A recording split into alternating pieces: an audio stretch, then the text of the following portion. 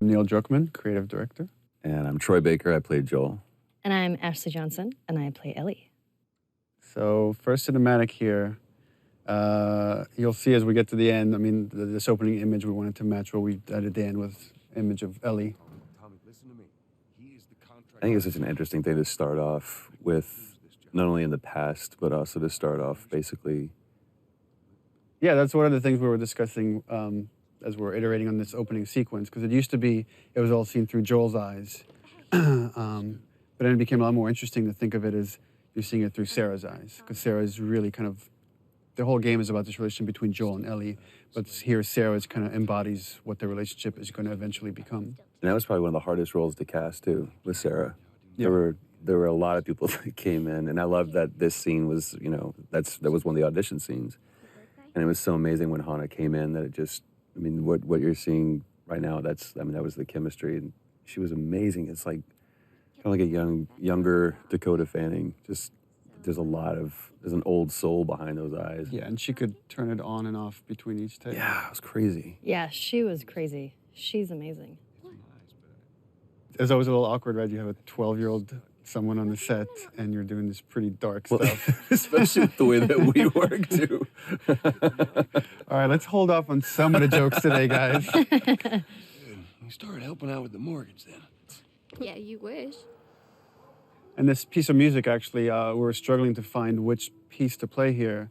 And then Gustavo wrote this thing for the VGAs just to play before we showed the trailer. And right away I heard it, I was like, that's got to go in the opening. This is the theme kind of like the relationship between Joel and his daughter that later becomes a theme between Joel and Ellie. Hallican Drops, Pelican Drops. the name of the band on her t-shirt. And where did you get that? My daughter came up with that. My 2.5-year-old daughter named one of her dolls that. And we're searching for a name for a band. I'm like, I got a name for a band.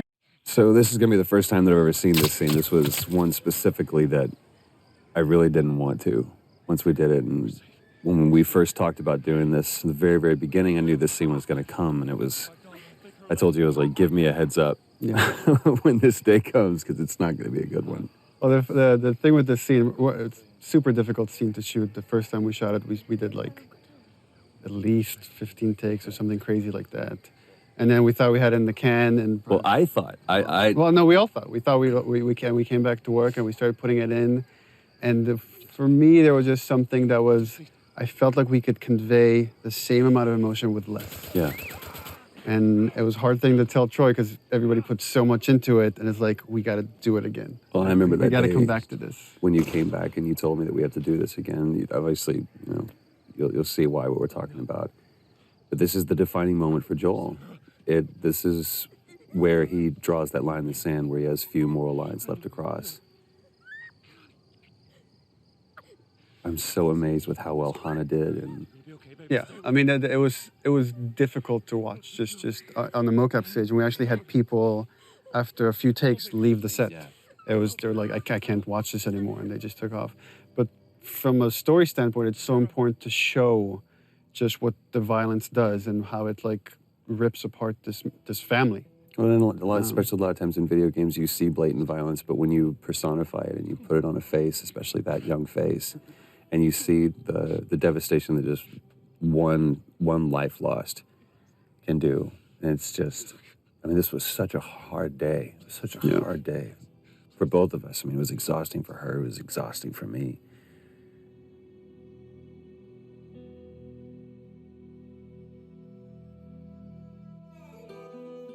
So the opening credits, the thing with the opening, initially we didn't want to do opening credits. We didn't even have the idea for this. But the jump felt too sudden to go from Sarah dying to then 20 years later. And making up. We found that when people watch it in succession, they're not paying attention when we start introducing Tess in the world because they're still recovering from Sarah dying. So they're like, okay, well, let's have this opening sequence that can kind of help bridge the gap. And just had the idea of just seeing this time-lapse video of fungus growing, because so much of the disease and the outbreak is based on this cordyceps fungus that spread through spores. So we contacted a group at Sony San Diego who did this whole opening sequence for us, and they actually got these fungal kits where they grew fungus like in their bathrooms and filmed this over like days. to produce this thing. So everything you're seeing is actually it's real. It's not CG. It's not. It's all, organic. except for the spores at the end, which are CG. Everything is real. This whole journey is like a dreamlike state, and you constantly see people waking up, and you see this multiple time with Joel, and it's as if he's like remembering the past. He's always having these bad dreams throughout the game. That was always something that we had to keep in mind when we did this scene, because we shot this before we shot Sarah dying scene. So it's kind of like we knew that those were going to be in one way or another kind of butted up against each other. But this is such a great thing. Again, this was in the audition thing that we did when we were trying to find Tess.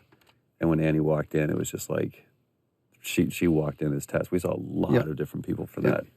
And this was just such a great, because the relationship you see from going from Sarah and Joel to now Joel and Tess, it's just, I don't know, you see everything, like the house that he was in before was nicer. He looked nicer, and it's not just the years have passed, but those years that have passed haven't This been also kind. gets into something interesting for me as a writer, which is you have a certain notion of characters or how you want the structure to be, and then once it's interpreted through actors like Troy, it changes. Like I've always imagined as Joel doesn't really care for Tess. He's completely shut down, and Troy treated it differently, which is I think he really cares for Tess, and even though he might not show it, and we just kind of embrace that, and you kind of see that later when Tess gets infected. That wasn't how the scene was originally envisioned. That Joel has such a reaction, but it became a lot more interesting to own that. Well, and also how much this relationship changed over, I mean, time and different writing iterations and just conversations that we had about this. Even, within just in the last month or so, we've had conversations about this. It's like, what is their relationship? Because we never define it. I think anybody else would have put it on the nose, they're lovers or whatever. There was one note that you gave, it's like, for one specific take, and it said, let's just assume that there was a fight last night over what, we don't know. This is that moment afterwards. So it was like this awkward tension between the two of us. But there's no like loving embrace. There's no kiss that Joel and Tess have.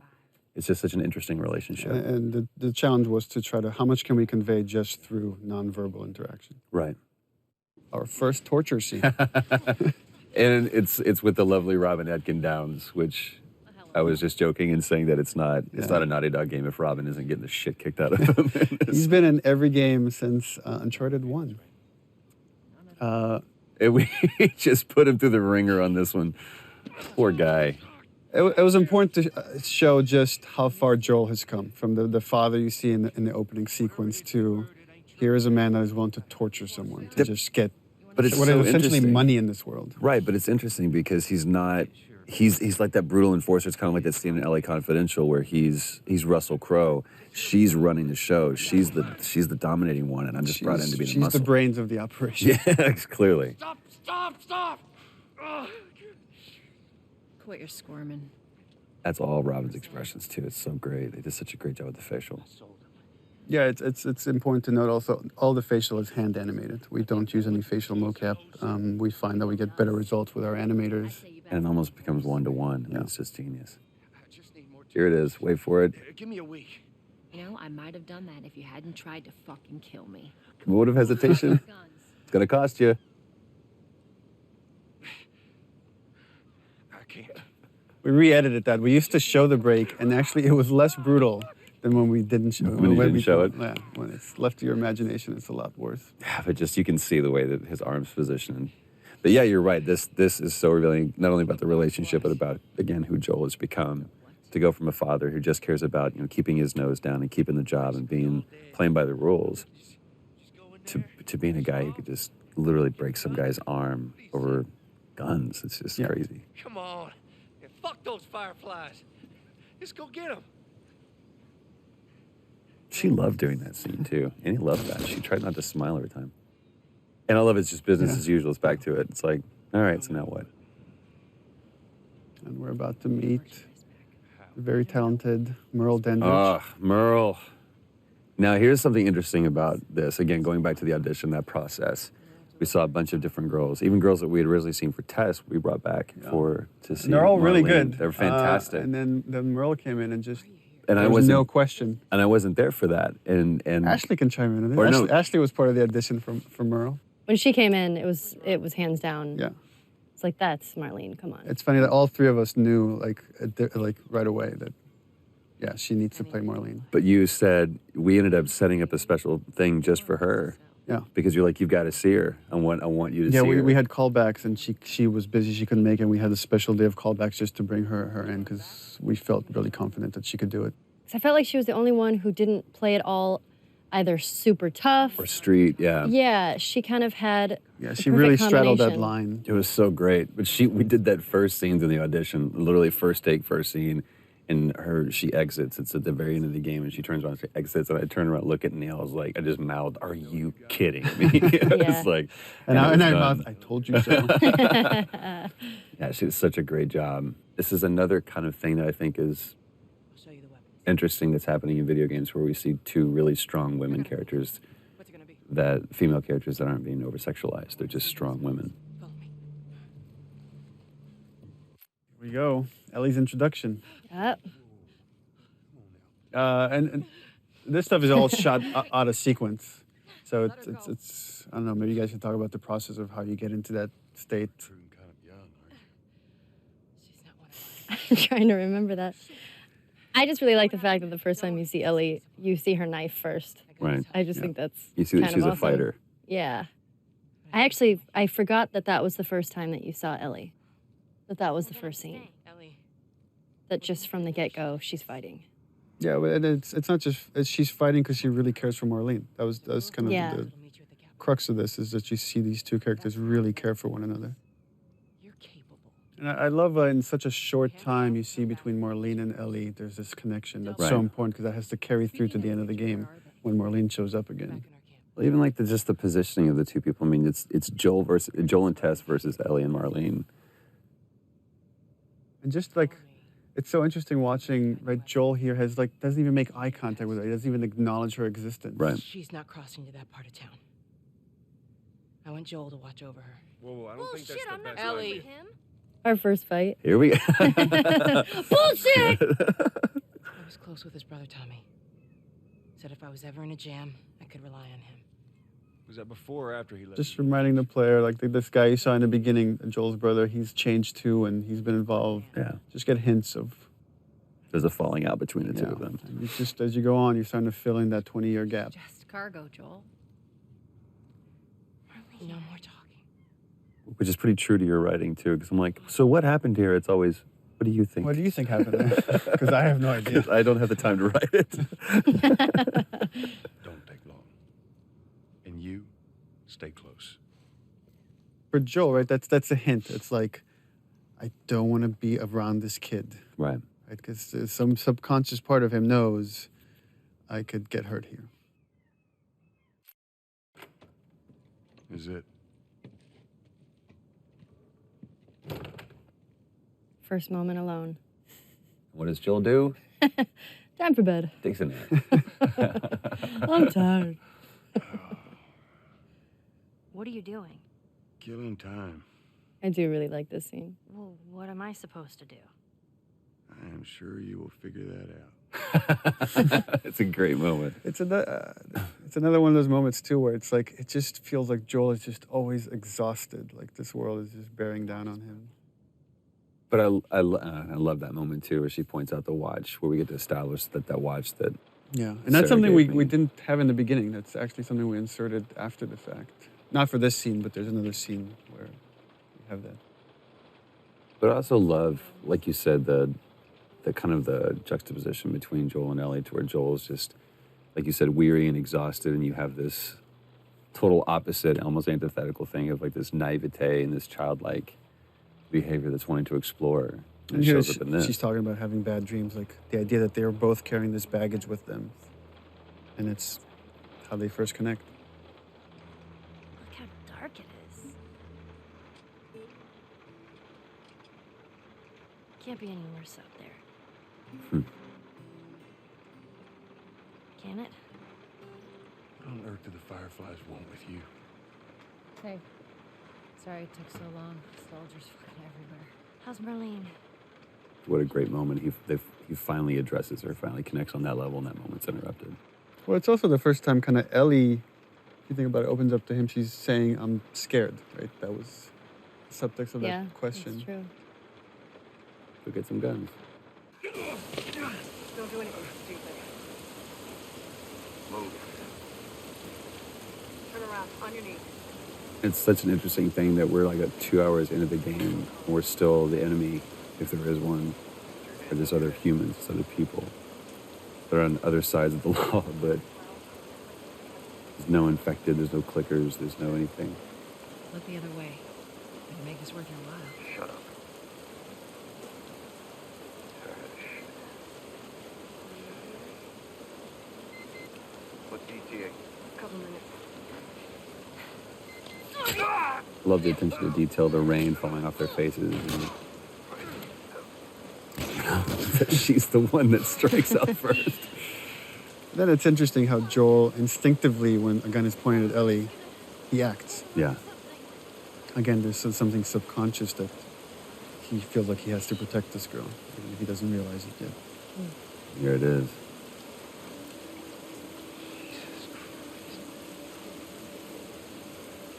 Marlene set us up. So this is starting to build up that conflict between Joel and Tess. Yeah. And this is something we struggled in the story for a long time, is like, how do we motivate this guy that shouldn't really want to do this mission? How do we get him to take on this mission to carry Ellie across the country? And it was through Tess. So if we get Tess to really buy into this thing, and then Tess gets infected, then she can convince Joel to take this on.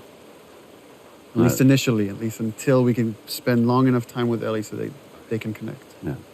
And then it becomes about something else. I'll also say, Ashley, when we were doing this, the way that you conveyed fear, because that's a very scary situation that you're in, because you felt like your back was against the wall. This is where we really, this is where we can show you the difference between Joel and Tess. Yeah, because you're starting to see Tess really kind of buy into this, and you see some hope. Well, the thing I like about your performance here is you really get the sense of the conversation she's had with Marlene and the struggles she's been going through the past 3 weeks. She said that they have their own little quarantine zone with doctors there still trying to find a cure. It's where you see just deep inside how much Tess is desperate for any kind of redemption. Whatever happened to me is that... Remember, Ashley, we were talking about the scene and the idea that Ellie's not sure she believes in this thing. She feels this whole thing is insane and ridiculous. I remember that. I believe the direction I gave you was like, imagine you're giving yourself a compliment. Yeah. If you as a person in real life found out you were the cure for mankind. I'm kind of awesome. Yeah, apparently, so I am the Messiah. In that 3 weeks, you wouldn't, it'd be hard to own that. All right. Now watch your step as you're going out, because it's going to be a little... Little brat. I love the dynamics of this scene where it's like Tess has this secret, right? She's bitten. She's not telling Joel or anybody yet. Joel here for the first, again, he's connected. He can't help it. Was that everything you hoped? It's the first time he's like saying something semi-nice to Ellie. But there's still this layer of cynicism behind it. Can't deny that view. Come on, this way. He gets taken away by that childlike wonder. And this is something we added after the fact, the watch. The watch wasn't, we didn't have the watch at the time. Yeah. And Joel was just crossing his arms, and I asked the animators to like, oh, could you just flip his wrist and have him look at the watch? Yeah. This moment is reminding him of Sarah. Yes, ma'am. I love that. It's almost a warning from Tess to Joel, like kind of like last words. It's like this determination, and you're not sure why. What's Yeah. different now, Tess? No. No, no, no. Tess's desperation. What happens now? I love and it totally comes across without many words or anything, just through the expressions on Joel's face, which is, I've put up with this long enough. Right. This is over. I've indulged you enough, Where's Tess. this lab of theirs? She never said. She only mentioned that it was someplace out west. What are we doing here? This is not... Yeah, that calm, pacifying, trying to talk some sense into you. I know that you are smarter than this. Really? Right. Guess what? We're shitty people, Joel. It's been that way for a long I time. love the fact that her character It is over, she knows she's gonna die any minute, but she's still holding on to so much hope Yeah. that, well, she's different. Right. Look at her bite. The world could still change. And it's kind of this theme that, like, this idea of, I've done all this crappy things, but it's all okay if I could do this one thing right. Right. And then that kind of moves over to Ellie. And we see that theme later when Ellie, like, talks about it can't be for nothing. I got to point this out. Everybody else, because this was a part of the audition scene too, everyone else did that "don't touch me." They screamed it out. And I love the way she did that, where it was like that first, "don't touch me." And it's just that realization. And I love the fact that Ellie's the one that figures it out, not Joel. Oh, Christ. And again, the back and forth Annie's doing between this freaking badass to such vulnerability and constantly jumping back and forth. And she brought that every take. And we're all like, because every take she's like full on crying by the end of it. She's incredible. You're right. She's such a badass, but she was so vulnerable at the same time. It's just such a Shows hard two thing to sides of the play. same strength too. God, I'm such an Annie fan. You have to feel some sort of obligation to me, so you get her to Tommy's. I remember you coming out of a take, and Troy's like, look at me, he's like, you don't understand. You're not right there staring into her eyes. Yeah. I can buy you some time, but you have to run. You want us to just leave you here? Yes. There's no way that... This moment where, like, Joel's like in denial. It's like, there's something I could do. Not even understanding, like, she's gone. She's already gone. There's nothing he could do right now. And also she is just laser-eyed on Joel doing that, even though she's talking to Ellie. No, just go. Tess has to snap him out of it. It's like, you know you have to do it. Ellie. And I believe this is the first time Joel refers to Ellie by her name. I don't think anywhere else in the game he does that. Beforehand. And again, it was important to stay. We stay with Tess, just showing. Here's her emotions finally coming through when Joel is gone. Like I don't remember if we talked about this, but Ellie has just this, clearly a problem with authority, where somebody's telling her what to do. Yeah, for sure. I think that also I have a problem with authority. So that came out a little bit in Ellie. Tess. I don't even know what Here's how this thing's gonna play out. You don't bring up Tess. Yeah, that's so. Joel knows what he needs to do to survive, which is just let go. Needs to let go fast of these things, or they will kill you. Don't tell anybody about your condition. They That's think you're great. crazy little I love that he refers to And lastly, you to that as her Condition. You can very acknowledge. Just We're he's still trying to search for the term for it. You being the whole cure for humanity thing. good. I love that he Close says enough. good, but the subtext is clearly like, all right, good enough. Yeah. That's all I'm gonna get out of this kid. Good chance he could get us a car. Okay. Let's get a move on.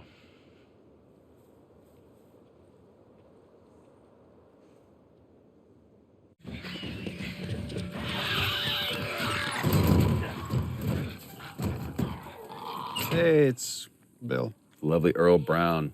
whoop whoop. I remember you were kind of geeking out when you auditioned with him. I was. We saw like a lot of people for Bill, and there was a lot of like stars that came in. I was really surprised. Like, but then when he walked in, I was like, holy crap, it's Dan Dougherty from Deadwood. He's amazing to work with. I've worked with him before a while ago, and I just love working with him. You actually hit him in this scene in the face. That's right. I did. Right there, and we kept it. And he kept going. What a trooper. That's one of my favorite things, is when he goes, am I Yeah. dead? He was sick that day. Yeah. He was like getting over a cold. I did hit him, and I felt so bad because it was a complete accident. I think I didn't realize my swing was going a That lot was faster the than I thought first it was. of many people that you hit during the shoot of this project. Yeah. Getting It into happens. character. Well, I also love this business that he's doing here too. That was something that he completely made up. He's like, working on the sword and This is. I need you to shut Again, I love this moment, this paternal thing. Like, just shut up, kid. I need to handle this. He's always a dad. Actually, Bill, they are. Well, it don't matter because I don't have a car that works. But there is one in this town. Parts. There are parts in this town. Meaning that you could fix one up.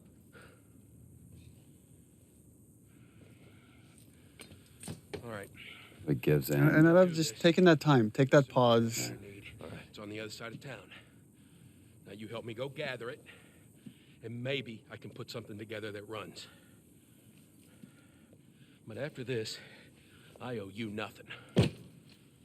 That's fine. A couple of days from now, we'll probably be dead anyway. And it's like opening handcuffs, but again, I see it as this almost tender moment between Joel and Stay Ellie. right on my ass. Can't miss it. Another great Ellie line. Smart ass. Remember the We are. rehearsal for all these scenes? So we would shoot these things in chunks. So we'd bring like Earl in and Ashley and Troy and just we're going to shoot the whole Bill sequence. And talking to Bill, and he's about to talk about a partner that he's had. We've talked, there was a question I brought up, is like, what kind of partner is this? And Earl asked, is Bill gay? And I said, well, he could be. I mean, it's really up to you. Well, no, you gave the standard response of, What do you think? Because I really want him to own it. I thought he was when I wrote the part, but I really wanted the actor to own it, and he did. I mean, he made that decision to make him a gay character, and again, it's not something we ever explicitly say, except for the magazine that Ellie steals. Right. But again, instead of making that a point and something, it's just a cute little piece of exposition. Let me tell you a story. Well, and from a narrative structural standpoint, what Bill is there to show is, here's what happens when you survive on your own in this world. It's like you're alone and miserable and a little bit crazy, and it's what could happen to Joel if he keeps going down this path of just doing whatever he takes to survive. So you know what I did? Wisen the fuck up. And also, Bill is there to kind of give Joel the warning, is like, you go down this world, you care for people, you will get hurt. Hey! What'd I say to you when we walked down the steps? And that's where Ellie has stolen a bunch of Bill's stuff. I love that flips him off. God damn it.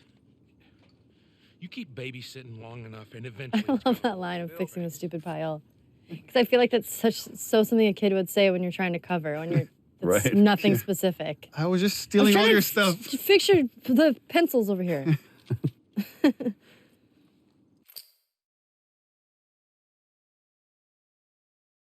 Oh, this is the one where we abused Troy. And I was like, you have to fly face first into the ground. And he's like, but I should roll. No, fly face first into the ground. It was like, well, if I roll this way, then actually, they're like, it looks too ninja. We can't do it. So I literally just had to eat shit time after time again. It's like seeing stars. It was great. Please tell me you're done! Yeah, you guys are acting against nothing. There's nothing there. And something we always had to remember was bring the tension back.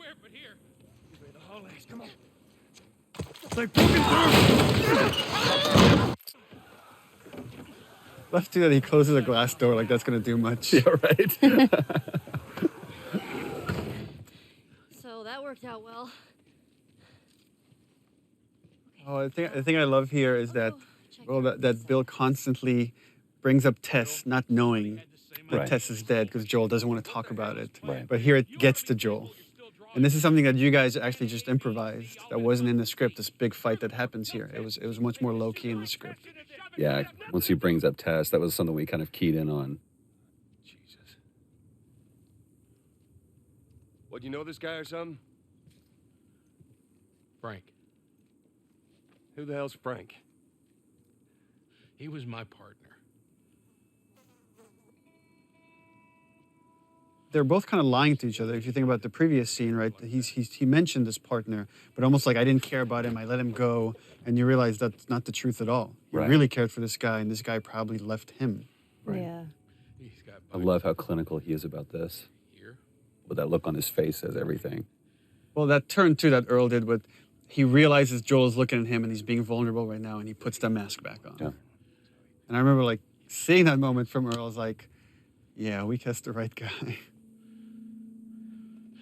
Well, fuck him. And then that turn right there. Which again is kind of why Bill, what purpose Bill serves in the story, is to show that having those moments of emotion, there's nothing he feels, there's nothing but weakness. Get out. Get out. I love it. That relationship between the two of you I love was so it. good. That's what was great about the cast, is constantly having to switch from these really serious, dramatic vulnerabilities to playing tough, right? Because that's what you kind of have to do in this world, is let your humanity come out, but then learn when to shut that off to survive. And also, you're seeing it's very subtle here, but you're starting to see this change in Joel, where he's given Ellie more and more responsibility. He's trusting her. Instead of just saying, stay out of my way, he's like, Right. I need your help.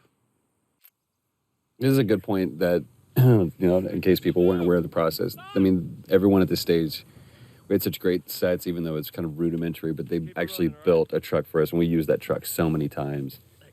But I think this was the last scene that we shot with Earl. Yeah, and rehearsals, I would try to give you guys as much of concept art and videos that we had, Right. so you can imagine the space, because you have nothing there to act off of, except each other. That's right. You guys have each other. It's true. And I love this exchange between Bill and Joel too, because it's Joel trying to kind of apologize for an awkward situation and trying to show some sensitivity to him, and Bill just completely glosses over it. And The thing with Joel that I kind of admire, like, he can't come up with the right words. He can never come up with the right words. I was like, it's like a half sentence. He's like, so, yeah. and Bill kind of finishes that for him, but it's Which really helps my writing. This theme comes in here because to show Joel's now alone with Ellie, but the relationship has changed. This is starting to become that theme we heard in the beginning with Sarah. Now we're getting into the first scene we ever shot, and this is your guys' edition right here. yeah. Yeah, this was the first audition scene when I came in, when I read for you guys, along with another scene that I don't know if it's in the game or it It's not in probably the game. changed a little It's bit. like the scene with the Walkman. Yeah, the scene with the Walkman. There's a scene. There was the scene kind of like it, but it's pretty different. Back at Bill's. I mean, all this stuff was just lying there. What else did you get? Well, and I especially love this because, especially at this point, we had no idea who Bill really was. That is actually before my... How many times did we come back to this scene? Like at least 3 times. Yeah, at least 3 times. I love what she says. I was like, hey, you know who this is? And the different versions of songs that we ran through with this too is great. I'm sure your friend will be missing this tonight. That's the guy on the cover is John Sweeney, one of our concept artists. That's awesome. Is the centerfold also his penis? We should have that unlockable. You could see what she's looking at. Yeah. Get your subscription to Bearskin Magazine today. I'm just fucking with you. And the awkwardness of that moment. But it's also such a great moment of levity between the two of them. I don't know, that's kind of a way of her complimenting him or trying to bond with him. Yeah. And it's something I was very conscious of when writing this stuff. It was like, this is making me uncomfortable here on the page. I have to leave it as is. Yeah. That's your litmus test. Yeah. I love that. Not even tired. Cut to passed out. This is the first scene, because it was part of that reveal trailer. It's the first scene that I ever saw put together fully, and I was just absolutely blown away how good it looked. It was the first time I'd actually seen, real flesh and bone put on Joel and Ellie. And the yawn we added after the fact. I remember that. Because we were like, she doesn't have a yawn. She should have a yawn when she wakes up. And then you were yawning on the set, and we're all yawning because it's contagious. I know, just watching that, I just yawned. I tried to be quiet about it. I love that this moment of silence and kind of peacefulness is broken up by this. Joel knows this trick. He knows it because he's done this before. Right. Poor John Bentley. And I love, again, how that music is playing not as a score, but coming from the car. It's just great. I believe that was Ruben that we hit and Yeah, had that him was fly, Ruben. fly off the truck like that. This was also the first really dramatic scene we shot, and it became kind of the touchstone for how the characters should look when they're I feel sick. really pushed. It's so interesting when she's, you know, again, it's this moment of vulnerability where she says, I feel sick, and Joel's, Glad I didn't, right? again, being very didactic and pushing her away. Goddamn kid. She stands up for herself. This is the first time she stood up for herself. How about, hey, Ellie, I know it wasn't easy, but it was either him or me. And I love that line, You're saving my ass. you know, it's either him or me. Anything like that Come for back me, to Joel? that. And he can't do it. He can't admit that she saved his life. Lead the way. So this is, in the story, the first time Joel really is trusting Ellie and seeing her as pretty much an equal to him. He has to rely on her to survive in this world. This is Survive one of the this journey. first cinematics that we saw too, and we just, Yeah. it's still one of our favorites. We keep coming back to it and laughing because I love this exchange between the two of What them. about me? You stay here. This is so stupid. We'd have more of a fucking chance if you let me help. I am. You seem to know your way around a gun. You reckon you can handle that? Well, I sort of shot a rifle before. He's like, shit, rats, that's it? Fuck. BBs. I love that line. Oh, shit, here's what we gotta work with. We usually avoid these kind of cameras that rotate around something that are trying to do too much, but it felt like this moment kind of needed it. Yeah, I love It's it. a weird parent-kid moment. Yeah. As soon as you fire, He's teaching her how to shoot to kill. Get another round in there quick.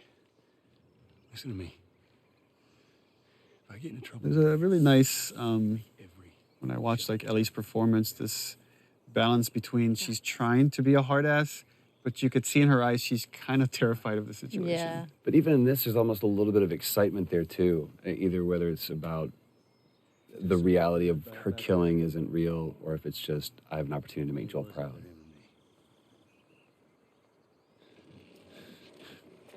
Opening up, opening up. You're welcome. Such an interesting look on your face here, because it's almost like I did good, but then you feel horrified by it. So interesting. It's like, even though Ellie's used to killing, used to seeing this stuff in this world, it was still important to show this is having an effect on her. Right. And you're going to see that kind of carry throughout the game. Well, it also kind of carries over into this moment as well, too, because I realized what I just put her through. I love the way that, you know, we took that away from her. It's like almost gingerly. It's like, give me that. It's like, you can't really compliment it because... Right. You it's did just what good. you Yeah, had- there's no yeah. pat on the back. about something But then I turn around and I give her this, and it's like, a little more like you said, there's a sadness to it. Yeah. It's sad that in this world, these are the things that you have to bond over. Like, here's your gun. And that's the reward. Yeah. But that knot of understanding is great.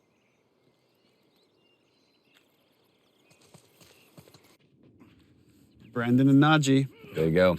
Yep. Brandon, I think, had the hardest audition of anyone. Yeah, no kidding. Because I literally almost took off his head. Not in this scene, not punching him. That fortunately was done by Ruben Langdon, who can punch way better than I can. Leave him alone. And Najee, too, when he came in red for Sam, that had that... It's all right. They're not the bad guys. Lower the... Just this kid that's kind of terrified to live in this world. Yeah. Man, you hit hard. Well, I was trying to kill you. And these two characters are really showing... They're kind of a mirror of Joel and Ellie's relationship. If you haven't noticed, they don't keep kids. And it's another warning for Joel, like this whole arc for Henry and Sam of what's going to happen if you stick with this girl. You're going to go through what these two characters are going to eventually end up. I do like that Sam is a character that Name was Joel. seems genuinely scared, because a lot of the other characters We don't know that. can tend to be a little bit more badassy, Right. and he's just, Brilliant idea of He's young and he's scared. And He I also- love that. To me, he also comes across very sullen. Like Yeah. there's like just a little glimmer of hope and joy, but it's almost like anytime there is a moment of that, then Henry kind of takes that away from It, him. it also gives Ellie an opportunity to play a mentor of sorts for him. Not too far from Yeah. here. Be safer if we chat there. All right, take us there. Welcome to my office. One thing that I think made Brandon such a great choice for this and the right choice for this is this scene about how much he owned it and the pride that he had in showing off this wonderful camp that they had made for themselves and kind of like trying to impress Joel, and Joel just come, very nonplussed about the whole thing. He's like, oh, good for you. Yeah, you've done this. And relax. We're safe. Well, the interesting thing, the way I read it is like Joel is impressed, but he's not. He's trying Not not to gonna show. show He's it. trying to still test this kid. But there's a lot of he sees himself in Henry. Yeah. Very, very much so. This is, I remember we going back and forth about this because Oh yeah, because layout changed. Because initially they were going to go through the camp Right. at night, and then we had to change the layout, so we had to go in and re-record these lines. well, there's something on the reverse that it doesn't really matter, but when we shot this, the entire time that he was laying out this plan, I was just looking at him because I was like, I really care about your plan, kid. I care more about you. It's kind of like poker. You don't play the cards, you play the man. Again, one of those fleeting moments where kids can be kids. She doesn't seem bothered by all this. Such a powerful line. And Joel completely just dismisses it. You guys were actually doing that in the background while we were doing this scene. This was so great. It wasn't like shot separately. I know, we were just fooling around. He was like, shut up. It just seems like there's a lot of people putting their stock on the Fireflies these days.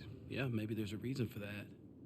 So you don't know. I love this standoff, even though it's a sit-off almost between the two of them, where Joel's just pushing him for information just to see where this kid's grounded.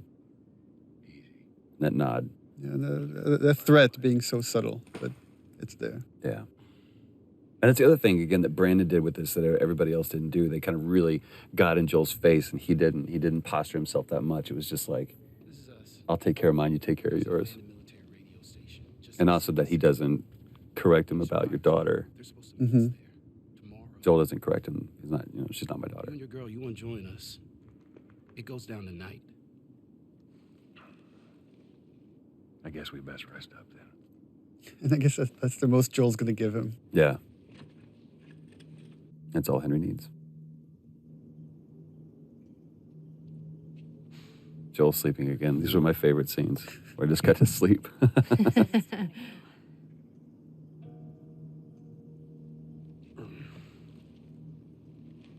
No, we're going to be moving fast, okay? And the idea of these two pairs that are coming together.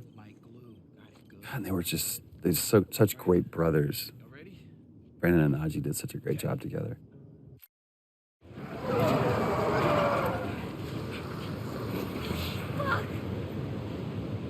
How many bullets do you have left? I just remember it was funny because jumping off of this bridge, there's just A rope? a line of tape, and then you have to like jump off of it.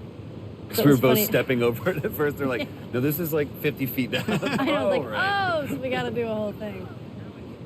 It looks ridiculous what we're doing. It's like, with our arms above our I head. know. And this part we're in the water, we had you on a cart. That's right. And And we were, just like, pushed you wheeling across around. Yeah. mocap stage.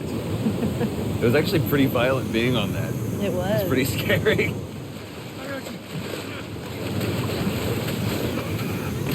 This was part of the audition scene that Brandon did that really just kind of helped us realize we had the right Henry. He's awake.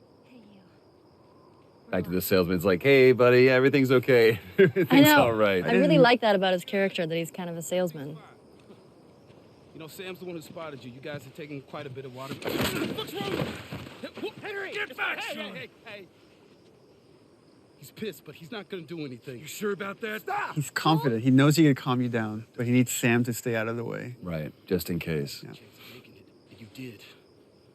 But coming back for you meant putting him at risk. Stay back. I think there's already the change there. Joel knows it's true. Yeah. Joel wouldn't have come back for him. I saved you. And even when we were shooting this too, I mean, that's you really get into that moment, and every time that I felt that hand on my shoulder, it's almost like that Hulk moment where you realize, oh, I felt bad for letting you see that part of me, because so far I really haven't, in these moments, let that demon out. I've done what I've had to do, but this is just cold-blooded murder I'm about to do. The thing with Henry, which Brandon really brought to it, which is making light of everything for Sam. Everything is done for Sam. Right. I think he really is intimidated. He is scared in the situation, but he's making light of it so Sam isn't as scared as he is. Because the second that Sam sees that he's scared, innocently he's scared. Silver lining kid. This is the longest Short dramatic scene in the game. I had to fit that in there. Quit this place from this, since we had it in the first trailer. I can't quit you. I remember when we first, the very, very beginning of this, when we like did the first table read through this and everything, and we talked about, I asked if there was going to be a moment of just a light shining through in this darkness, and you talked about this scene, and at that point it was just really kind of just real easy brushstrokes of what it was going to be, and it really came into fruition and became this Well, all the characters here have their guard down. It's kind of unique because usually somebody's lying or somebody's hiding something. Right. And here's like, everybody has their guard down. They're just talking about motorcycles. You two deserve a little privacy. And you were really giving too on this. We spent a lot of time on this, and there was this one scene where you just kind of let me ramble about, you know, to where we really feel like we're coming midway into a conversation. I don't remember what was said, but it was just this cool moment. But you went more into the details of like with Tommy and where you went and the States and all that stuff. I think that really helped kind of make this, the following takes much more natural. Right, without all the rest of that stuff, the preamble being there. But I love the turn that he gives right here. It's like the kids have gone to bed now, and we can just talk like adults. Worst part about it all. Animation and lighting, right? If you don't capture these looks in the eyes, this scene doesn't work. Right. The thing that I love about this is that he's set up a little office for himself, kind of like what Henry did. You know, it's this, I'm being official, trying to be a grown-up. He's still a kid, and we see it in this moment. I really enjoyed working with Brandon and Najee. Just having them on set was so much fun. They're such Najee great especially, dudes. like Najee's we're hilarious. doing this crazy scene, and we like cut, and then he's like just starting dancing or singing whatever, you know, YouTube hot song at the moment. Yeah. You know, song bombing us all day. They were so much fun. I just adore them too.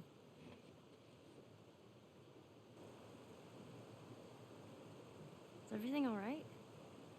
You got an opportunity to put so much of you into Ellie. That's just because I can't write, so I just listen to Ashley talk, and they're like, oh, that's a good line. Have a good night. That's giving me way too much credit. How is it that you're never scared? It's like Who says that I'm not? putting up the defense, making joke of it, as Ellie does. Yeah. And then seeing when she needs to, because that's the only way she's going to cheer him up. She's going to open up to him. And also, she kind of throws out that bone, like, you know, scorpions are pretty creepy. That's not what I want to talk about. Being by myself. Which again, all this stuff she's saying here plays into what happens later when she finds out Joel's trying to give her up, giving her away to Tommy. Yeah. Those things out there. What if And it's kind of the same thing we're seeing with Tess, to where she was, again, she knows what's going on, he knows what's going on, but it's looking externally for some kind of either comfort or hope or answer or something. And then they just always come up empty. I guess one thing I'm just thinking about now, which is all the stuff Sam is going through because he's bitten, is probably the stuff Ellie went through when she was first bitten, because she thought she was going to turn. And it just happens that she was immune. But so that's what she kind of, all these realizations she's had. I go back and forth. I mean, I'd like to believe it. That's a powerful thing for essentially. It's kind of kid to sad because say. that's not what Sam wants to hear. He Right. wants to hear that it's all going to be all right. Right. But she doesn't realize that's what. No, death is terrible. It's a horrible, painful process, and you're all alone. You know. I almost forgot.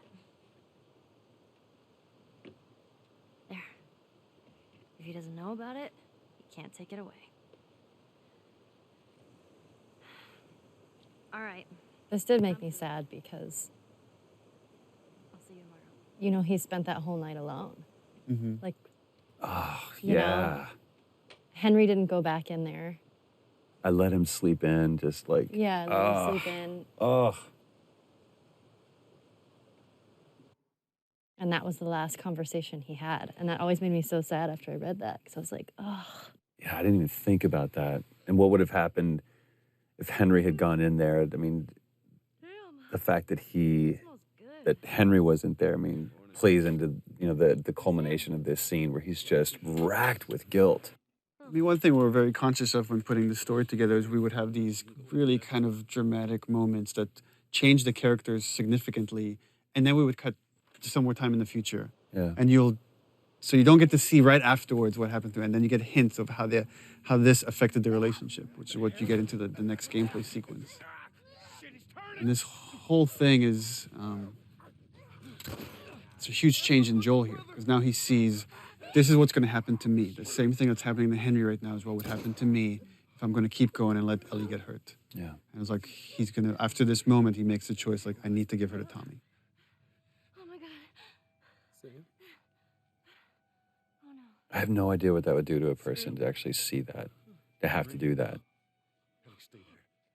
You know, I remember talking with Brandon about this when he's saying it's all your fault. He's not talking to Joel, he's talking to himself. Yeah. Okay, easy. Yeah, the thing that's cool with this piece, Gustavo's music, is that you're carrying that weight. You're carrying the weight of that emotion of everything just happened onto the next scene, which even though they might not be thinking about Henry and Sam right this moment, but it's just that feeling is lingering going forward.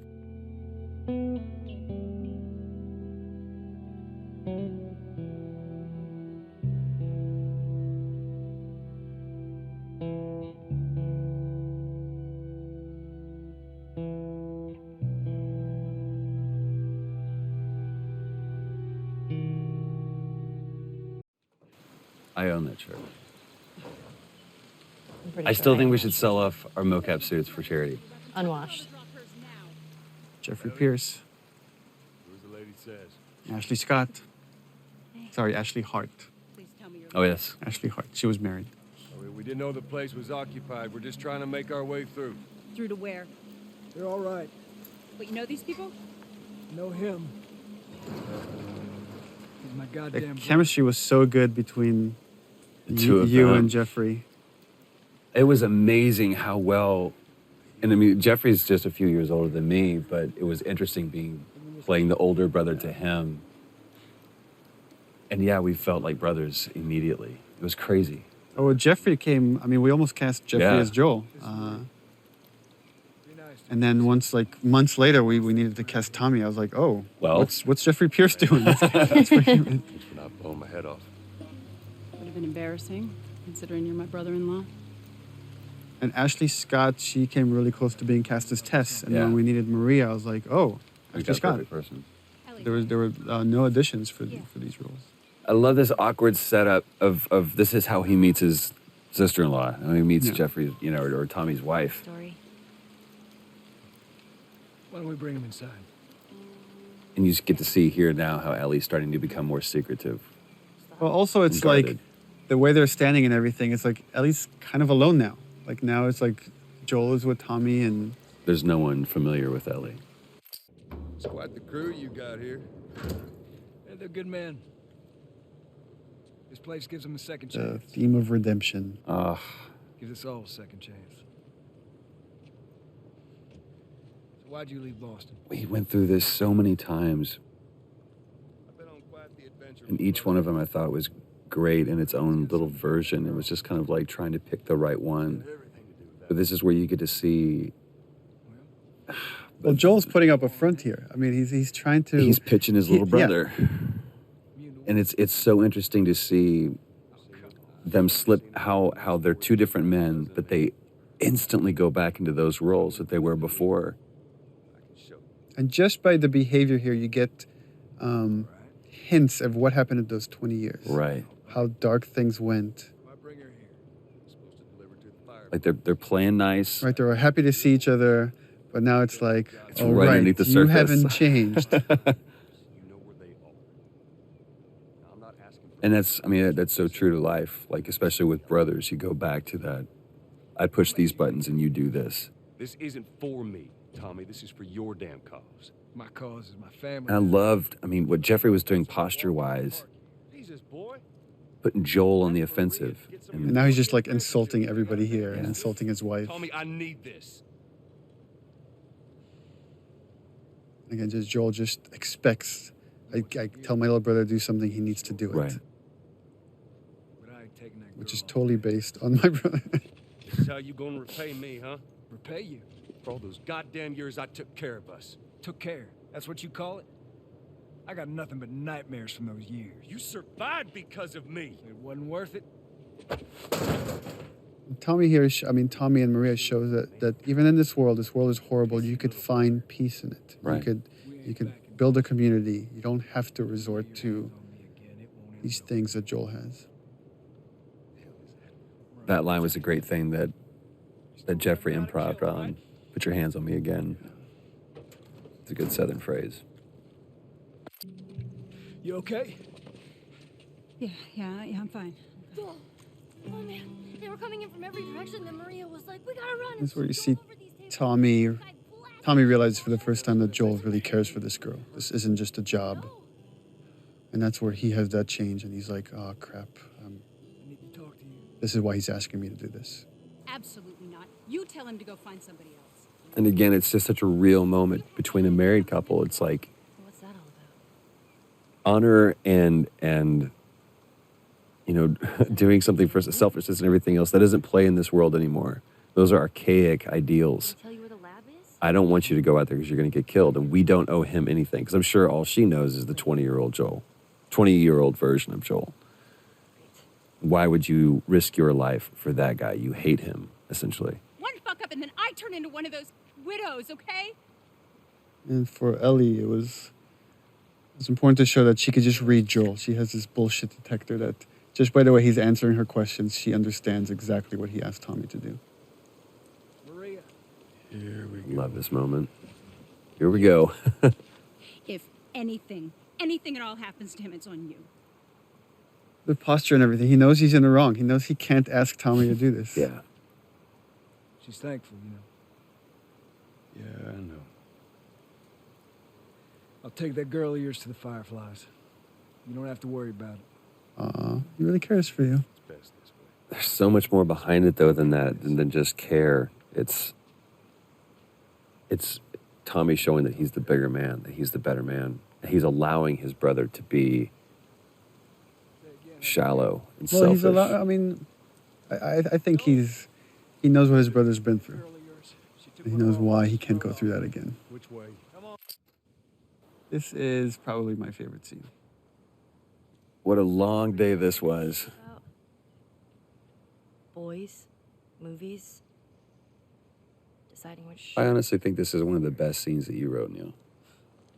It's bizarre. Get up. Because it says so much about this world, and especially Ellie, where she's at, and realizing how different and how much of a chasm there is between this world and that. I agree. Goddamn stupid.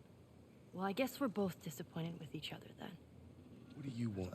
I think I really like about this scene is that they're both kind of, I guess, being selfish in a way, and yet it's coming from a place because they really care about each other. Like, they don't understand that they both have been through horrible things, and they each think what they've been through has been worse. I love that she calls him out on that. What are you so afraid of? How many close calls have we had? Well, we seem to be doing all right so far. And now you'll be doing even better with Tommy. Not her, you know. What? And it's like the stakes are high, and it's like, okay, well, then I'm going to drop this bomb. Not her. Mighty thin ice here. It's like, how many years has it probably been for Joel since he even, like, Don't thought about it, mentioned it? I think Joel's thought of that name every day, but I don't think he's heard it said. That shove that you gave that was nowhere in the script. I think that came out of frustration, definitely, because when we had come back and we couldn't find it, and I wasn't necessarily frustrated with you. I was frustrated with us in the scene, and I was like, oh, fuck. It's so cold of Joel to do this, and I've had people on the team ask me to remove this part, that he's being too cold, and I'm like, no, it's like, because she's being so vulnerable and he's having these feelings, he's trying to shut it down. That's why he's being so cold. It was so important for me to keep that in there. When he says, "You're not my daughter," it's almost an insult. And it's kind of the opposite of what he's feeling.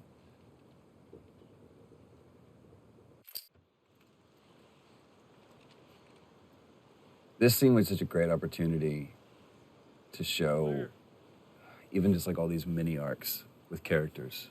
You know, we don't have a lot of time, and we're not gonna, we can only tell Joel and Ellie's story. We can't go into such detail with Bill and Tommy and Tess and Marlene.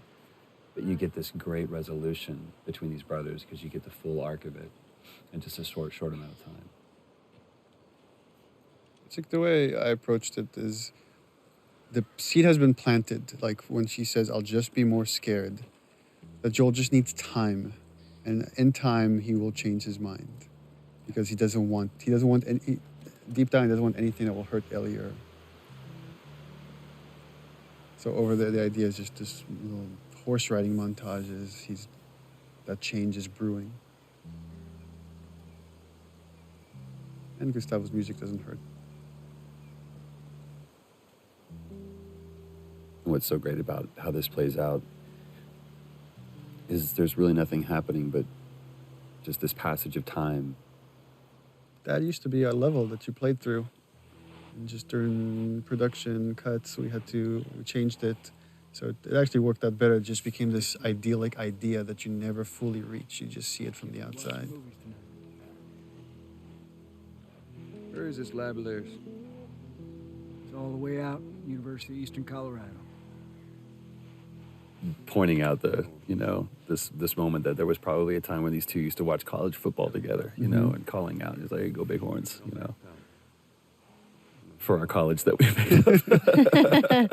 I want one of their T-shirts so bad, University East Colorado, because Colorado is such a big state. I don't want her coming after me. Sorry for stealing your horse. Look, come back to town. Let's discuss it at least.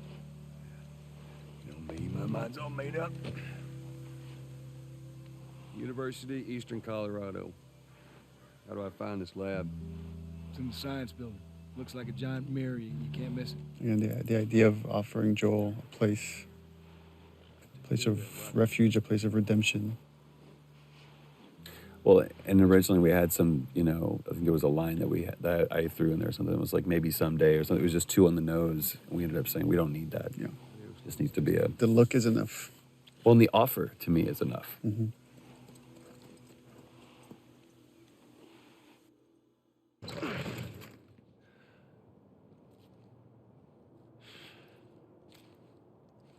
We're about to hear Steve Bloom. Lovely Steve. Silk-throated Steve Bloom. You're looking for the Fireflies. They've all left. Yeah, no shit. I'm dead. Or I will be soon. Got me What a macabre scene, though. I love that Ellie's just kind of thumbing through things. She's pretty frustrated with not having found the Fireflies, not knowing where to go. Man, I love Steve Bloom's voice. He makes me want to clear my throat. Trying to save the world. It's mean. Good luck with that. Do you know where that is? I know the city. Is it far? Again, this is where we really start kind of getting the sense of how Joel and Ellie are just chasing their tail. There's, you know, chasing a phantom. Get down. Oh.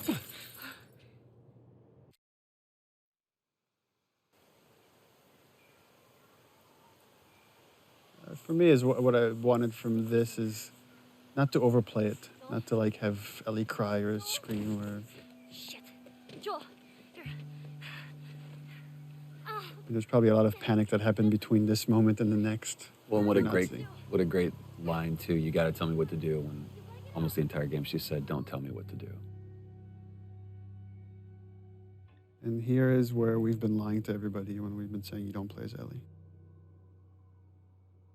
That's right. Yeah. Asked point blank. Do you play as Ellie? No. I know. In this moment, a lot of this project and the story has been constructed around this moment, which is where the roles flip, where now it's Ellie that has to protect Joel and essentially bring him back to life. Bye-bye, Bunny. It's a pretty cool reveal, too. The pan up. And there's Ellie as the hunter. So what we wanted here is also is like, you don't know exactly what happened to Joel, what's the state, how much time has passed. Poor buddy. But the way that she's doing that, you can see that she's been doing this for a while.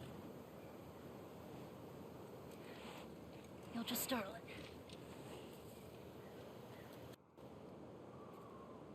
Remember how tired your arms got holding that bow stretched? That bow, it was so heavy. And I remember that I was shaking and I was like, hey guys, this is really heavy. There's David. Nolan North. Nolan North, ladies and gentlemen. Ruben Langdon is James. Ruben Langdon, ladies and gentlemen. Sorry.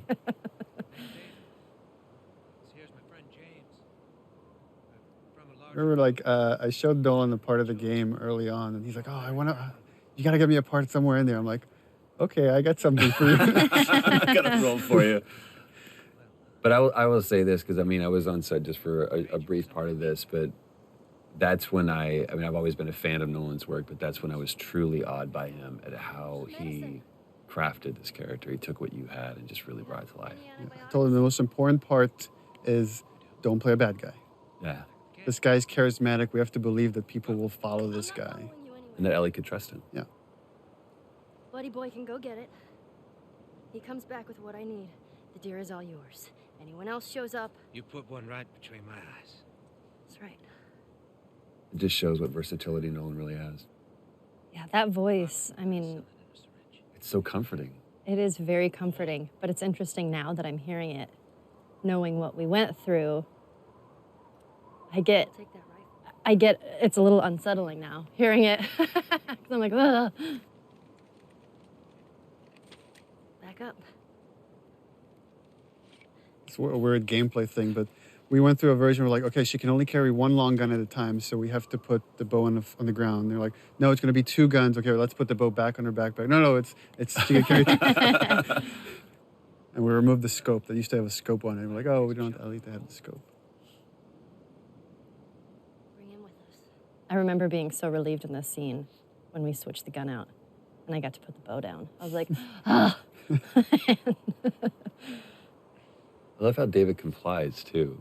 How he just kind of, like, submits to a little girl. Well, the thing is like, he knows the stories. He knows what happened in the university. And he's trying to figure this kid out. This whole sequence, he's sizing her up. How early or how late on in the script did you write David? I mean, it was written not that long before we shot it. Because remember you it started mentioned, from like, a pretty Cannibal small, King. yeah, it was referred as the Cannibal King. We just knew that Ellie was going to run into the worst of mankind and she would persevere and come out on the other side. But then once like Nolan came in and started like putting David together, it was like it became a lot more interesting to make him this really charismatic guy that is just infatuated with Ellie.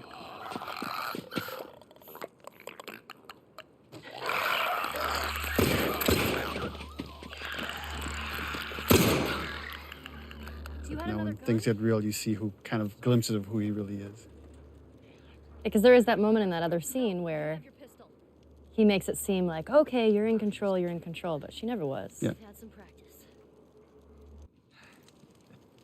Well, you handled yourself pretty nice back there. What's cool about David and the conversation I had with Nolan about him is that he's trying to win Ellie over by being honest with her. And here's the part where he's like, I feel like she's ready. I'm going to kind of reveal myself. And I think like I could still get her to come around. Now, you see, I believe that everything happens for a reason. Sure. The other interesting thing, thematically, that's everything happens for a reason is the same thing that Marlene really believes. That everything happens like it's something she repeats to Joel at the end. But you're kind of seeing how all these characters are just, how much they're willing to go for what they believe in. When you talked about like being surprised by your own writing, was that a moment like that, or was that something that you had intentionally done to where those characters were going to? No, I think it's just something you think about, and there's a theme that just kind of sticks around in the project, and then characters end up talking about that stuff because you're thinking about it all the time. Traveling. A little girl. You see, everything happens for a reason. Again, another one of those moments where you think Ellie's got control. Don't get upset. It's not your fault. Yeah, and then James there. Just a kid. I love that. James lower the gun. No way, David. I'm not gonna let her go. It was such a small role, but I really like what Ruben added there. And that the dynamics between James and David, how there's conflict between these two characters, but there's still respect, and he's still listening to David, even though he's questioning his leadership right there. That's not your concern. Part of me, the way I read that was every time James looked at David, it was like, who the fuck are you right now? What are you doing? Yeah. Like, he was putting on a show and he saw it. Oh, thanks. To me, it's interesting how David almost treats Ellie like quarry. Like, you know, you're a sport. Yeah. Again, Ellie having this kind of bullshit detector, you see her scared here because I think she realizes there's something really wrong with these guys. I don't know what. I just need to get away.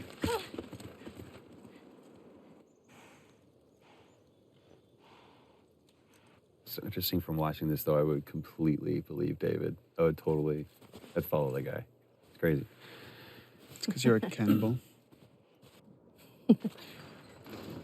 This little moment, this breath before going to see what's downstairs. And again, for players, it would have been like a while now since they've seen Joel.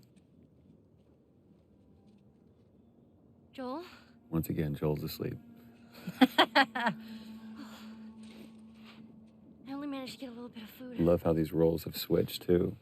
Where now it's, you know, the protected taking care of the protector. Move your arm. It used to be open, and then we were like, oh, we should probably stitch that up. It was also on the other side. We had to come back and reshoot it, too. Oh, continuity. Actually, this one, I remember we shot this one again because this is going Naughty Dog method. Everybody can like say the 2 cents. Amy Puckett, one of our coordinators, said, where's Ellie's backpack? And we shot it without thinking about Ellie's backpack. And it was like, oh, we should bring it back in and use it as a pillow. It's like such a cool little touch. You're gonna make it. Yeah, those shivering things was pretty cool. Yeah. The towel thing, right? Let's see, you did that. Well, yeah. I mean, he obviously he animated it. But. Great moment of them falling asleep next to each other, too. Again, her watching over him.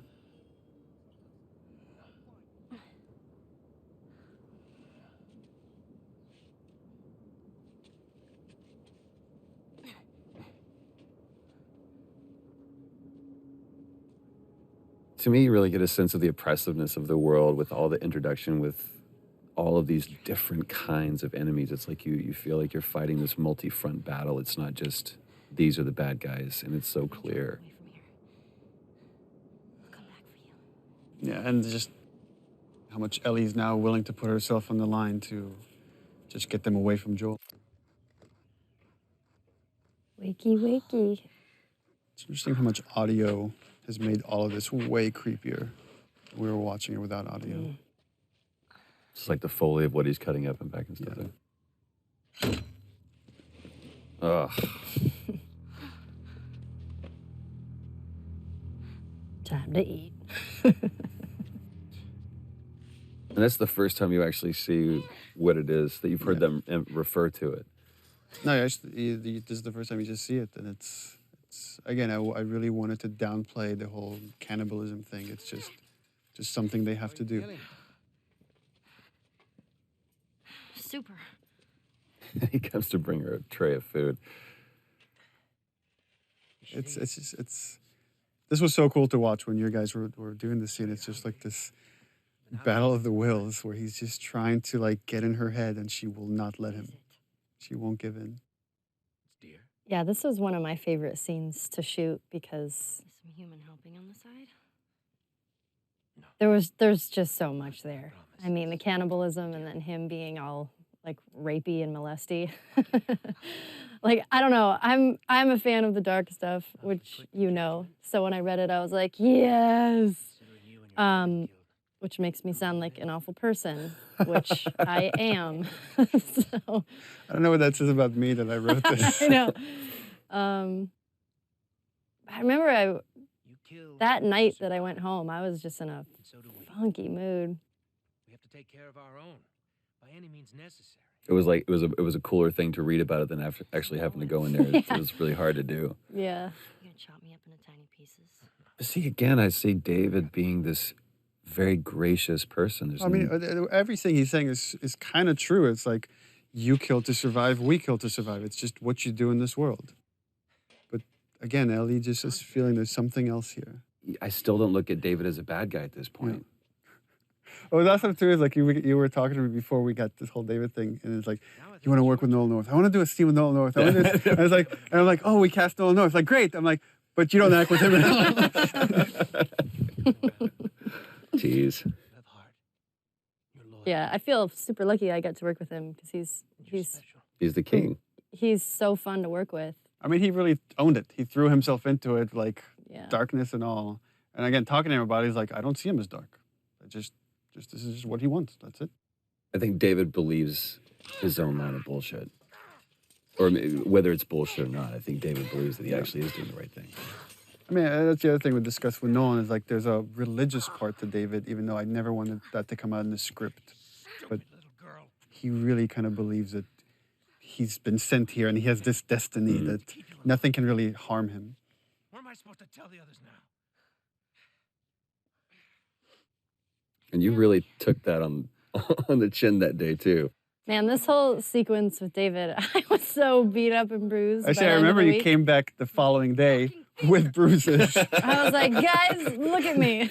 I had bruises We're like, everywhere. oh, that looks bad, but we're making a gonna game do some now. more this- Yeah.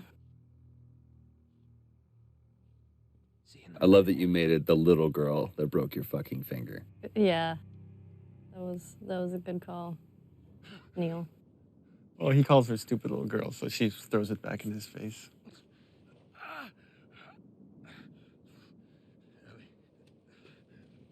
I also like that she gives him her name under her conditions, which is, I'm going to give it to you, but I'm going to insult you. Right.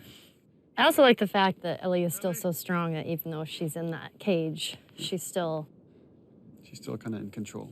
Yeah. But it's a much stronger, that's a different strength than you'd shown anywhere else in the game before. It's like that winter was a really, really hard winter for you. Here's another funny scene. Well, and you're wrong. I did get to actually act with Nolan in this. Nolan was a trooper and let me torture him. Although we did record over his lines with Liam O'Brien. That's right, the lovely Lob. The lovely Liam O'Brien. This actually is my favorite scene in the game. Is it really?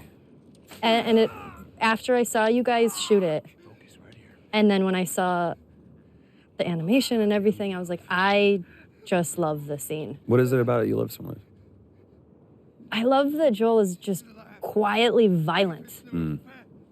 And that you pop off the guy's This is his kneecap. job, right? This is what he's good at. Yeah. Well, and it's also for me, when we talked about this, it's like Joel going back to this, like, all right, you want this guy? I'll be this guy. We've spent almost the entire game for him to stay away from being that guy. But in this, and it's like, I still know it's like how we're to going fuck you back up. to the moment in the beginning we saw him with Robert and Tess. Yeah. This is what he does. This is what he's done in this world.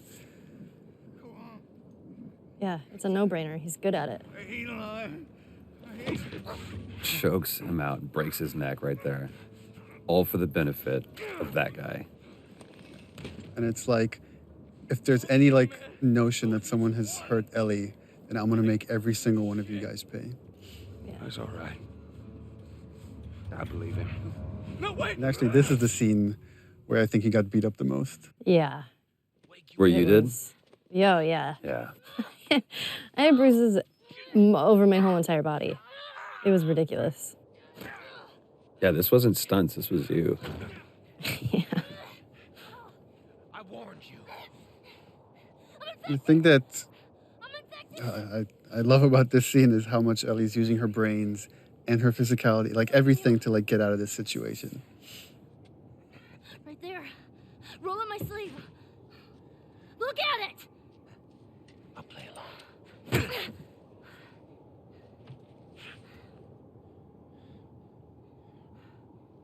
What'd you say? Ruben helped so much during this part because choreographing sort of all of the little movements were so particular. And I think everybody sort of knew at this point that I kept hurting people. So Ruben was like, you have to give her the foam knife because she will hit me.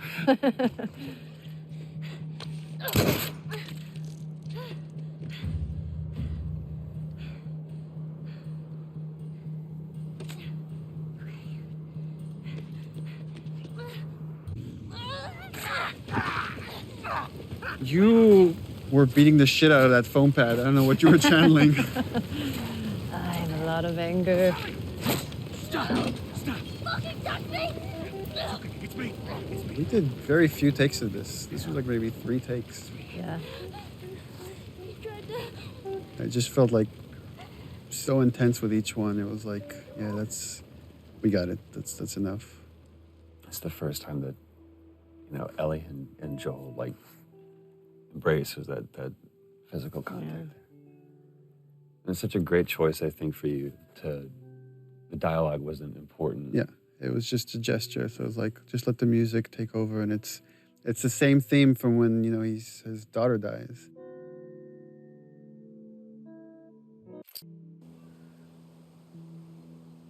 This was the scene where you got the most emotional. You almost cried in this scene. Oh, that's right.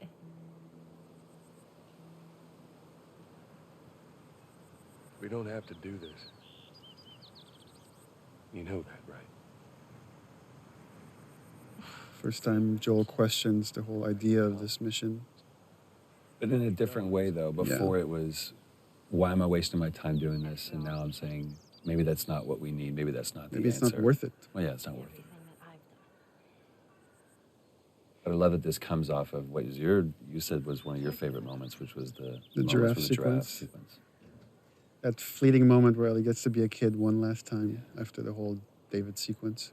And how you even played that visually with, you just kind of catch the very last end of the giraffes moving there. So here we go.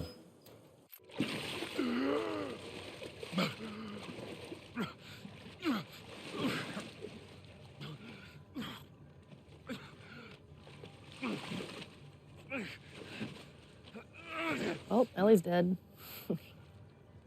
I mean, I'm sure it was such an intentional thing to call back to the very beginning, to where Joel finds himself in this situation again, and after everything that we've been through, it's like I won't go through this. And just again, that irrational, maddening, desperate calling for help. I need. From this point forward, it's like the beginning backwards. Where if this is the point Sarah dies, like now you're about to do the Carrie sequence. Yeah. Then you like play as Ellie walking, like viewing Joel from the outside, and then you end on the shot with Ellie. So it's like the beginning reversed. Sorry about that. They didn't know who you Let me were. see Marlene again. And Ellie? She's all right. They brought her back. The discussions I had with Merle about this scene is, again, her desperation to find someone that will understand, that will empathize with her decision to kill Ellie to save humanity. And she's hoping she could get that out of Joel because he's the only other person that has cared for Ellie the way she has. And she can't get that out of him. I just think it was such a great way to bookend. They're going to start and begin with Marlene, and it's so great that they were able to capture just the strength that she has, even when she was sitting in that chair. Yeah. And again, she's completely empathetic, even though she's supposed to be antagonistic. It's a very similar line to what David says. You don't have to worry about her anymore. We'll take care of her. I worry. Just let me see her, please. You can't. She's being prepped. This is one I've always seen Joel in the most parental role. Surgery. The doctors tell me the cordyceps, the growth inside her, has somehow mutated. It's why she's immune. Once they remove it, they'll be able to reverse engineer a vaccine. Yeah, her performance here was just stellar. So flawless.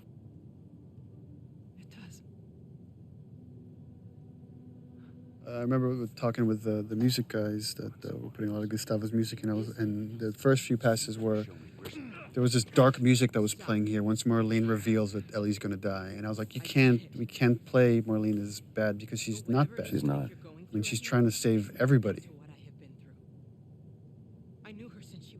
And if anything, I told them was like, you can go dark with Joel. Because again, when Ellie's life is on the line, Ellie's in danger, he lets himself slip back into the murderer, the killer, right, however you want to view it. It's so interesting. I wonder how many players, like, especially in this moment right here, how many sided with Marlene and how many think that Joel was actually the wrong ones. Like, dude, listen to what she's saying. At the same time, this is the theme of the game for me right here. Is as a father, you will kill everybody else to save your kid, and that has always been kind of the through line for me. Is Joel's willing to go to the end of the line, meaning sacrifice humanity to save Ellie. Again, Robin Atkin Downs. Guess what's going to happen to him? But this was so cool too because, I mean, we've seen all the way through both cinematic and gameplay. You know, Joel is able to take on everybody, but just this moment of resolve that I'm going to wait for my moment. And it almost looks like he's a beaten, defeated person. And that grimace right there, it's like, no, he's not. Yeah, again, the way you've interpreted Joel is like a man who lets his emotions get the better of him here has to keep them in check. You see how like he wants to destroy this man and everybody here for what they're doing to Ellie, but he has to wait. He has to catch the right moment. Bam. And again, just such a brutal scene. There's no threat here. It's just time. Time is the threat.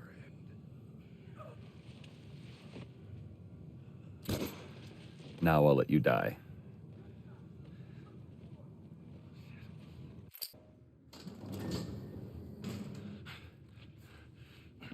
This scene used to originally be all in the operating room. And Joel wasn't carrying Ellie. He killed Marlene and the doctors in the operating room.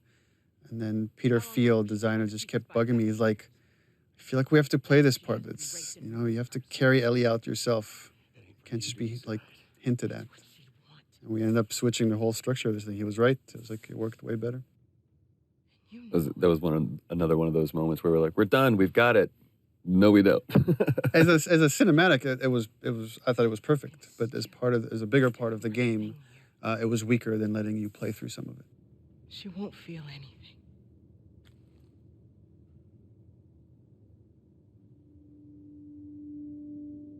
Again, the only hesitation Joel has is that this is what Ellie wants.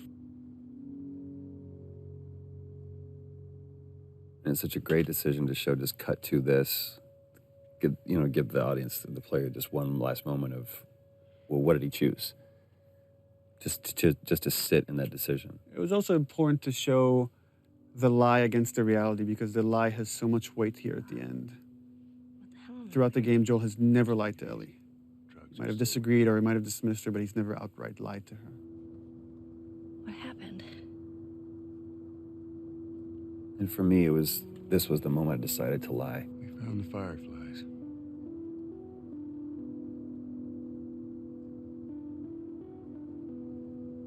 Turns out there's a whole lot more like you, Ellie. People that to me, it hurt to say these things.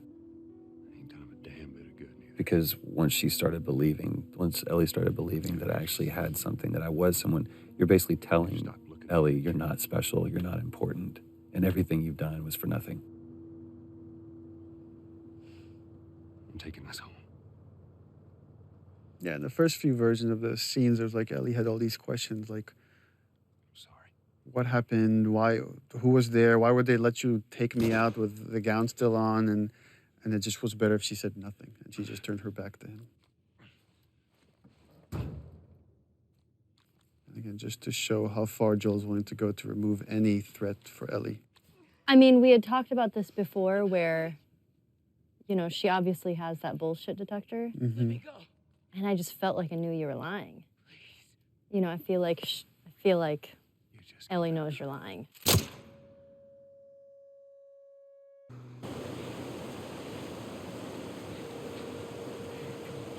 Go to the end.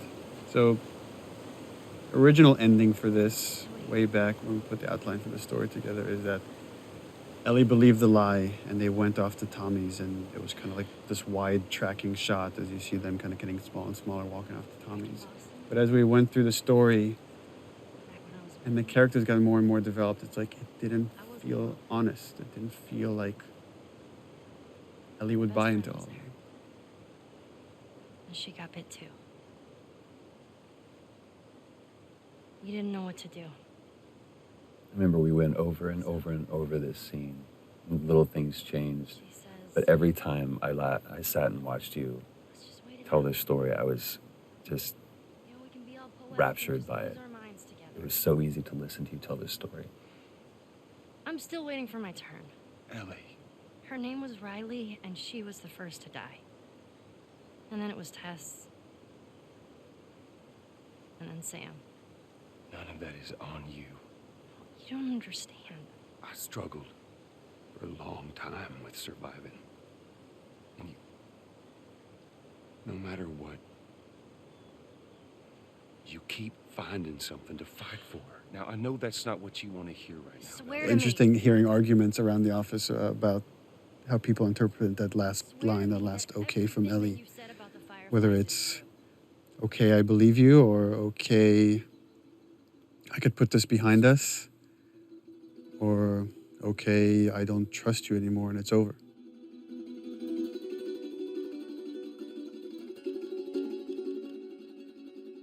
Okay. Hi, I'm Neil Druckmann, and I was the director and co-writer.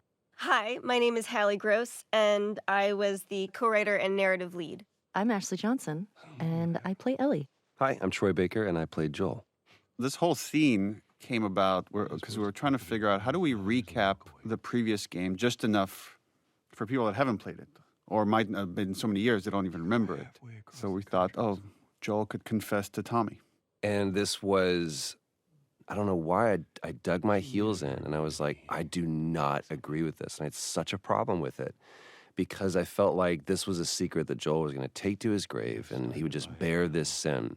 And it wasn't until we were on set, and I'm sitting across from Jeffrey, and I'm watching him just listen to Joel.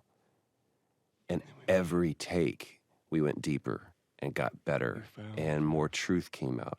It's really small, but you're right, it's really powerful and intimate of this exchange between these brothers, of just how far they've come since he's rejoined Jackson. Yeah. It's become one of my favorite scenes. The meticulousness of this task of fixing up a guitar. And I remember you saying specifically is like, you're really trying to get the grime out. And to me, how that mapped to what he's trying to do in this scene with this conversation is I'm just trying to get every last bit of dirt out. In the original game, we didn't cut to a close-up of Joel and seeing like what was his emotional state coming into that operating room. That look from Tommy. What do you do? I love this right here. I saved her. And we wanted some darkness around that statement of like, the implication is I did whatever I needed to do to get her out of there. And the justification, you know, that comes from that. That is the central question, right? And I think that opening the game on that line is so important because Joel really does believe he saved her. And that's the question for Ellie throughout the game of, did he? I remember just so much work we did on this soundscape right here of just leaving you with that kind of uncomfortable feeling of, it was a good thing, but there was definitely a lot of darkness around it. It's a great scene for Tommy as well. And now he has to carry the weight of this thing that his brother did. Right now he's not feeling great about it. That's so.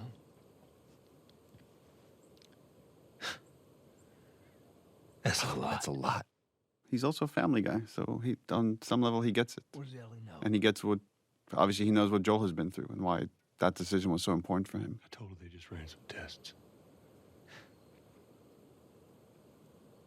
There's something to me that hits me every time when Ellie rolls over. Mm-hmm. I don't think I caught it as much. I don't think I was aware of it. Like, Neil, you being a parent, you're more familiar with some of those gestures than I was, or I am now. Traveler will do this, where he will, when I put him to bed or whatever, and he's ready to go to sleep, or he needs to be alone with his own thoughts, he'll do that turn. And it never really hit me that that's what Ellie is doing, is just, okay, I'm done talking about this now. I just kind of want to be private in my own thoughts. Which is also an interesting juxtaposition that's happening here, is we're getting to see the moment he was lying to her while he's confessing the truth to his brother. And the differences in those two relationships now. And it's, despite how much they've been through and how much Ellie has become an equal of sorts, he still sees her as his child. And if he has to lie to her to protect her, he will. It was important to get this final handoff of playing as Joel one last time as this beautiful sunset ride towards Jackson before we fully kind of hand off the baton to Ellie.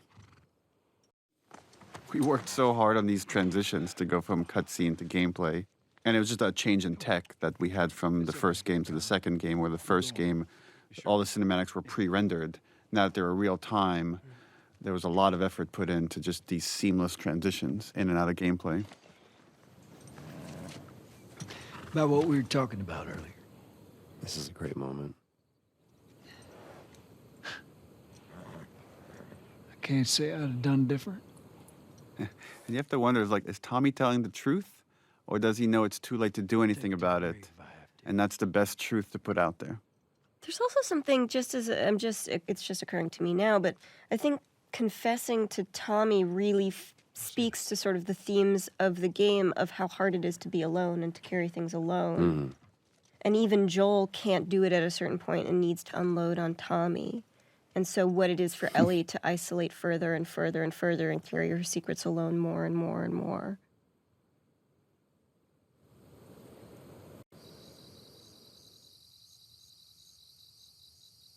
There's her little house.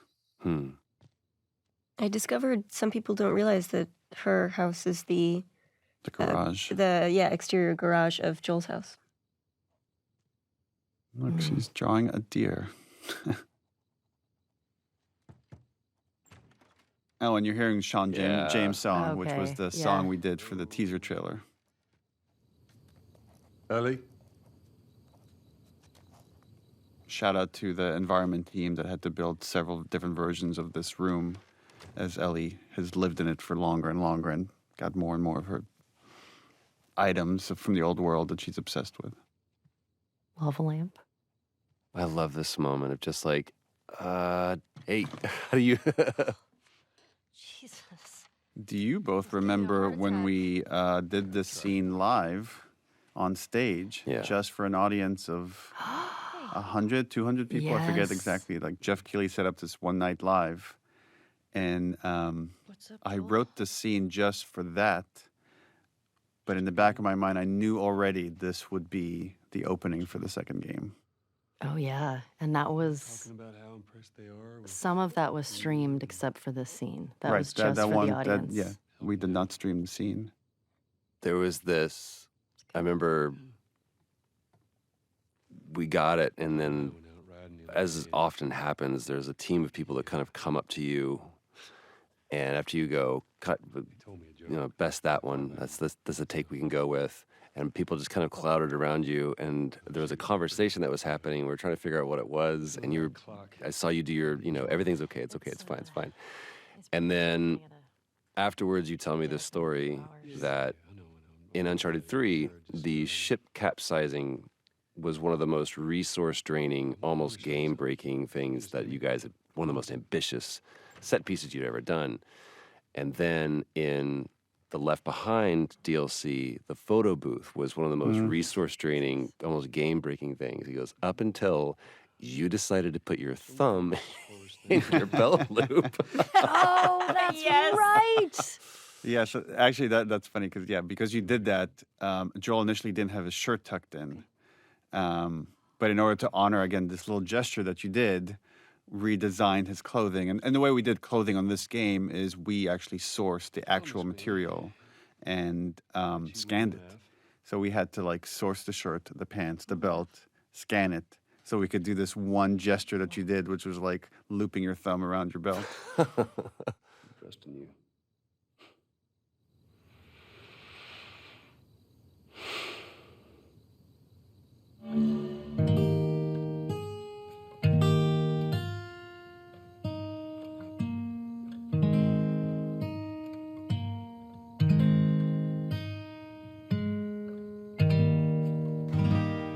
From a writing standpoint, this was a tricky scene because we have to reestablish these characters and their relationship, but also show there's something hanging over them.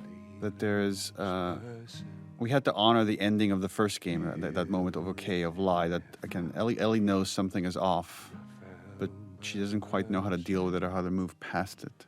Right, so this scene has like, you see at the beginning, she's trying to get rid of him, and then he wins her over by playing the song, and like she softens by the end of it. And it's interesting, they talk about of like, you promised you would teach me how to play the guitar, and they're talking about like promises and oaths and the idea of keeping your promises. And we know this lie is hanging over them. I love this opportunity this song gives Ellie to watch him. Yeah. Without confrontation. And again, there's so much beautiful acting that you're doing here, Ashley. I know these compliments are making you uncomfortable, but it's like, look how much she's processing. Yeah. You could see it. You could feel it. And again, talking about when characters make eye contact versus not, it's like only when he finishes that he finally allows himself to look up. Barely. Barely right there. It's a very intimate thing. Yeah. I don't think I've ever been more nervous than I was in that scene playing that song. Were you more or less nervous when you did it live? For some reason, playing music live to me feels a little bit more at home. But also, I don't know if I fully understood what that song meant to you, Neil. And knowing what it was going to mean now to other people once they played the game. And now there was context to it. Now there was story. They care about each other so much. The lighting. Lighting is so gorgeous here. And this was the same pun we had when you both did it live. Do you remember the joke?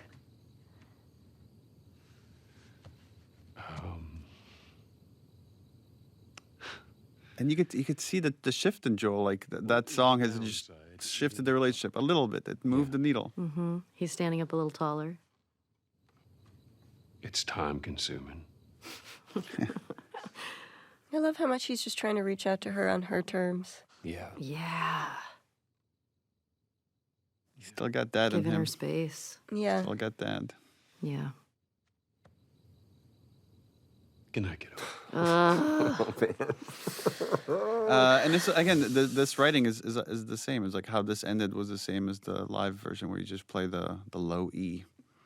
Well, I guess with the capo it wouldn't be an E, but boom, and just let this ominous note linger.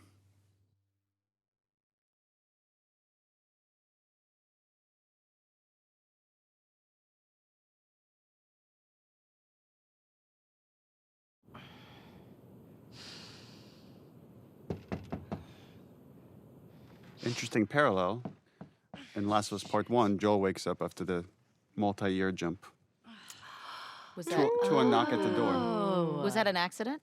No, that was by design. Sorry, I totally overslept. Just give me a minute and I'll Yeah, initially we had the whole dance and the kiss in the beginning. And then once we moved it to the end, we had to kind of, through exposition and dialogue, hint at what happened. It was just Dina being Dina. It's just Dina being Dina. I was talking about your fight with Seth. Wait, you kissed Dina? I love that scene kind of plays out like an awkward thing between them as if they had kissed last night, which is really funny. Yeah. You know, it has this like kind of morning after feel, but it's like not about them, which is really charming. I would never. Yeah, that's true. This is so Ashley awkwardness right here. I love it. VV awkward. Like, don't point, don't bring attention to something that I did, please. It's kind of fucked up you did that. Jesse's the coolest guy. He Look at him. is. He's like, he kissed his girl, and he's like, I'm fine. Yeah. Excuse me. Oh, Seth. There you are. Come here. Oh, Seth. Yeah, remember this scene was. Want to hear what that big I mean, so much of the story is about forgiveness and letting go of stuff, and how Ellie specifically struggles with that. And this was a pretty minor example of that. Turns out I really struggle with it because I still hate this scene. I'm like, fuck that guy. I know, He's me trying. too. Look at him. He's Doesn't work. Steak sandwich. He's trying so hard. Look how he wrapped it with a bow. The way he starts with like, look. Aw. I'm like, yo, look you. Yeah, don't looky hear me. Let's just. Oh, now it's her fault. Great job. Yeah, this scene makes me so mad. Hey, I'm trying to apologize, you little bitch. You're like, what? Made you some sandwiches. Okay. Your steak. Thank you, Seth. Didn't we discuss cutting Bigot sandwich because people had such a hard time understanding it at first? Yeah, they kept hearing bacon sandwich. Bacon sandwich. Yeah. Bigot sandwich was a Bigot sandwich? Yeah. I appreciate that. What you got there? Bigot sandwiches. Yeah. Forgot about that. Smells Hallie, you wrote that, didn't you? I don't know. It just bigot sandwich feels does feel very Hallie Hallie. to me. Oh, this is Dina's big intro. Oh, here she comes. I'm Shannon Woodward. I play Dina. I had a really hard time hiding behind nothing here. Well, that's the thing that's so hard about sometimes acting in these things is that like the kids weren't there, and then we like Yeah. later captured kids and kind of constructed all the pieces. This is a me lean. I love to lean. I just want to say sorry for running off last night. I actually really love this scene. I totally get it. I felt bad. I love the one-liners that you guys kind of riffed on when we were doing the combat stuff for the snowball fight. Oh my God. I still die laughing when I hear you guys insulting children. And I think that was really, a lot of that was just my instinct. Yeah. Your parents don't love you. Yeah, and then I think eat snow, you Eat little. snow. No, I Yes. think you little shits. Yeah, because I think you were like eat snow, and then I said eat snow, you little shit. I think God, it's like I love name calling children. Interesting parallel is Ellie doesn't want to do any of this until she gets hit with a snowball, and then it's like, let's make these motherfuckers pay, which is again is a really lighthearted moment of what this whole story's about. All of the horse acting was always very funny to me because how that works is you have somebody holding on to a rope and you're just kind of Pulling it along. pulling them around. And it would always make me laugh. Fun fact, the guy in the stable there is Yuri, who plays Spider-Man in the Spider-Man Insomniac game. That's Yuri? And this was another big scene. Anytime we have a big scene like this, we can only have so many actors in the volume, so this is captured in pieces. And I remember like Troy played one of like the people kind of like, and they were improvising, talking crap in the background. Yeah, and it's not there anymore. There was a bit where he said something kind of goading to me, and it's not there anymore. But then every take we did, I'd call him a new name that I thought was like embarrassing. I'd be like, "Listen, Chad." You come back. Be smart about it. Wait, I actually didn't know there's only a certain amount of people you can have on the volume? Get going. Yeah, just because we start losing data after a while, so to track all the little balls and stuff. It gets fuzzy. Like above 8, I think it just like gets more expensive, and you're more likely to be error prone, so it needs more cleanup. Yeah.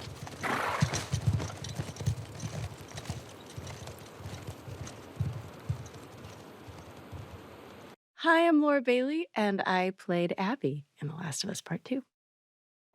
Ominous. And here we have the introduction of this crew, the Salt Lake City crew. There's Neil. Self-insert. And here we have Laura Bailey waking up. This was a repeating motif from the first game of these characters that are haunted by some horrible trauma and can't sleep. The lighting is really nice here. It's really nice everywhere.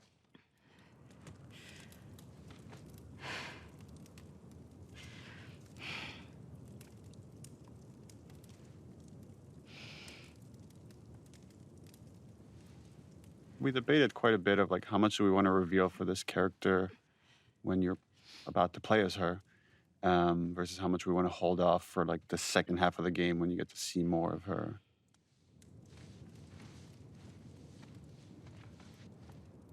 Remember, we iterated a lot of how much snow he should have on him because he was just outside. This is one of the audition scenes, I think. What were you dreaming about? Oh, yeah. Oh, that's right. Was I talking? You're doing your... It's important to know that we did not want to cast you in this role. I've heard tell that you did not. Just because you're in so many things and you're so iconic. But you were the best. And once we saw your audition, there was no turning back. What are you gonna do, you know? Trust me. You painted us into a corner, Laura Bailey. You're welcome. This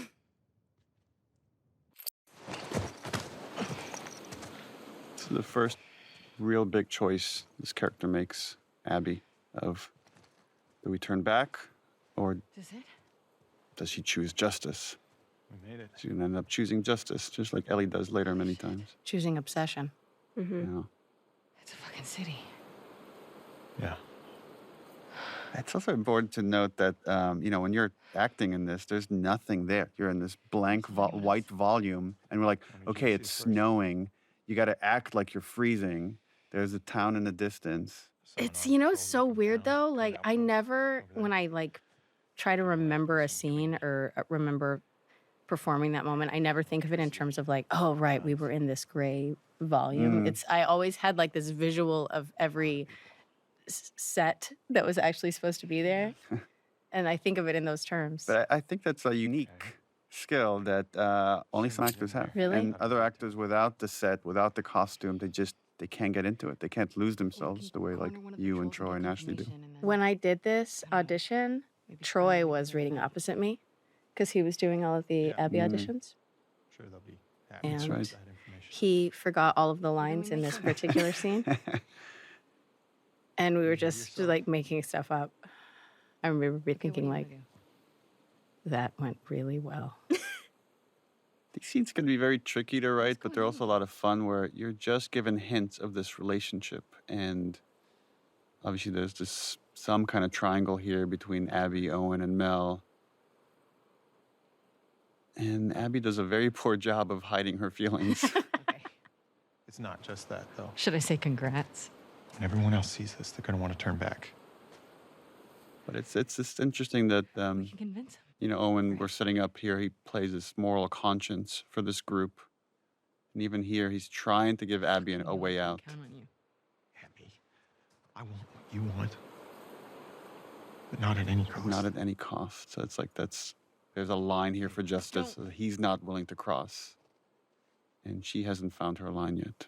Well, it's also like selflessness versus selfishness, right? He now has, even with nothing else, he now has a baby he has to think about, right? Which is the same for Dina, which is the same for Jesse, which is the same for Joel.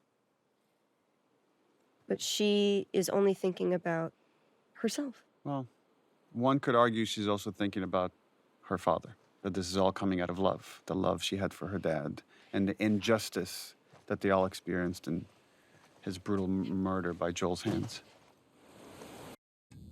Oh, there we go. You think it's still good? Does weed go bad? Let's find out. The infamous weed scene. Are you going to talk about how we did this twice? You Oh, yeah. Oh, we had a whole other version of the scene that was a little too earnest. Yeah. And we rewrote it and recaptured it. It's How do funny you you mean by described it that? as earnest because I felt that it was literally a fight until she's like, "Okay, I love you." It also felt that fight was trumping some stuff that happens later in the theater once we're in Seattle. So this was like a moment to give them pure innocence before we go on this violent journey. I remember, Neil, when you pitched the idea that like she throws the glass, and I was still to this day, I'm like, but what if you smoke glass? I Yeah. get What if you really smoke concerned. glass? It is true. Yeah. I mean, gonna be stuck here a while, right? Kissing scenes in performance capture is really hard. I feel like that the hardest part about it was when we would have to do the ones where we would have to be standing apart. Oh, yeah. Oh And yeah, then that was really embarrassing. We would just have to be like Yeah, with ourselves. we had one where it was just you standing there with your face turned to the side Ugh, and just kind of kissing the air so we get the pure facial reference that isn't obscured by And then Shannon's I was like, big head. why do you need the front of the face? The front of the face is being used. Well, because they animate it from like all angles, even though you only see like Yeah. one side. I feel like if I had to do this with anybody else, it would have been even more uncomfortable. But because Shannon and I got so close, it was helpful to sort of, when we had to do those awkward sort of kissing moments and we weren't actually being able to connect with each other physically and feeling awkward and weird, we would still be holding on to each other. So it still felt... We were like minorly cuddling. Minorly cuddling. So you're like, well, at least there's like a little bit of something Like here. intimacy. There was still some form of intimacy that was like, all right, I still feel safe. I don't feel like I'm like flapping in the wind. And you're in a brightly lit room. Very brightly with lit a bunch room. of technical engineers like standing all around you. Yeah. But we found ways around it to sort of still be able to, you know, connect with each other and not feel so weird. Oh, what? I mean, now I really want I mean, what you're doing is, I think, pretty hard. You're trying to convey years of relationship with this other your best friend, and it all has Yeah. to come across like there's just so much history, and yet there's this still awkward thing that hasn't been realized until this moment. Have you met you? You make me want to go back outside into that blizzard. She's got to flick that joint really aggressively in a second. Flicky. Ellie's so cool here. Look at how cool she is. This better be better than us next.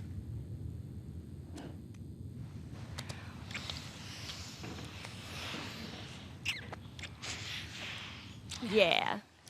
The flicking always made me It's uncomfortable. very I was aggressive. like, what if it catches on fire? It's a very dry space. The one guy that saves her life is the one guy she wants to kill. And I think it speaks to the nuance of atonement, right? It's like she ultimately will save two other kids in trouble. But is that enough? Does that make up for anything? So we wanted to create a scenario for them where, again, and Tommy trying to do the right thing and create some trust between him and Abby, he inadvertently reveals who they are. And you could see right there, like Abby has this reaction that only makes sense for players in hindsight, knowing who she is. But now her goals become different, not only to escape the Horde, but to get these two back to her people. This is where we see Joel doing something that, for us who have spent so much time with him before, is preternatural to him. It's to trust someone is really, really hard, but he's choosing to do it. And the problem with choosing to trust people is you always, every time, open yourself to getting hurt. That's just such a Laura look. Yeah. Oh, I love it. It's like, boy, this is a bit of a pickle.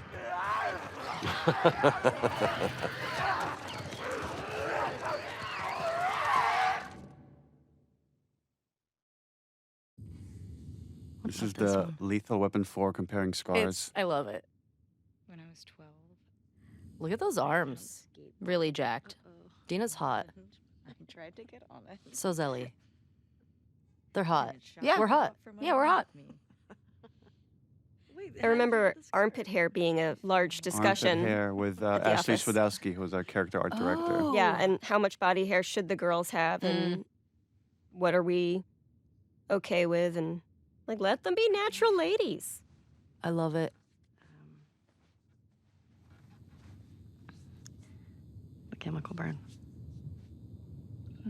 I did it myself.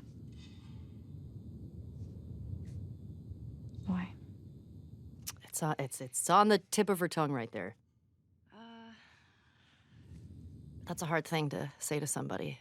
Like, oh, I'm the only person that doesn't really get affected by this thing that's completely ruined the world.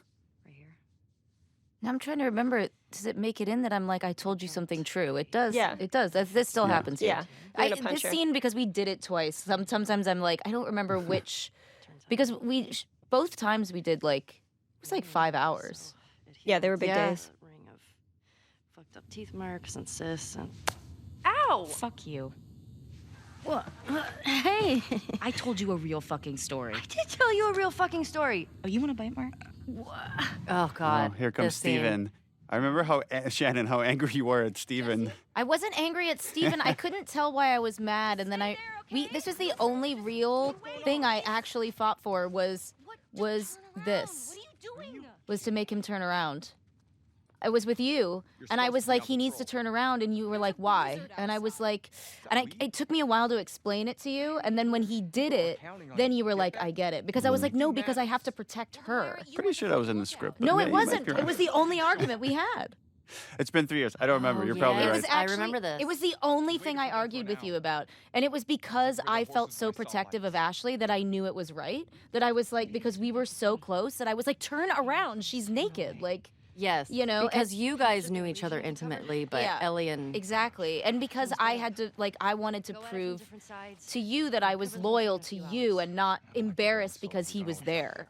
Exactly. But I love it. I feel like it shows so much about how strong Dina is and how loyal and sort of just, I don't know, I love that. I feel like that little moment says so much about Dina.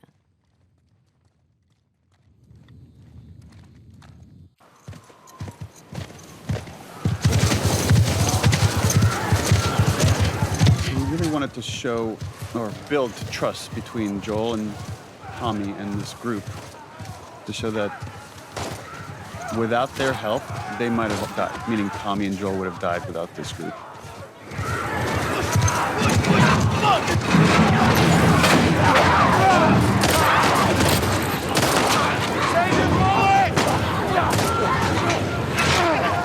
another one where I think I'm like screaming out to all like the actors, okay, now they're burning, now like there's a lot of fire.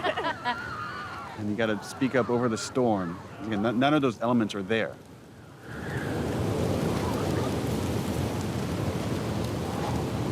Let's get inside!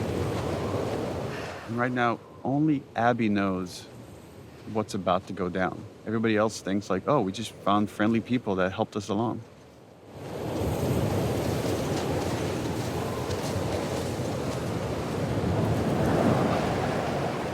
We captured this all as one go, from here all the way to the golf club hit. And initially we had versions of it where it was edited to be multiple cuts. And then it felt like it could just be way more tense if the whole thing was one shot.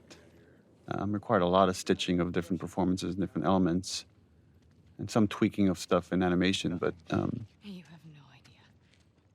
yeah, I find that this scene has so much tension, the way it now moves. We rehearsed it so many times before we shot it to make all the moving parts work. From a directing side, that this can be hard as well because you're trying to pay attention to so many actors and making sure it's all feeling honest and authentic. Y'all should come back with us, restock before you head out. Appreciate it. Again, there's no ambush here. They're all being authentic This is my brother. until this moment. And now everything has changed. We knew this was going to be the most controversial scene in the whole game, and the intention is that it is brutal and it is hard to watch, which obviously as a player is really difficult to go through, but it puts you in alignment with Ellie. You're watching this devastation to this man that you've come to love as a character, and now you're watching him be brutally murdered. And it should be upsetting. It should hurt. A lot of people are still really upset about it. But what a faster way... I can't think of a faster way to help you understand why Ellie is going to go as far as she's going to go. Because we're there seeing how this thing was stolen from her.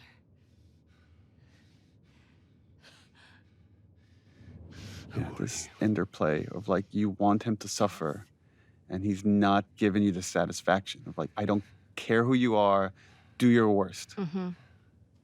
And you try. Yeah. You try to do your worst. Joel's not a man who begs.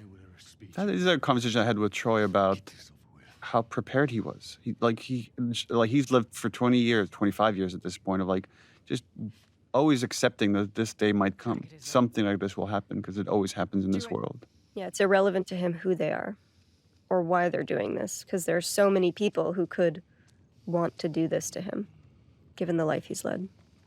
I just remember shooting it and being like, this moment you've worked towards for so long and wanting it to feel right and wanting it to feel good. And it happens and you just feel fucking empty. Mm. Mm-hmm.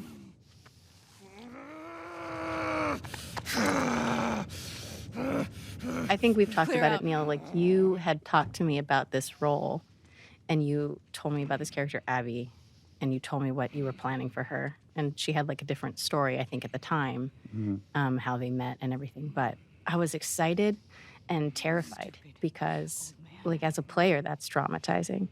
And I didn't know how people were going to react to it. You don't get to rush this.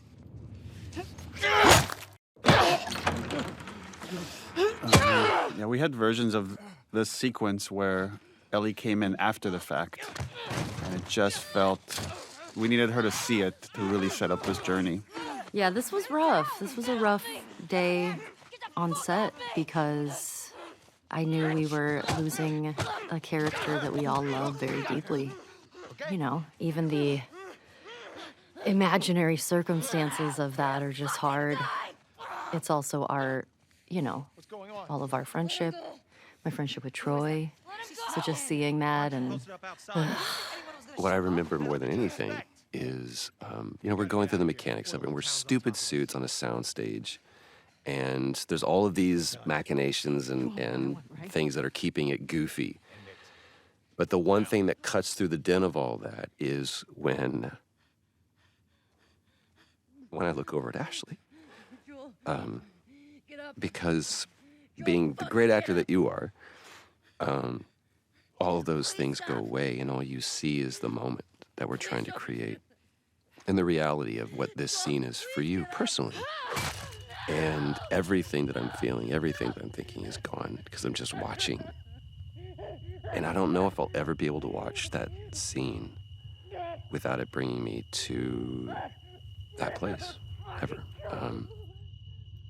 But the thing that has been proven to me is because of the way that I feel, because it's so hard, it is absolutely the most honest, perfect version of this story. There's no other version of this story. There just isn't. And for this version of the scene, it was important that we were in Ellie's head, that you don't get to hear this conversation that's happening around her. But this was just about the ringing of the ears of pure hatred and anger that she's experiencing right now.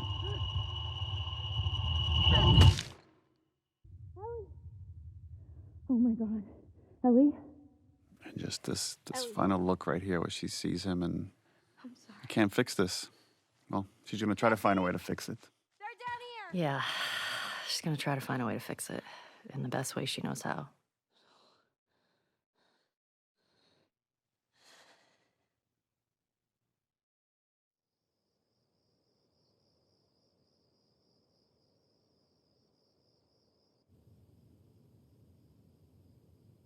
I love this scene with you and Jeffrey. Brings you Tupperware with food. Oh yes, this was one of my favorite scenes to shoot. I love working with Jeffrey. You're so brilliant how it goes from this really sad, mournful place to just slowly rage over time as you're not getting what you want. Also, this emptiness you have just from that look out the window there to like this, that like bereft, it's just really right on point. It's just so good. Hey. Hey. Jeffrey here is quite brilliant. Is like Yeah. he wants to go after the people that hurt Joel. So there's like the emotional part of his mind and the rational part, and they're kind of in conflict here. And like he's trying to do what's best for Ellie, which is to say it's not worth it. I also really love how the blocking of this scene worked out, because I love that neither of them can look at each other. They're not facing each other. Marie wants to make sure you're eating. Oh, and Jeffrey's voice. It's so She can't stop us. scrumptious.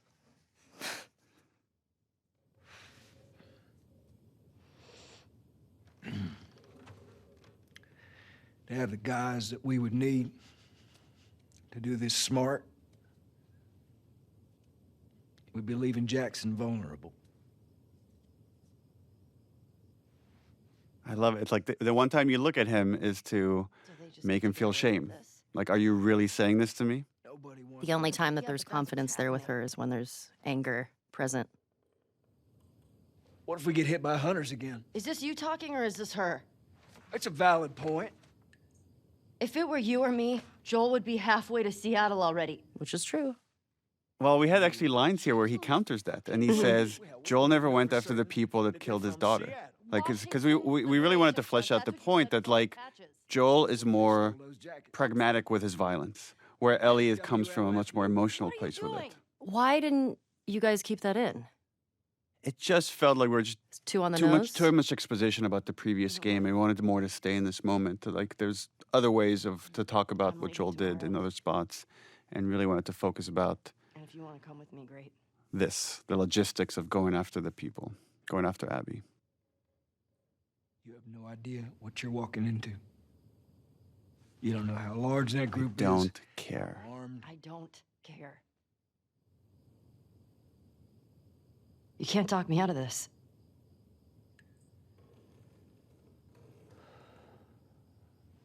Again, this moment of decision where he's like, in order to protect her, I'm gonna have to go by myself. And he's like, now he's lying again. Not dissimilar to Joel lying to Ellie to protect her. Give me a day. Right? That give me a day's bullshit. Okay. There's got to be some folks you can spare. Why the choice of the hairpiece coming down? The little hair string for Tommy. There's a little bit of design, like Abby has something similar as well. So it's like there's what animators call secondary movement. So as when he's moving around, there's physics on the hair. And just one more way to bring the CG character to life. Yeah. It's also such a flex because it really So doesn't hard. look good in other games. Like it's just like it looks amazing, and it's like it feels it's just like such a subtle flex. Like look what we can do. Yeah. I love this hug that then it's just too painful for the two of them. They can't stay in that moment. That's too uncomfortable to be vulnerable. Got too much shit to do.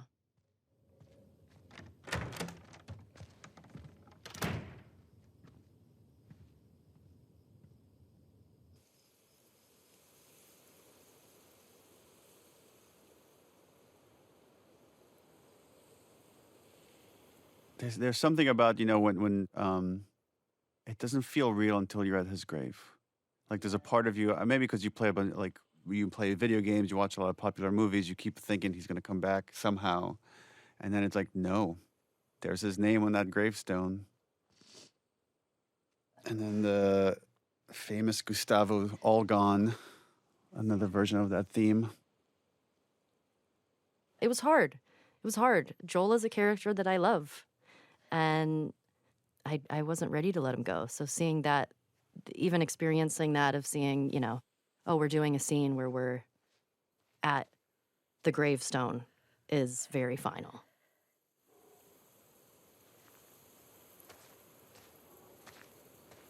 I love it. I love that Dina was there the whole time and we didn't know that yet. Not looking on, just sort of giving Ellie her moment.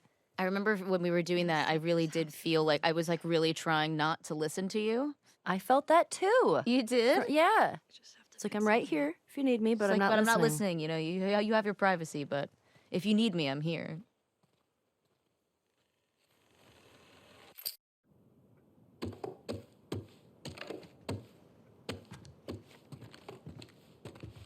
This is Ashley Scott as Maria realizing what Tommy has done. Maria, I'm headed to Seattle. I wish I could let it go, but I can't. I have to bring these people to justice. Ellie's gonna try to come after me, but stop her. Take her guns, lock up the horses, maybe lock her up. Buy me some time so I can end this. Love you always, Tommy. He's gonna get himself killed. He should have taken me with him. I like that she hasn't thought at all about what she's just going. She doesn't even know what she's doing, what she's gathering. Zero plan. And Maria knows this, right? Maria knows her, like a parent of sorts, and to say, okay, well, if you're gonna do this, here's some stuff. You going with her? Yeah. Damn right she is. Ride or die. Sneak out of here. I love that those little moments with Dina where you see the snarky bits.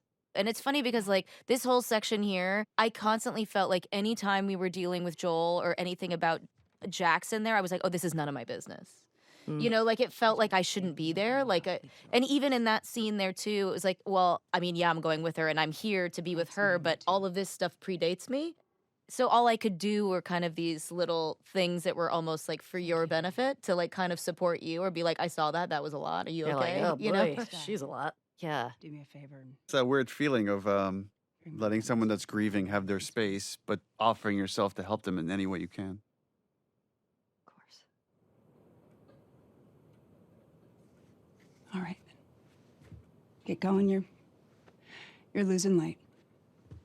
I really remember the end of this scene and this look that I give you. Like, well, that was a lot. I think, yeah, here it is right here. Yeah, there it is. I was like, like, oof, this is like a lot. Today is a lot. That could have gone way worse. Yeah, and here it's still there. I'm like, all right. This shot right here with the light coming through Ellie's ear is just so gorgeous.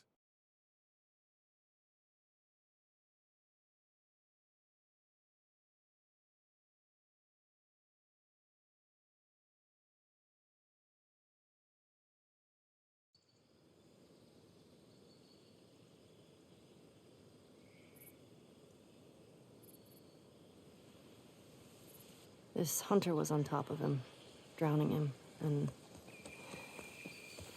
Joel couldn't get to his gun. Jeez. Were you scared? Well, I didn't even think. I just ran in there, grabbed his gun, and shot the guy in the face. How old were you? 14.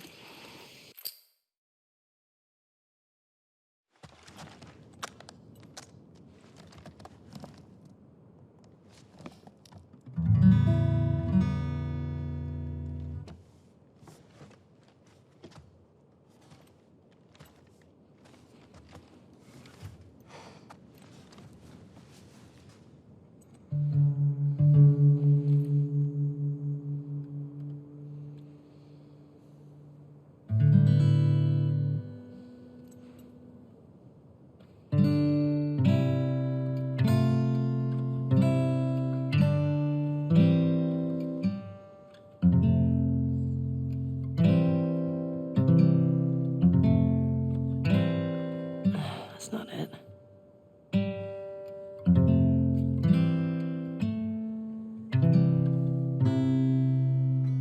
Hey, Hallie, do you want to talk about how we managed to get the rights to this beautiful song? Sure. We were looking for a song, and my bestie is a spectacular woman named Lauren Savoy, whose husband is Paul Wakhtar Savoy, who is a member of the band Aha.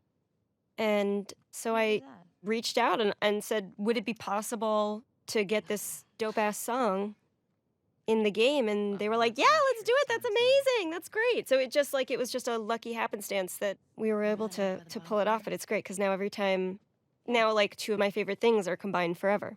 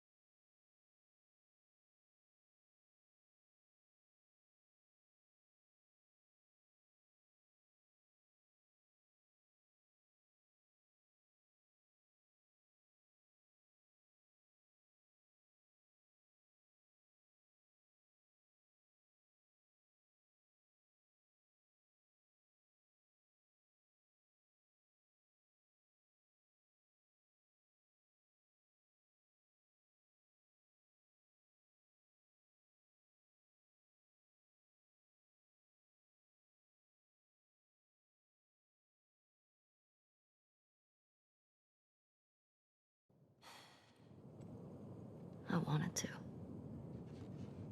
Me too. All right. We should keep moving.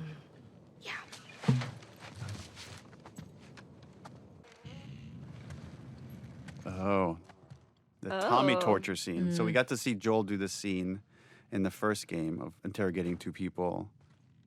And now we get to see like the aftermath of having this interrogation done by Tommy. Just shows you what he's capable of. Tommy did this. And then later we get to see Ellie try to do this. Right, and at this point for Dina, she doesn't really know about Tommy's past. She doesn't know that she doesn't have the privileged information that Tommy used to be as bad as Joel. And she's just really sort of seeing that for the first time. Because she knows like the reformed Tommy that lives in Right. Jackson, that helps everybody. Shit. Right. There's another one over here. Yeah, I remember we iterated a lot on the lighting of this room and trying to give it the right vibe, that it wasn't too bright or too dark. I don't recognize him. And that's really important. I don't recognize him. That shows Tommy killed someone that wasn't involved in Joel's death. That there's already starting to be this cost of whether this person is innocent or not, is who knows. No, he wasn't. He asked this guy a question, but you don't make him say it. You make him write it down. And then you ask this guy. Is the worst board game ever.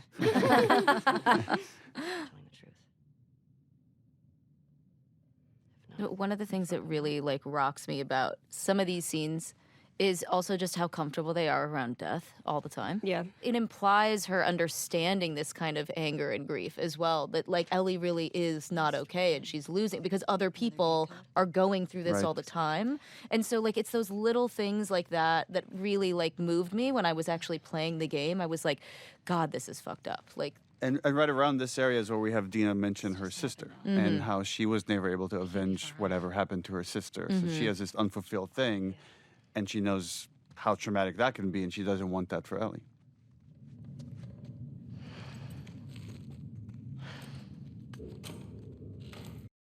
So this is the first contact with the people that killed Joel. He's great. Yeah. Chase Austin is great. And fun fact, Chase played young Sam Drake in Uncharted 4.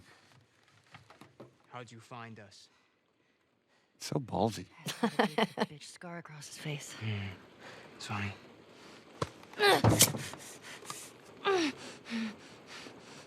How many came with you? Just you two? You think that's what Ellie really believes, that no matter what, they're going to get what's due? Like there's like some cosmic karma thing going on? I feel like she has to. Or she's just bullshitting him to make it believe that there's more people coming? Killed out in Jackson? Yeah. This girl was there. So that guy is being played by Ruben Langdon, who played James in part 1. His face, though, is the skin of Mike Hatfield, our lead foreground artist. Kill all trespassers. Oh, hold up. That doesn't make any sense. Direct order, man. No, let's talk to her. Let's figure out what she knows. I don't give a fuck what she knows. You saw what she did to the others? You have no Deep idea in the background, Dina. I don't care how many people she's with. We will find them. We will kill them. Can you just think for yourself for a quick Jordan, second get the right fuck now? out of my way.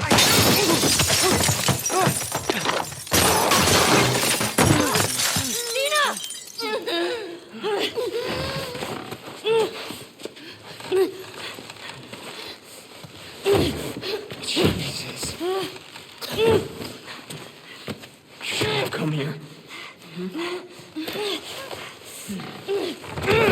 Dina!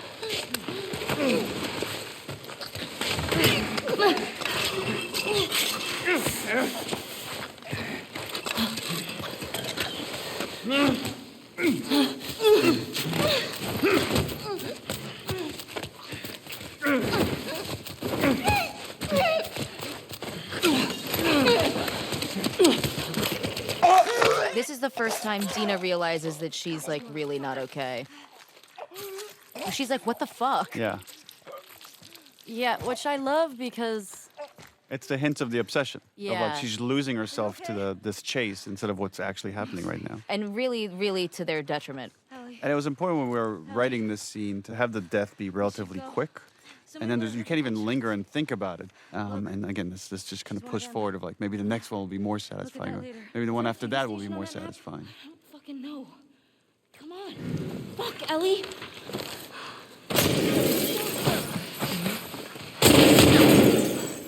Go around. The first kind of like draft we have of all of Seattle is Sucker Punch Games made Infamous Second Yes. Son, which takes place in Seattle. So they gave us a 3D model of all of Seattle as a Wow. starting point. And then we just spent a lot of time just like mapping out the entire story and where like Ellie and Abby go. So we have this very intricate map of all the location. And based off of that, we said, okay, now we need a map that they could point to in the cinematic to get us to the TV station as the next location. I remember one of my first meetings, or one of my early meetings at Naughty Dog was with M, and she who's a lead designer at Naughty Dog, and she had spent a lot of time figuring out how Seattle would be flooded in the future. So a lot of the actual flooding you see is semi-accurate to how it would happen if there was that much water happening. M was the one that pitched Seattle initially. Oh, really? Because she felt that it had the most kind of unique locations that we could move through and had a lot of verticality within the city. Let's go get Leo.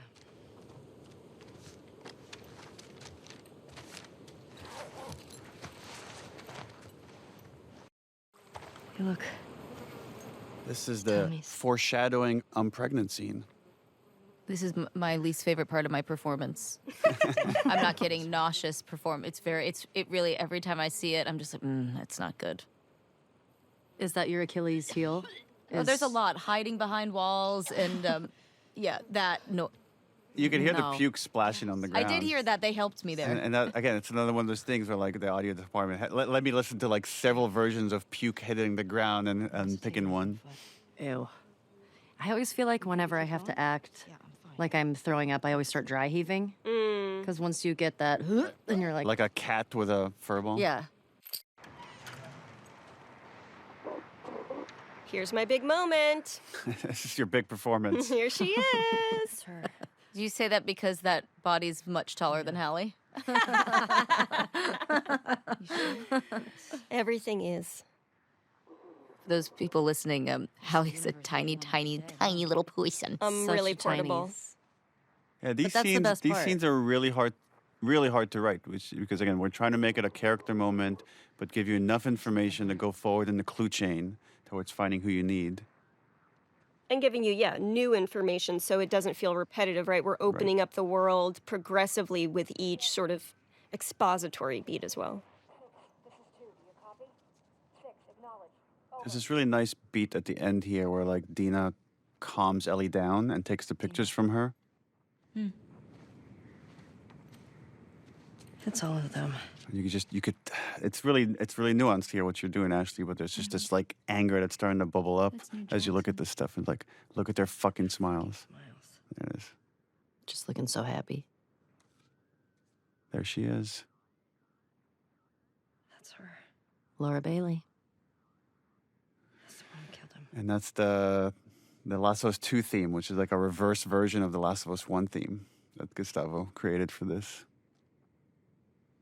Hey there, Tiger. Yeah. Okay, You can see Tiger. it, how you, it's, yeah. Support Unit India en route to the TV station. Repeat, support Shit. Unit India en route. Yeah, we should get going. Is that you, Hallie? That voice? I was just wondering that myself. I'm Because like, it that is you kinda later. I think that sounds- might have been sounds you. like- yeah. Oh, Here. this is Yeah, this the is the mask scene. break. I remember just fighting. I was like, I just have to make sure her hands never touch the mask. I remember talking to you about this, Neil. Like you were like, it's like she's committing suicide in front of you. Is like what it is. Oh, like, yeah. Because you as know. far as you know, she is. Yeah, and so that's where that reaction came from. Was he was like, she's killing herself in front of you. Is what it looks like to you. And there it is. The I'm immune, I'm pregnant scene. Got it.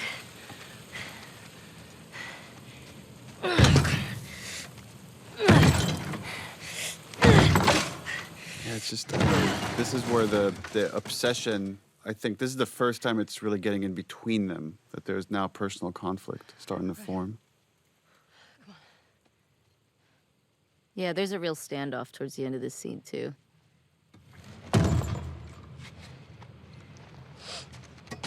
Hallie, do you remember this was your first week at Naughty Dog, and we had an outline.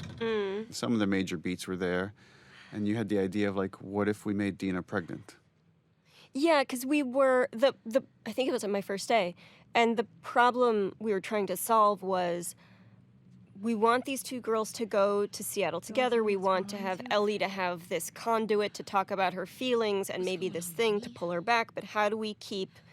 How can we narratively hold Dina back so that Ellie can do a bunch of these missions alone? Because so much of this is about the singularity of the obsession and the loneliness of that and how hard it is to be alone in this world. And I just threw it out there. Let's knock her up. It's interesting too with if you think about the first game, over the course of the journey with Joel and Ellie, is they slowly open up more to each other and reveal more of their secrets. And these characters are kind of doing the same thing. They're both holding back on secrets. So even though it's a very angry scene, they're revealing everything to each other. You were telling the truth. Yeah, bitch. And Joel are the only ones who know. I'll just speak the subtext for all these scenes. Please do. No. I found this scene really hard because it was one of the. I mean, we literally. You have two very like big reveals or reactions that could have been like really soapy if I did it wrong. You know, it's like the I'm pregnant and also like the chemical burn. You know, like that. That's really tough. Well, it's and like because I remember we talked a lot about that, which is. You just thought your friend was going to die in front of you. You thought you might have to shoot them in front of you. Yeah, it really opens with her being being have like, this I'm gonna be moment of alone, like yeah. sadness, relief, and also, by the way, I'm pregnant. A lot of the times when Ellie's in severe conflict, she like one of the things that I find very relatable is like suddenly she loses eye contact. Like it just goes inward. Everything just goes into this inward rage that is so nuanced, and I don't know how you could really pull this off in a game a decade ago maybe, because there's so much beautiful facial that you do that they're able to capture.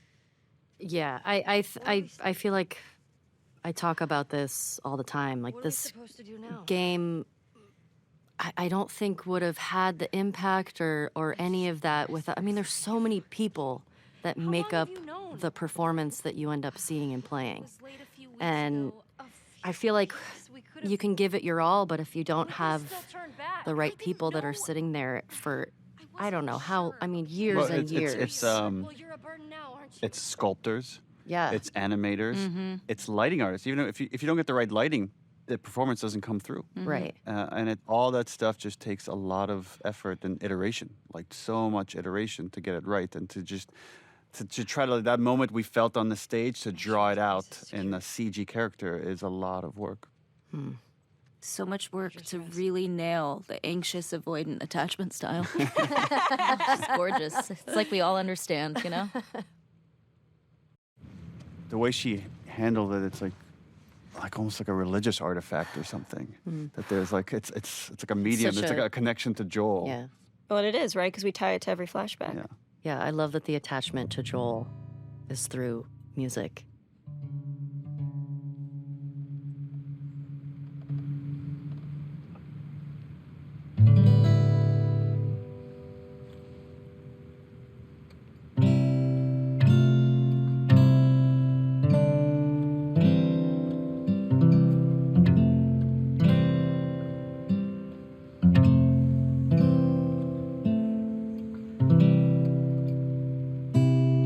It's funny, over the course of shooting this, how long did it take to shoot?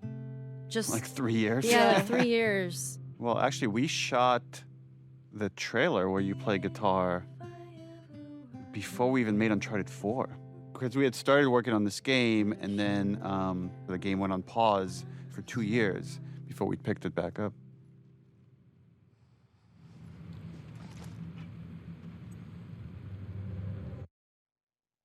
Hey, look, Ellie's learning. Hey.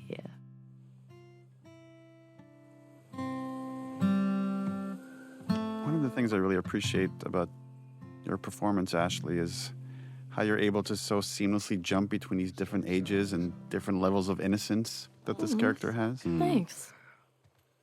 Just need to build up your calluses.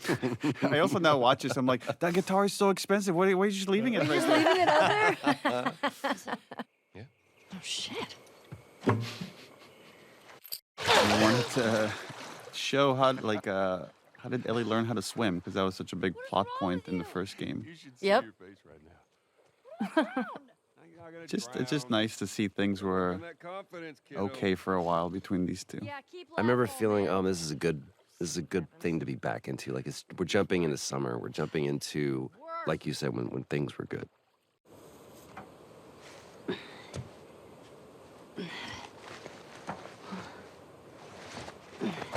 This is a culmination of so many things, right? So for this moment of just Ellie's love of space, of Joel wanting to make this like moment just beautiful for her Walkman.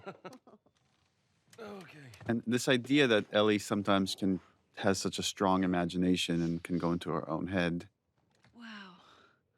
Actually started with the comic book, the American Dreams comic book. So when she looked at the Raj's arcade, she was able to picture it with like children running around. It's like the idea that she's so in love with the old world that she does whatever she can to kind of live in it. Happy birthday, kiddo. And that's we got the idea to really go in her head and make you feel as if she's traveling to space. Take it. There is such a unique nervousness, anticipation, and joy that comes with a parent trying to give their kid the perfect gift. Right. And if they like it, it's the best feeling in the world. And if they don't, it's terrible. It'll be worth it. Close your eyes. And for people familiar with the first game, the DLC of Left Behind, there's a big parallel here for when Riley tells Ellie, close your eyes. And she makes her picture this arcade game. And it's like as if these two people just know Ellie so well of what would make the perfect gift for her. 15 seconds. Guidance is internal. 12, 11, 10, 9. Ignition sequence start. 6, 5, 4. And again, our lighting team did such an awesome, because there's so much that needs to be conveyed here with just lighting. And so they're animating these lights and then changing the reflection on the glass. There's a lot of tech here, a lot of careful crafting to get this moment. I also love that we're just with Ellie in this moment, you know? It's like you just need Gustavo to do this little riff. That's it. And it takes it over the top. Oh, the scene is so beautiful but so sad to me. Just because I know what's coming. And just seeing Joel trying so hard to reconnect and regrow this relationship with Ellie again. You can see his guilt. You can feel at least shame. It's like, but yeah, I watch it and I think it's such a beautiful scene, but there's that level underneath it that's heartbreaking to me. It was really important for us to have these happy memories that are obviously mixed with like some negative feelings she has about Joel and the choices that he's made. But ultimately, I believe the positive, the happy memories overwhelm the negative. Well, I think Ellie is so driven by her own shame and guilt, and you need to know why. And it's because there was something worth saving. There was a true loss here. And part of that is her own decision to emotionally protect herself by distancing herself from Joel. But it had a cost.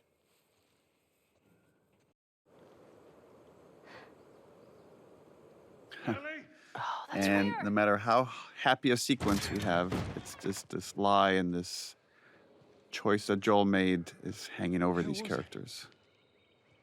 As a reminder for Ellie is like, you can't fully let this thing go.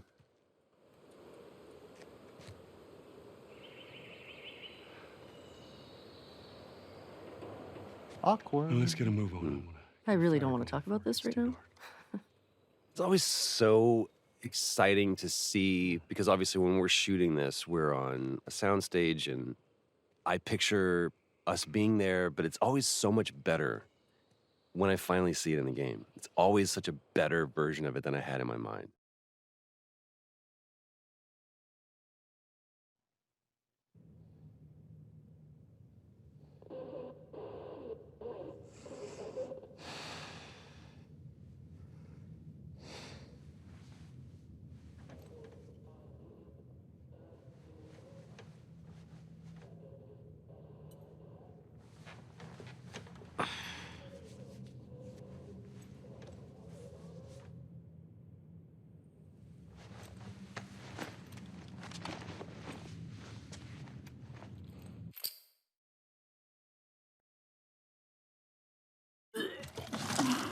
More puking.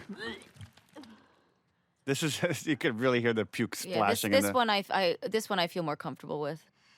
Hey. How hot do I look right now? Be me to be fixing some kind of computer and then puking in the middle. Really proves how much Ellie loves Dina, because going up to someone that just puked and getting close to them, that's a lot. I mean, to be fair, she did stay up all night tracking the radio stuff. I know, but she also puked. Like, listen, if I had to date one, I think Dina. Oh, for sure. For sure. I would steer clear of Ellie. Maybe Tommy got to him. Maybe. What about her? There's this moment, again, we don't, Ellie doesn't, there's a moment where she looks to Dina and then she realizes like how much Dina's been doing. The numbers. You could see the appreciation in her face. The TV station. I remember this because I felt so bad. Because the way you were just playing it, you were just so sick, but you were like, I feel like I need to pull my weight. Since I had called you a burden, and I felt like such a piece of shit. This move right here of like scooting in and this back rub thing is such an Ashley move. Well, it's also because we couldn't get too close because when we'd stick together, We'd otherwise she stick. would have held me. Yeah. Look. Last night was stupid.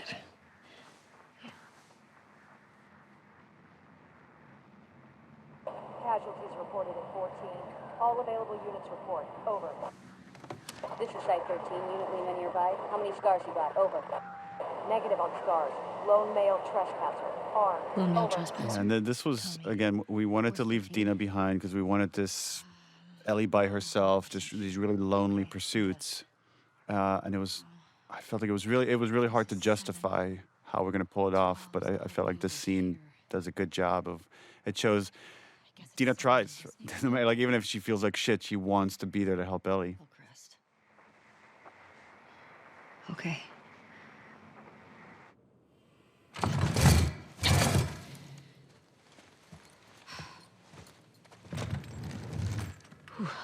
In The Last of Us, there's a lot of totems that come to represent certain people, whether it's Joel's watch, Ellie's switchblade, the guitar that's shared between Ellie and Joel. And now it becomes this bracelet that Dina gives Ellie as a good luck charm. It's like this khamsa, which is a very Middle Eastern thing that was very much in my family.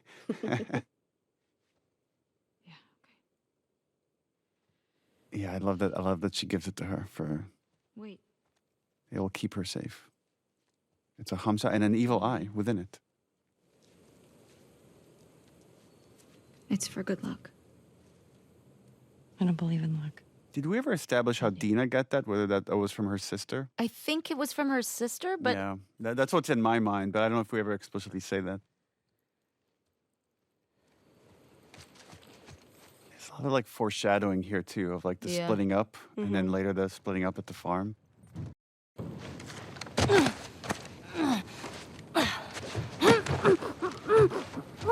Oh, this is the scene that everybody hates us for. The great mislead.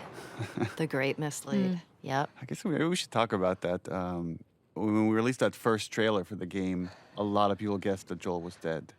And we were worried that after that point, it'll be too obvious. So how can we throw them off the scent?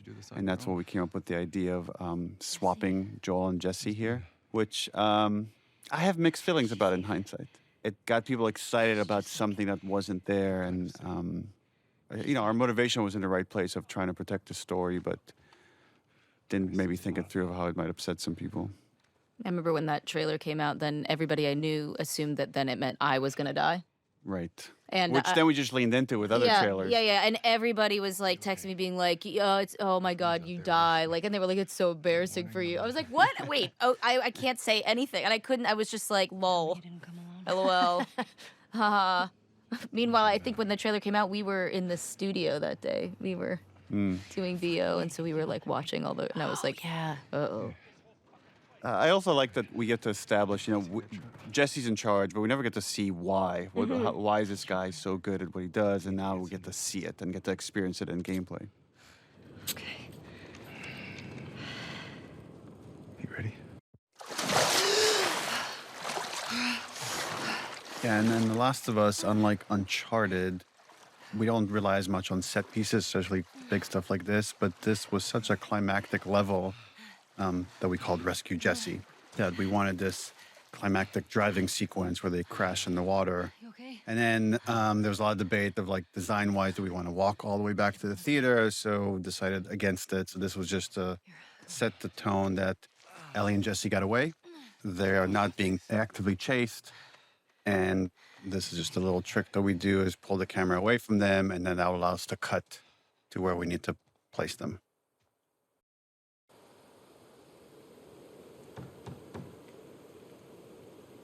Also an interesting dynamic that we talked a lot about, this triangle between Ellie, Jesse, and Dina. And the thing we really didn't want to do is any sort of jealousy about, are Dina and Jesse going to get back together? Like, it was never about that. Oh my God. But it was just more Ellie feels isolated. You okay? And in some ways, I'm curious to hear what you think, Ashley, but I think she kind of wants to be. She doesn't want to be part of this reunion, and she just wants to dwell on what's next. Yeah, I mean, that's how I feel like I was trying to play it, because I can relate to that. When you're like going through something and you're like, I don't want to go through this with anybody else because it's going to be dark. So I'm just going to do it myself. I heard you're sick. That sequence takes us to one of the flashbacks. There's a whole history with Joel and how Ellie feels about Joel and what Joel did in the hospital. And she doesn't let Dina into any of that. This is just their own personal thing that she's carrying, and she's still wrestling with that after his death.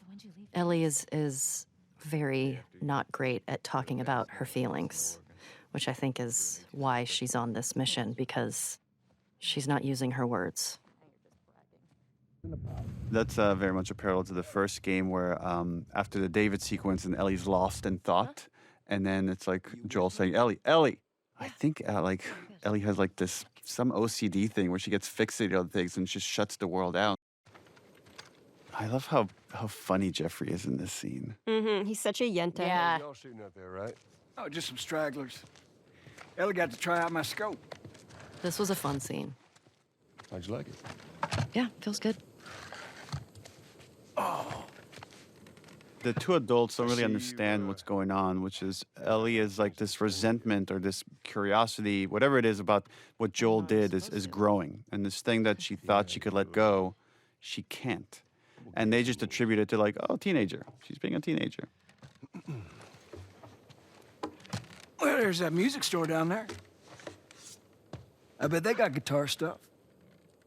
Maybe you should just take him out for an ice cream. Maybe you guys should just hang out. I love how he did that lane, and I love the tapping of his foot under the table. What do you say, kiddo? Yeah, sure, Joel, whatever. He's so excited. And that's our cue. He's like, I did my job.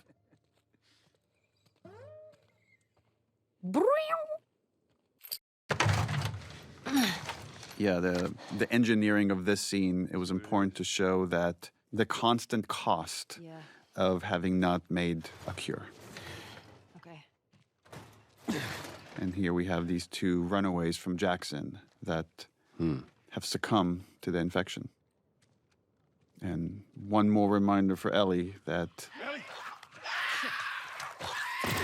things could have been different. Thanks. Yeah. But she wouldn't be here. We're also ignoring one of my favorite exchanges in the whole game, which is realizing that Joel does not know that Ellie is gay at this point, which comes right before this. Oh my God, that's right. Where he just assumes there's something going on between her and Jesse, and she's Right. like, she's like, sure, for sure, totally. Yeah.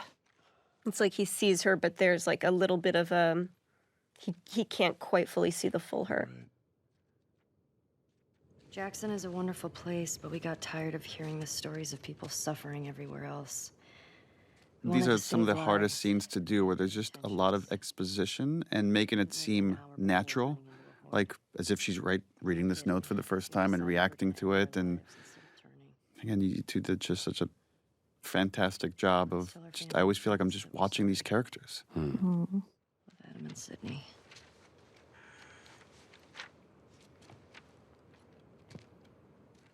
I love the lighting here.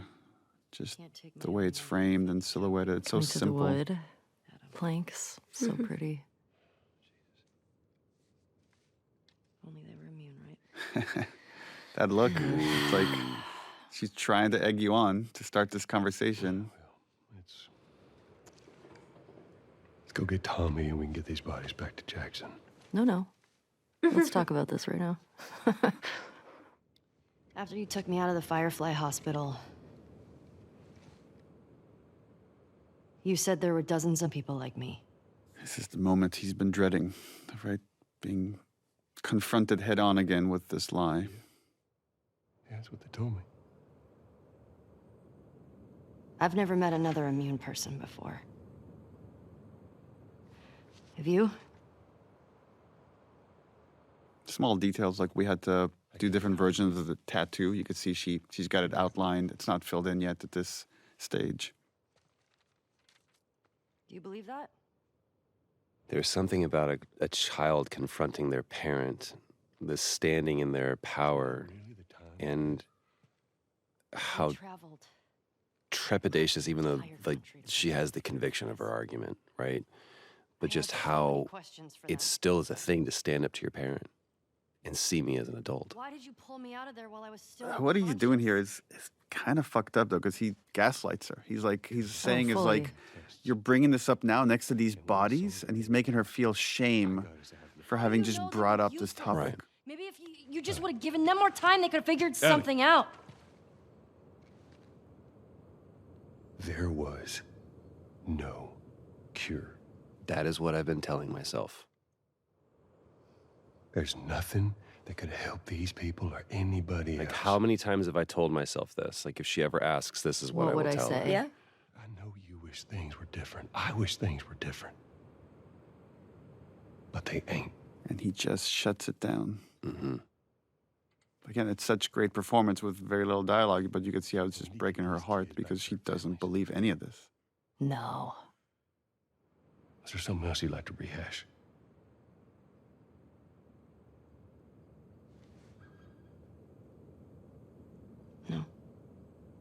No, because you'll just lie about it. Yeah, that to me is the greatest sin. And the way you're delivering that no, it's like there's a challenge to him. Like, okay, if that's what you want to say, then we'll go with that. Yeah, because it's just like, no, I don't want to rehash anything else because you're just not going to tell the fucking truth again. I gave you a chance. Yeah. Yeah. Ending images. Mm.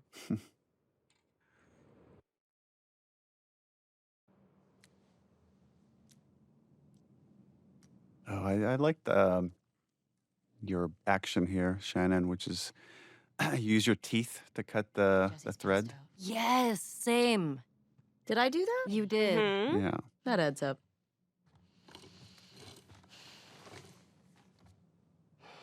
There's so much survivalist intimacy in this game. He's a good guy.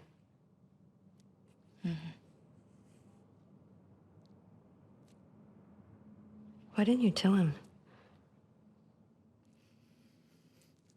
There's so much you could read out of those faces. Yeah.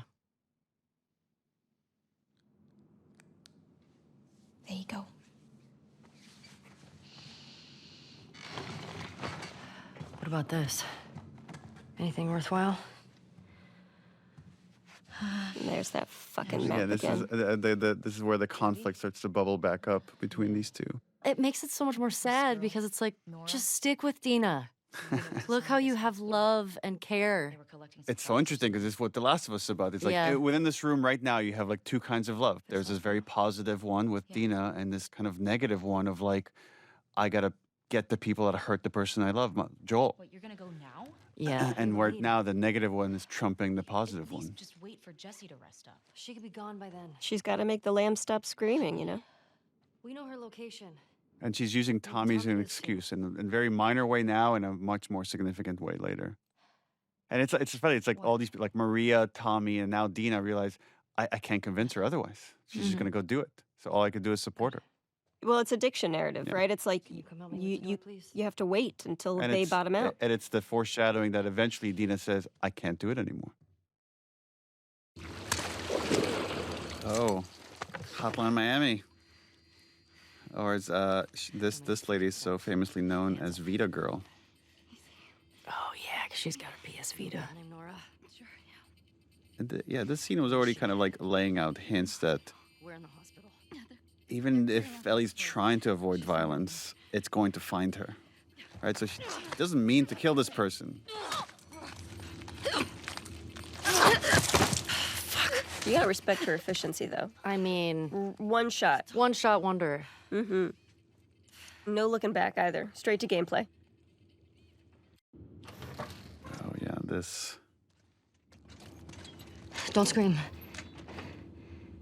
I mean, Nora's Put that shit down. pretty smart in this scene. Yeah. Is that she knows she needs to get under Ellie's skin to just rattle her so she could get away. You remember me? But she still doesn't know who Ellie is until the next scene. You remember me. What do you want? Abby was here earlier. Where'd she go? I love all these scenes where like Ellie's trying to be like Joel. She's trying to interrogate Yeah. people the way Joel would, and there's always something a little off about it. Yeah. I mean, it's also Think about letting you go. sometimes I feel like we can forget that she's only 19. Right. Yeah. And she doesn't want to hurt anybody unnecessary. Fuck out of Jameson. But just going on this journey is like you're not going to be able to help it. Yeah, I feel like each time You still hear her scream? she kills somebody, it's not as easy as it was kind of for Joel. Because each death feels like it's leaves something with her. Yeah. Yeah, that little bitch got what he deserved.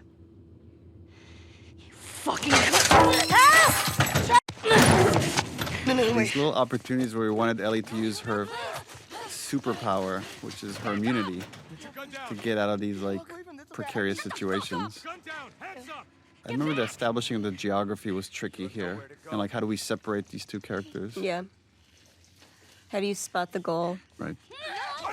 There's this progression that with each one of these like revenge kills, we wanted Ellie to lose more and more of her humanity in a way that she doesn't even understand what is happening to her.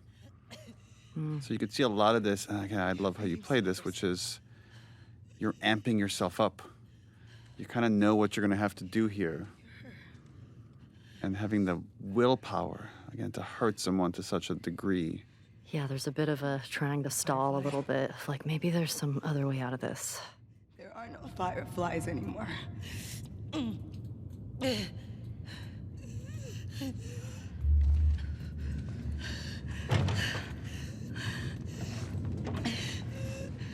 Where's Abby? Yeah, now we're at a point where she thinks all she needs is Abby to feel better about the whole thing. And that's where it feels like you can feel that she's still a kid because she's looking for this thing to try to fix it, and that's not it. It's interesting to think about the scene from Nora's perspective, which is like how much she's willing to sacrifice to try to help her friend. she's bracing herself because she knows what's coming. Like, Nora's a pretty commendable character from the other side. And it was important to just add this little bit of interactivity to make the player complicit in this.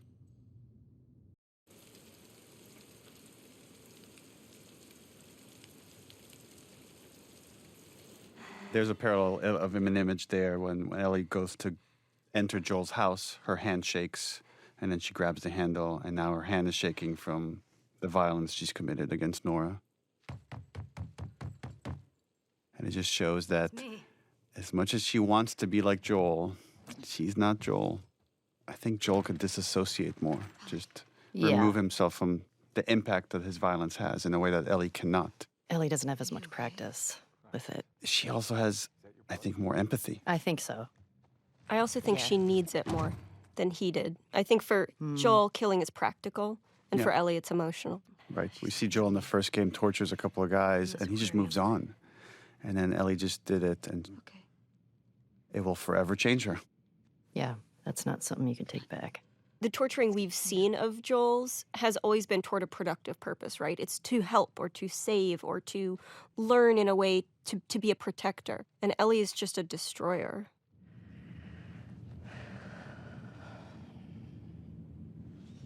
Love this performance. This is a very expensive part of the game, by the way. One of the things in live action is you get for free is putting a shirt on or taking it off. In a CG world or in video games, it's extremely expensive and hard. And we had to write this whole physics simulation on this shot, this right here. This is so tricky to pull off. We're seeing it at the same time that Dina is seeing it. Like, look how beat up she is. Look how much she's already gone through. Often when you play video games, your character or any of the characters in the game are impervious, right? They live or they die. It's pretty binary. And this allowing us to show the wear and tear on her body and allowing the violence to have an impact, not just emotionally, but also visibly, again, humanizes all of the characters in this game. There's so much happening there with almost no dialogue. That scene is tough. Like, taking her shirt off and exposing her and her grief there, because it's not just about what she did, you know? Like, there's so much grief, and she hasn't expressed anything yet, right? Like, it's the first time you really see it, and so there's this urge to, like, care for that. But then also that anxiety of, like, I'm losing this person. Right. It's really painful to even watch and, like, talk about. Like, it's really heavy. It's just such a universal theme there.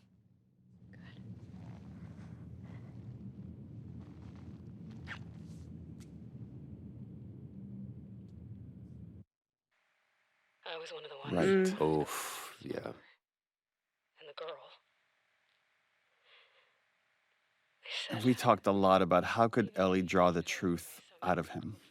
And even when confronted with facts, he might not say the truth. It's what makes him ultimately do it is the threat of, like, I will disappear and you'll never know my fate. And that's the worst thing she could threaten him with. A lot of iteration on this horse animation right here. I'm trying to make it as believable as possible. This hug. Just the unrequited hug.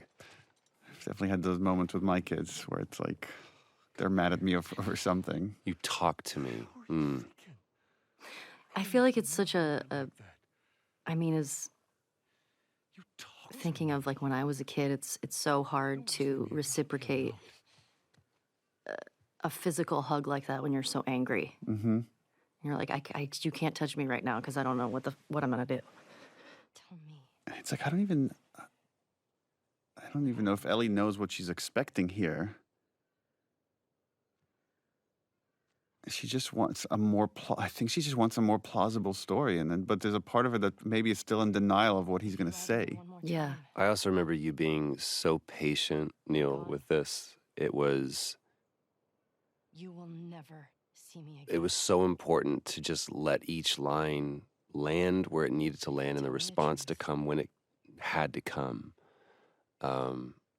Go back to Jackson. Because we did this a lot of times. That it was we all were very patient with this one.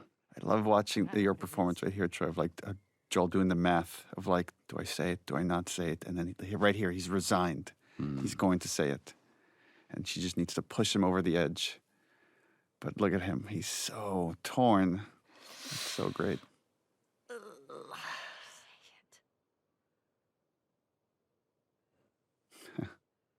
The first word is the hardest.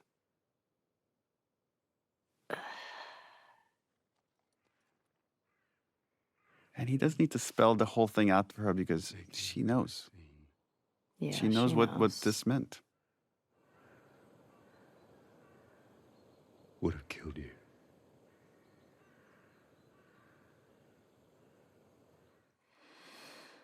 Ashley, there's something that you did that is just so powerful. It's that, without even saying it, just the clutching, like I can't breathe. Like it's literally taking the air out of me, and It's so much information to find out, but something that she's always known, but to actually hear it. And also knowing that, oh, wow, you have been lying to my face every time that I've asked you about this. And also the purpose that she had is kind of now gone. Yeah. Well, the sacrifices that all the other people made, right? Which is like Riley and Tess and Henry and Sam and everybody along that journey. Yeah. Yeah. Going that whole journey in it. What was it? It can't be for nothing. It can't be for nothing. We're done.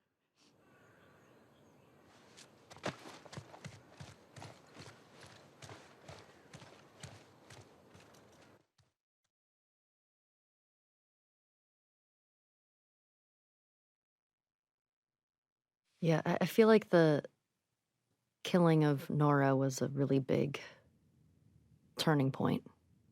I feel like emotionally for Ellie.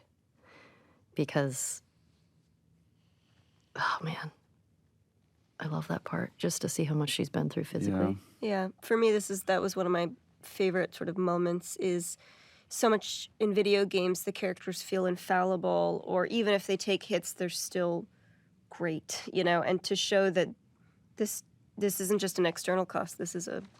She's destroying herself.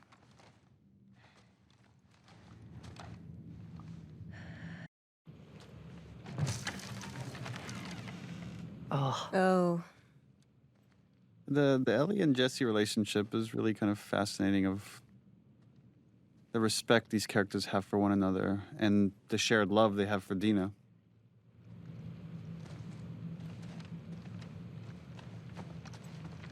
Yeah, this was a cool shot of just showing what's at stake if we just keep pursuing this thing endlessly. I aspire to be Jesse when I grow up. Me too. Yeah. Such a good dude. She had a rough night. Also the idea of secrets, right? Characters holding on to these secrets, right? The idea that she's pregnant is a secret that Jesse figures out. Is she pregnant?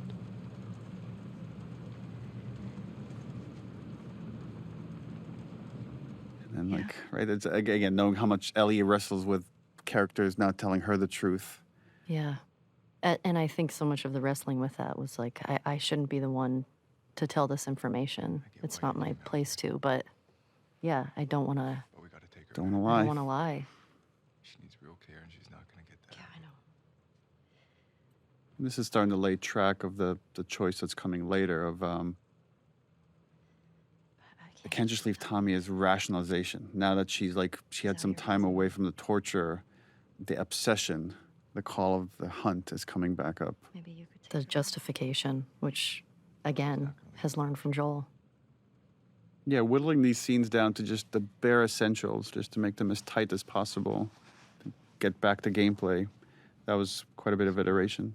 Which I feel like speaks so much to what you all do at Naughty Dog, is like the scenes don't have a ton of dialogue, and so much of it is just through looks or movements. Yeah, well, we're in a privileged position in that we have the budget and the animators and like the talent that could like translate what you're doing on stage pretty much one-to-one to what comes out on screen. But it does take a lot of effort. Let's go tell her we're leaving then. I'll just meet you. No. Like, yeah, he's got a lot to process, right? It's just... Yeah, he just found out he's a dad. He just found out he's a dad. And this is like this goodbye, because any one of these excursions, you might not come back. And Ellie's surrounded by all these people that want to support her, and they don't quite understand the darkness of the obsession. I need you to lock the door for us. How do you leave that little punum behind? I know. Look at her.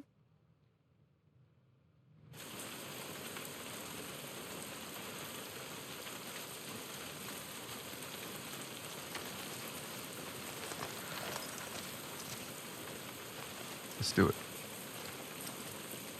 Your map showed the aquarium along the shore. Should be down. It took forever to build this, what we call the wide, which is like the deep background, where you could see the Ferris wheel, you could see just all these obstacles in front of them. How the hell are we crossing this? We could use that road. You could see WLF vehicles on that highway.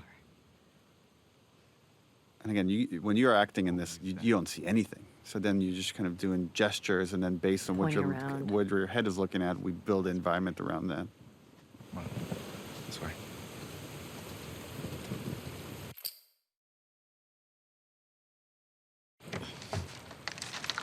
Yeah, and this is where the obsession completely takes over, where it's like, we can go for Tommy, or we can go for Abby, but we can't do both. And Ellie rationalizes that going after Abby would be the better choice. The marina through here. No, we're taking a boat. You heard them, right? They're talking about Tommy. We don't know that. Who else is it gonna be?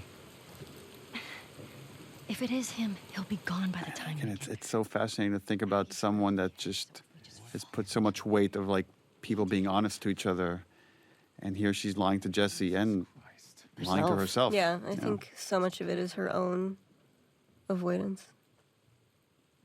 You do this, I'm not saying. And now Jesse just sees how dangerous she's become in this obsession, and she's losing even him. And it's so hard to lose Jesse.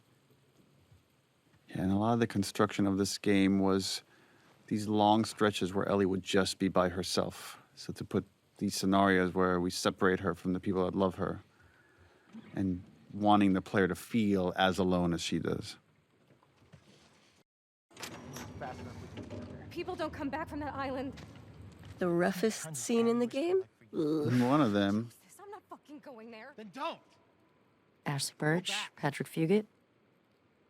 Seeing these glimpses of this other crew and not quite understanding what this fight is about or what the conflict is. Hands up. Only later just getting the rest of the context. And this is Ellie trying to be Joel. Ellie trying to do the Joel technique of... And this is another one of the situations where Ellie doesn't want to kill them. She just wants Abby. But the situation gets away from her.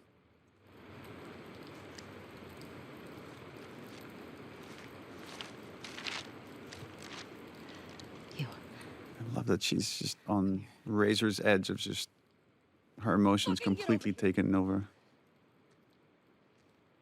Yeah, she definitely doesn't quite, because she's inexperienced in this type of behavior, she doesn't quite have the calm, cool, and collected way of doing it like Joel did. What are you doing?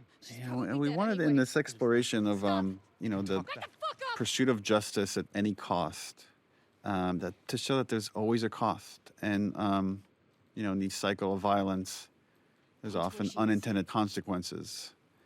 And the idea that Ellie inadvertently kills a pregnant woman just felt like a great metaphor for that. But it definitely horrified some of the people at the studio that heard this pitch. Yeah.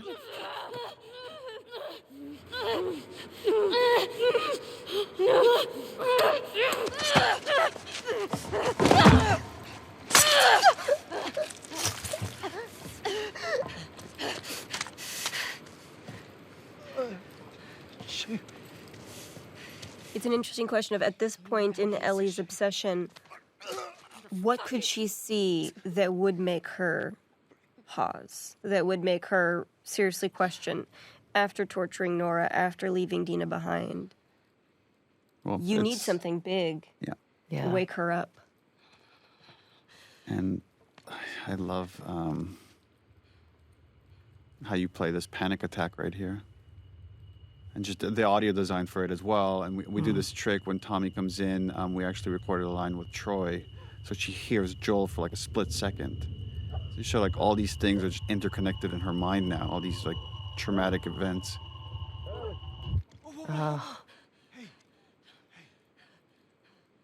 Yeah, she's not built for this. And just show what a good guy Jesse is. It's like he went and got Tommy and said, "We gotta hurry and get to Ellie at the aquarium." This was another like clue chain thing we needed to do to set up for later with Abby, is the idea that Ellie has this map, and in the chaos of this whole moment, she dropped it and didn't even realize it.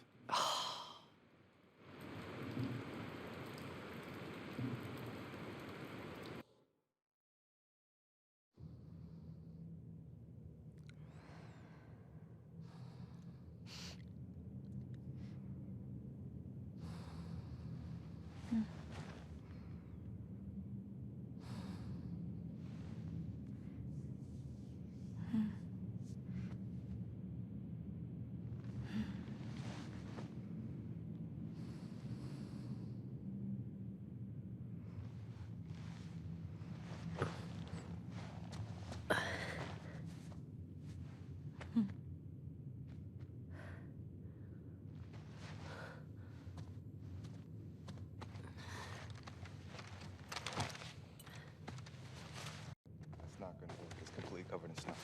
Nah, by the time we get there, this whole area will be thawed. Yeah, this is a bunch of obsessed characters, except for Jesse. Jesse is the most moral character in the story. What are you guys doing? That all have to accept that it's time to go home.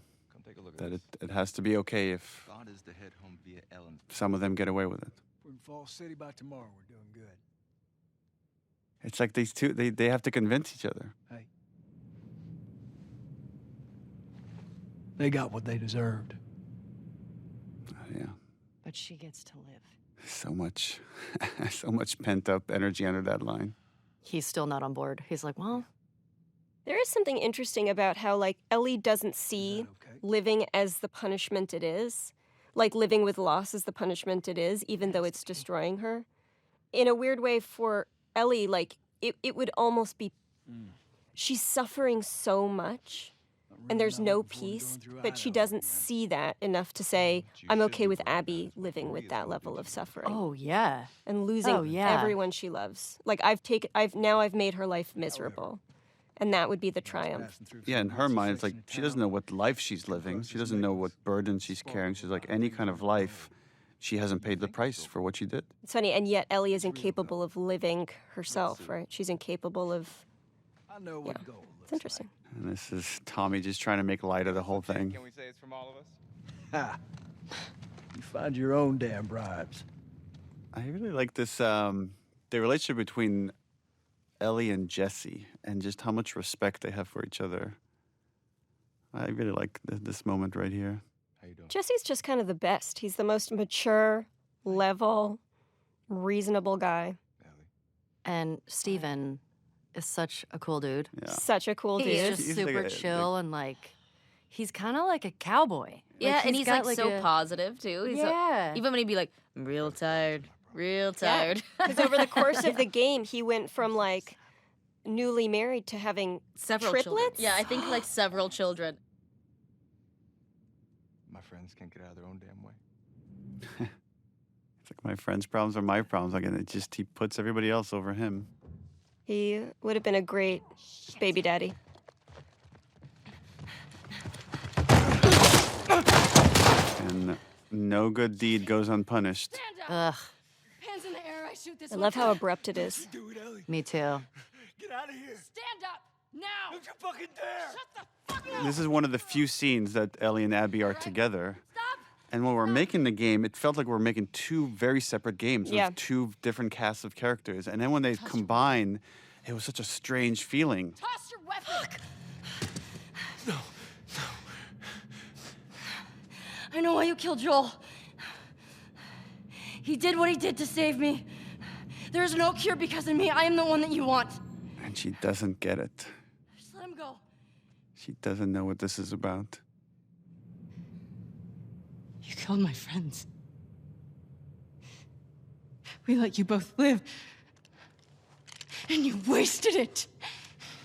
Cut to black. Dad? Baby Abby. You can tell because her braid is so much shorter. It's interesting in hindsight now watching how when players do this, they think, oh, I'm just going to get a little bit of a glimpse into who she is. They don't know yet. You're only at the halfway point.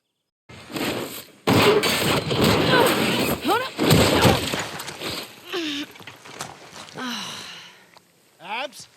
And we're about to introduce Jerry the surgeon, played by Derek Phillips, who voiced the surgeon in the first game. Right there. Another fun fact is we originally cast him as Henry before we decided to drastically change those characters, and then gave him the role of the surgeon. Believe it or not, they actually care about your safety. These woods are But that's before you knew that the second game was happening at all. Yeah. right on the other side of those trees. And? She's due any day now. We'll just check on her, and then we'll head back. I promise. Like this role reversal where she's more the adult in this relationship. See? You're probably thinking about this surgeon that doesn't have much to do until... Of course, the zebra comes because, again, this is part of the Salt Lake City Zoo where the giraffes escaped that we saw in the first game. Zebra, played by the wonderful Chris Robbins, who doubled for a lot of stunt work as well for many characters on this game and the first game. I bet nobody ever asked him to be a zebra before. No, but man, he did a good nailed it. job of being a zebra tied up in barbed wire. And he's like this big former football player, and he's just knocking everybody around here. I love Pat just coming in like, what's going on? I'm like, yeah, what the fuck is this? Come on.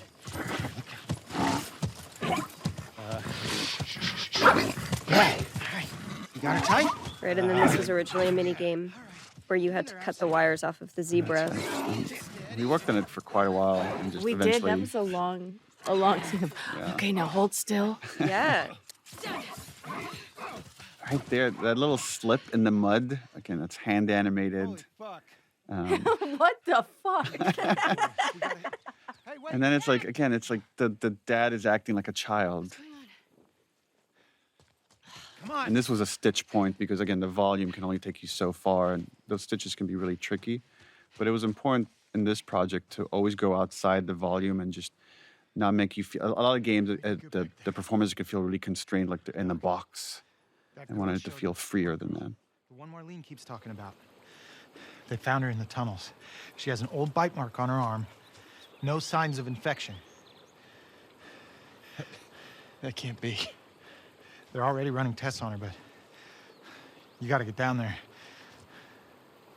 Now there's like this glimmer of hope with Ellie and revealing that we're in that same giraffe location. All this beauty and wonderment happened in the first game.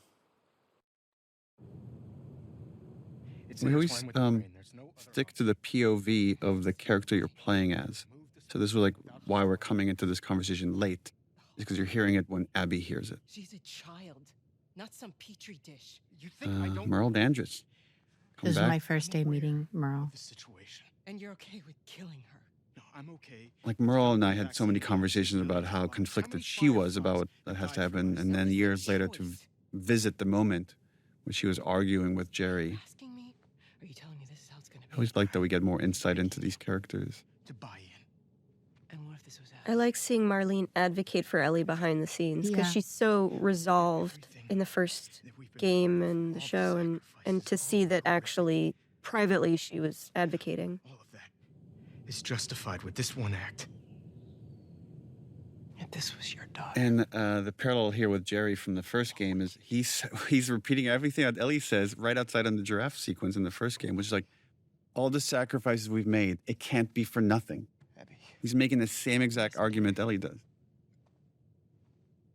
And then Abby walks in to give her dad an out. Look, Marlene. And Marlene is done arguing, especially in front of his daughter. Thank you. I'm gonna go tell Joel. Why? The ethical thing Marlene does here is like, I have to tell Joel, which is ultimately her fatal mistake. Yeah. I guess Jerry's fatal mistake too, but he allowed it to happen.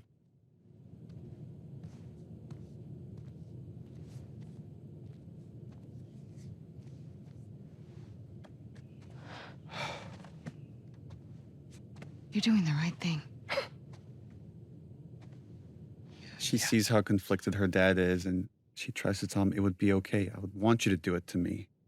And he can never admit that he wouldn't. You don't think so? Well, I think he would. that's what I love about this. It's like, but he never says it.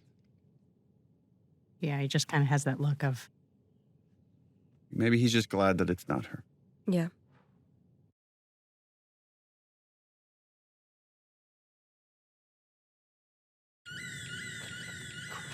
Is he still in the fucking building? Oof. Abby. No. Abby, don't look. We can't spare any of our characters from seeing the trauma firsthand. Yeah. Joel with Sarah, Ellie with Joel, Abby with Jerry. And it's just this shared trauma between these characters, and now events are set in motion.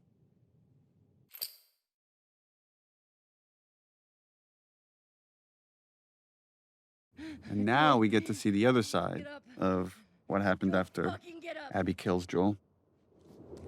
Please stop. Please don't. I forget again, this is such a collaborative process. I don't even remember where some ideas come from, if it was editorial. I think it was editorial. Yeah, but to see the scene again from Abby's perspective and now get the fuller context, which is the whole concept of this game of like, you have one notion of how things go down, and then we give you more context and make you question your initial feelings about it. Whoa, what are you doing? Manny. Cleaning up. No. You remember how hard Pat pushed Alejandro? He's right. We can't have loose ends. Yeah, we killed them. Dude, this also good, but Pat specifically would just kind of lose himself in these moments. Look at my face. Fuck your face. You should have been guarding the upstairs like I told you to. Move! Back up. Calm down. Or what? Back the fuck up! Calm down! Darden! You gonna shoot me? Stop! We're done. There's your fatal mistake. done. Not cleaning up your mess.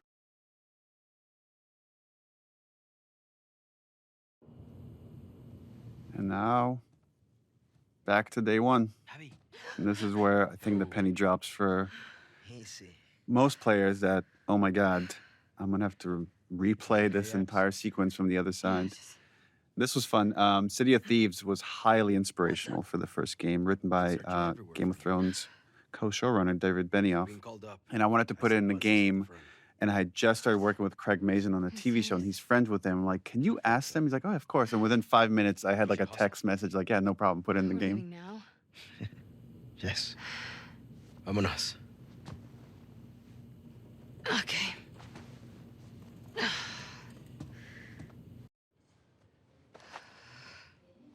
I love that Abby and Manny are roommates, that they're just bros. Gender means nothing. It's crazy because we were filming it. I always thought of Manny as this like really fun loving. He is. He's this really fun guy, right? I hadn't even like registered the fact that he had in that scene like he had spit on Joel. And so when I played it and he had done that, I was so angry at the character that it took so long to remember that he was a cool guy. A cool guy. Why would it be up to Owen? The irony that Ashley Birch, who plays Mel, has to play pregnant, while you, Laura Bailey, were pregnant.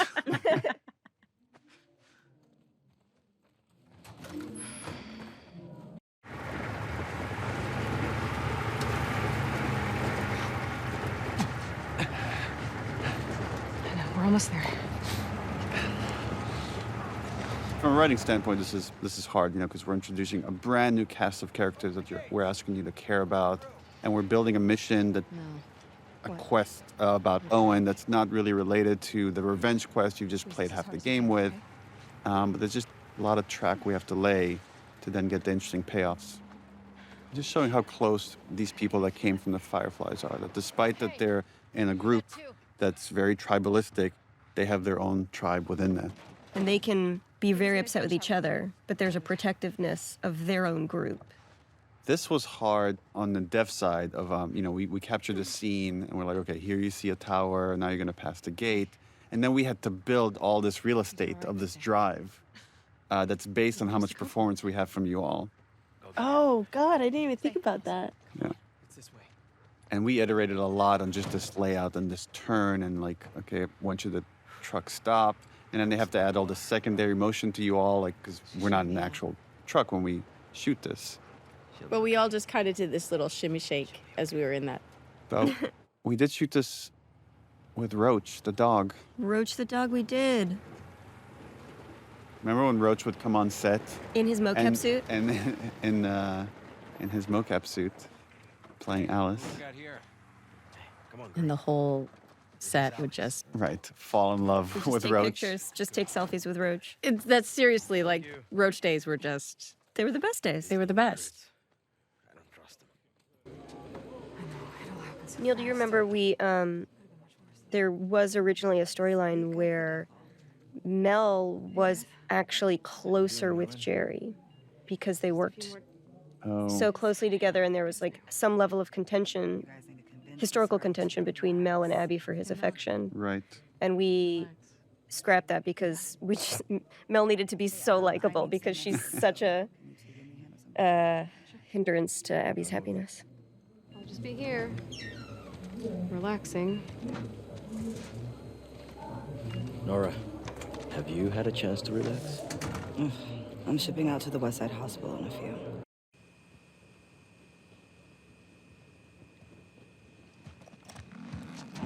Poor Danny.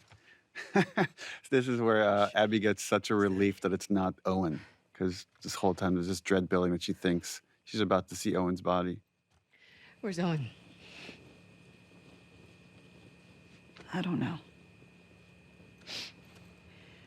A few days back, there were some scar sightings out by the marina. Character model has incredible arms. Yes, I was just looking at her arms.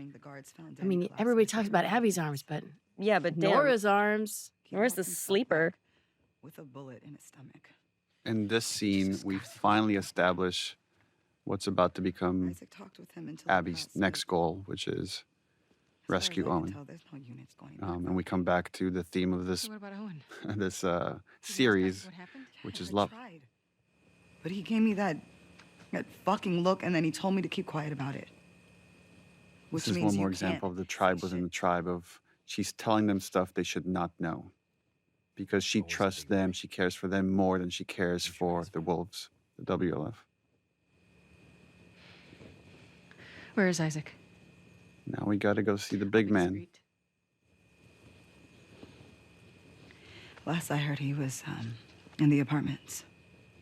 It's kind of cool to, again, build this guy up and then give you a glimpse of the person that runs the WLF. You know what you guys find out? Yeah.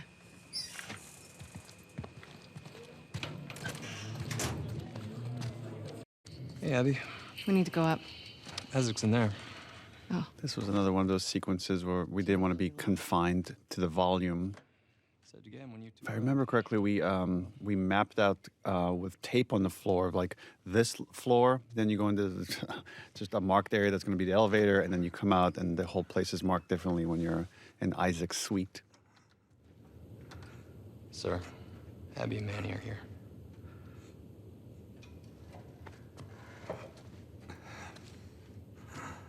And here we have the fantastic and very scary Jeffrey Wright.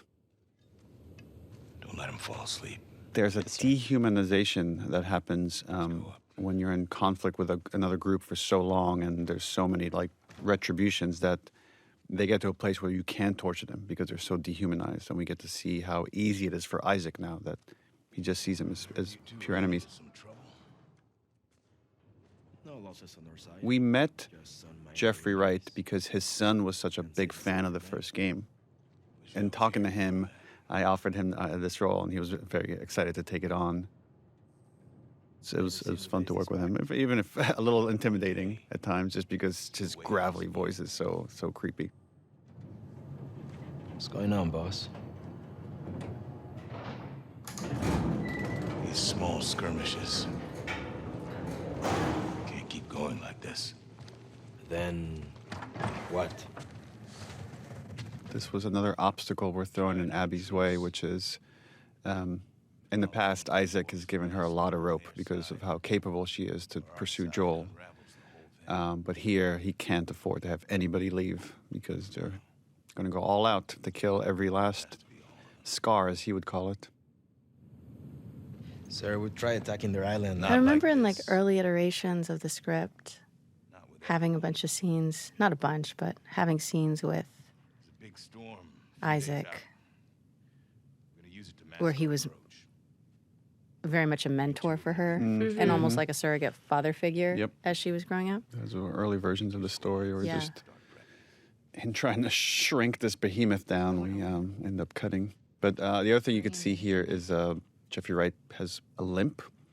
And the reason for that is if you look at the concept art, he has an amputated leg.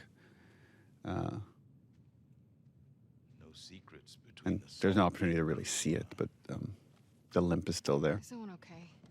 And then we did so many takes, and Jeffrey insisted on eating an apple in every take just to make it authentic. So he ate a bunch of apples. To Laura's point, we wrote scenes. I remember drafting scenes where he's coming in as trying to be sort of a Tommy, like a father figure after she's lost her dad. And you come to realize how intimate their relationship is, but it's something that she will very quickly give up in the face of Owen being in trouble. And as soon as she connects with Lev, again, she's willing to give that up. But couldn't do it for time. You get little hints of it because I feel like our relationship in this scene, you can see that he's given her things in the past. She's used to being able to get her way. And that one line, the way he lives it, like, stop gossiping about it. Like, the idea of that you guys need to stop, like, being this, like, Salt Lake City crew. You're part of a bigger group now. Yeah. There are things more important. And we'll get to the bottom of it. And even here, he's, like, saying, when the time comes, we'll do what's right. Yeah, at this point, you find him to be, I think, torturing aside, like, he's a very fair leader with her. He's given her a lot, and then now he expects her to step up for ultimately, a 3-day assault. The way he behaves, again, this is like we're on a broken record, which is he loves his people. He's going to go commit atrocities because of how much he loves the people that look up to him. He's gonna burn a village filled with children. Right. No way Owen killed Danny over some scar, right? What? No. Abby, don't.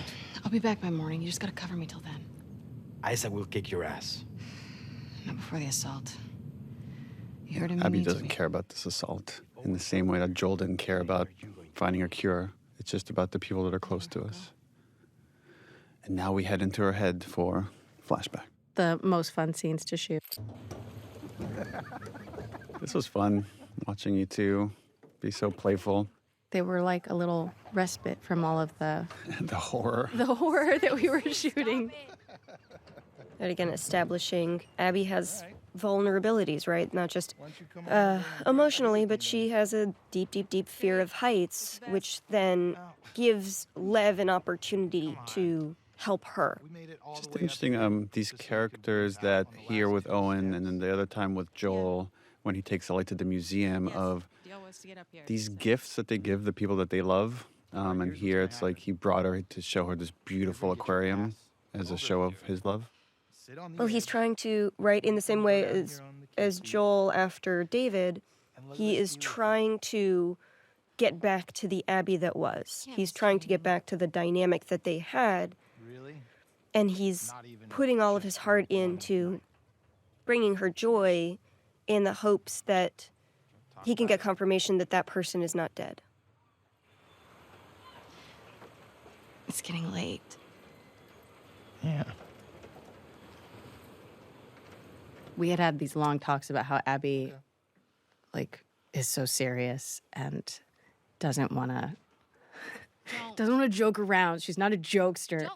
And I think Pat just, like, took that and ran because every single time we would shoot, he would try to make me laugh as we were shooting as, like, a challenge. I'm serious. I will break up with you. Owen. I always loved you. Don't!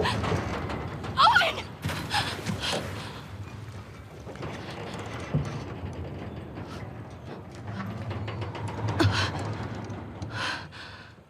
No! It is like, at this point, Abby also, I think, is trying to be the person everybody wants her to be. She's trying to be the old version of Abby. She's trying to be the loyal soldier to Isaac, who has given them a home and a purpose. She's still figuring out who this new version of her is. And reinforcing her fear of height. When we shot that, though, do you remember how pregnant I was? Remember how terrified I was because you're jumping off this like 2-foot platform. It had to be. It was higher than 2 feet, right? 3 Tell feet. me it was higher than 3 2 feet. But then every time you landed hard on the ground, I'm like, oh my God, a baby's gonna fall out of her. This was like a nice, short and sweet little cinematic. Also a fun thing to shoot when you're, like, coming up from underwater.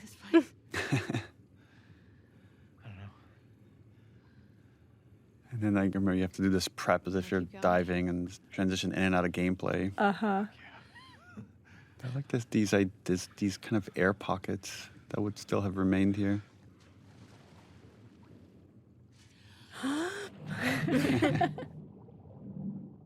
As you held your breath a lot while Yes. shooting some of these scenes. I love this scene. Yeah, this whole sequence is for this scene. Like, but poor Owen loves Abby so much, and she's just so stuck with this, well, grief, I guess, that she can't let go. The injustice that she can't let go. You could argue that what Owen is going through is a smaller version of what Abby is going through, right? Like, he's in love with this girl. He's fixated on her. He's ready to go on this journey with her and risk things for her, and all he wants in return is a little bit of love. And she just can't. She can't. This is just, she's not the person she was anymore. It's this notion that somehow, if she's happy, she's disrespecting the loss of her father. Yeah. You want me to slow down? No. She can't allow herself to be too happy. Is it this? And he's still trying to make light of it. Look at him. He's so cute. We're disgusted by it. Patrick Fugit is a very charming man. Very. I'm sorry. Don't be sorry. Talk to me. Just let him in. I know all the leads have dried up, but Joel's still out there, you know? I know. And we get the sense that this is not the first time they're having this conversation. No, this is the end of their intimate relationship, right? He's Yeah. going to try and move on This is with Mel. It's not going to work out. This is the breakup scene. Not how he envisioned this moment going, I have No. a feeling. What about you? I like kind of this idea, like, look what I brought you. I brought you underwater. What else can I do? There are seals swimming around. It's just not enough. So sad. I mean, it's very much a parallel to what we see a much worse version of this in Ellie on the Farm with Dina. Yeah. I'm sorry. I told you already. Don't be sorry.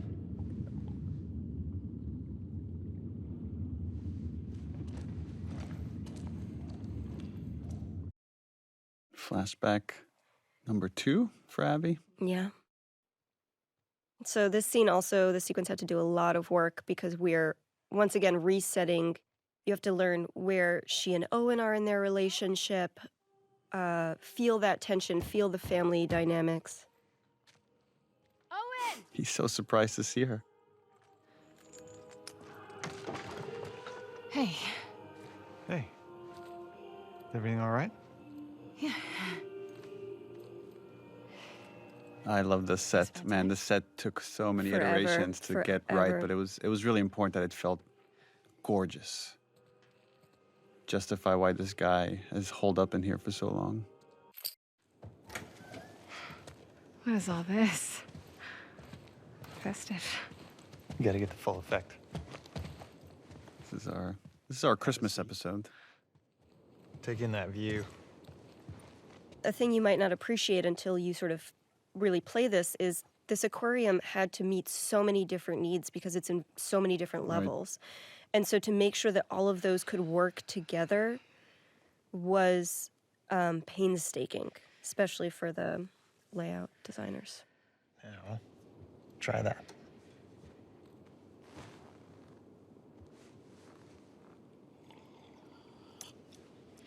Well? The view is nice. Oh, whatever. Philistine. You want me to lie? Yes, obviously.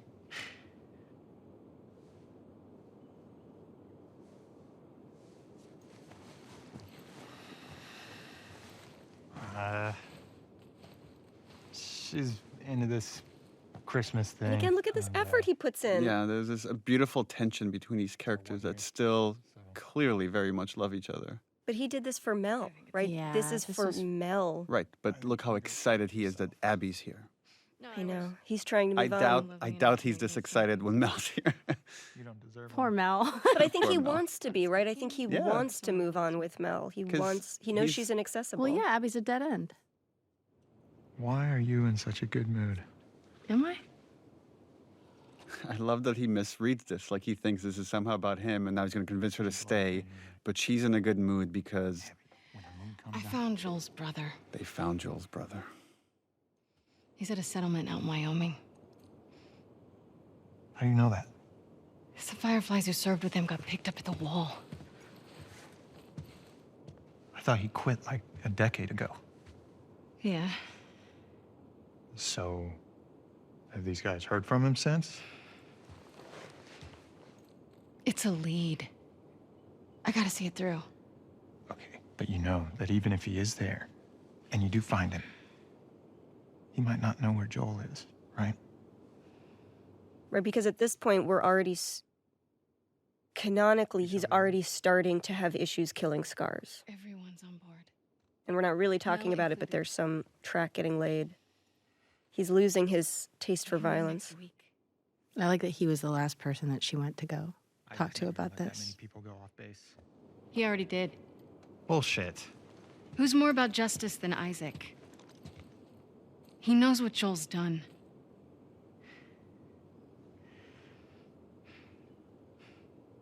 Hey. We're doing this together, right? I love that look. It's like, you promised me. If we get like any clue, you promised me. He doesn't want to be the last holdout. But he's like Jesse. He's never not going to go if his people are going. Oh. The Paris sequence. This scene. Oh, yes. Was this one of the first things we Yes, shot? yeah, because it was for Paris Games Week. Paris Games Week, yeah. We shot this way in advance. I think it was like a day or two before we shot this that I'm like, we could do this all as one shot. And like I had sketched out like these kind of storyboards real quick and then came up with this hazy plan with Matt Neapolitan, our cinematographer for this game. Like take after take of getting dragged by your arms. This was another one where we actually strung Laura up with, we had like 2 ropes, one that was around your neck to just give you a little bit of tension that you could lean into as much as you wanted, and then another one that held your body up in the air. Yeah. Oh, but man, this was so much work. And like we scrutinized the tiniest details in the scene. When this came out originally, people thought that she was Anna. Anna. That she was Ellie's mom. We were watching the narrative of how Ellie came to be. And these Seraphites that at times you might feel sorry for them and you see them getting tortured. And then see that, you know... Oh, wait a minute. Here, the lead Seraphites in the scene is played by Emily Swallow in just Small World. She's of Mandalorian fame, acting along Pedro Pascal.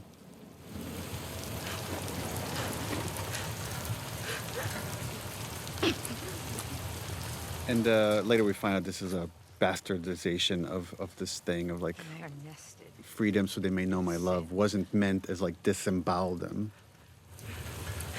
Free them, that they may know my...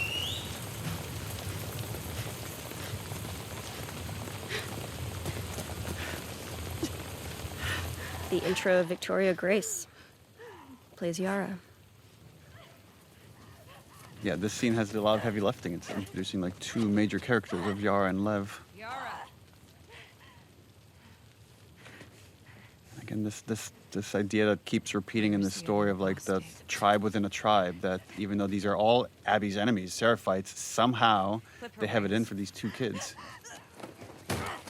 And again, this is one of those weird opportunities. I know it sounds dark, but like in seeing the violence against these kids, it's much easier to immediately understand why Abby makes the choices she makes.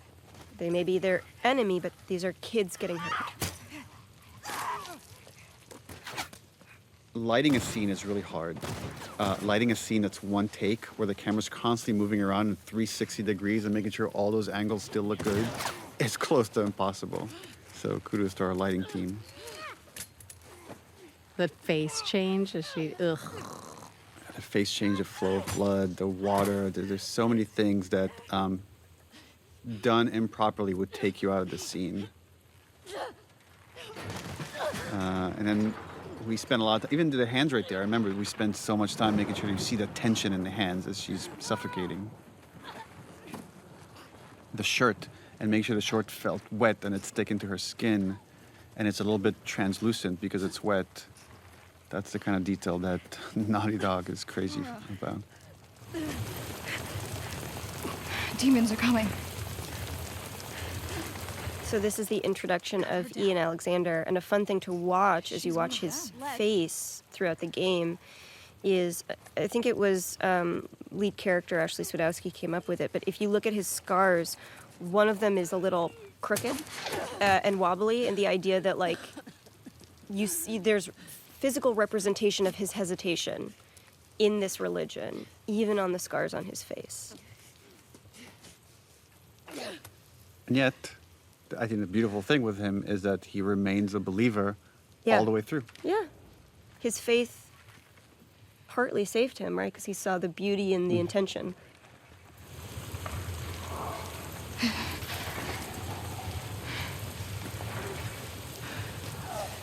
Watch your backs.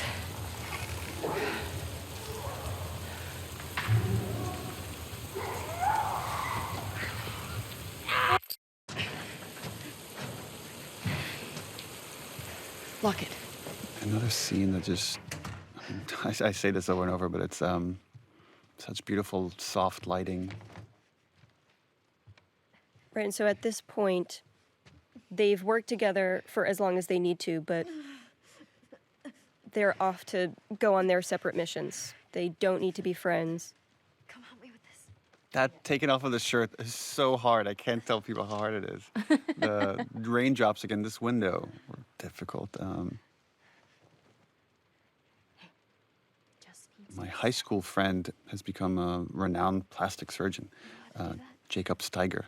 And he gave me some advice here on this injury and what you would need to do to treat it.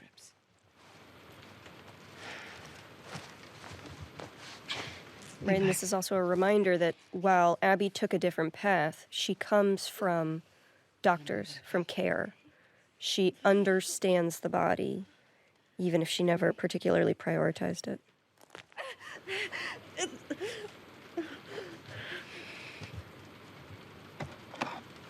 Victoria and Ian were great in this. Just how Ian has to play both being scared for his sister and just angry at this wolf that he has to work with.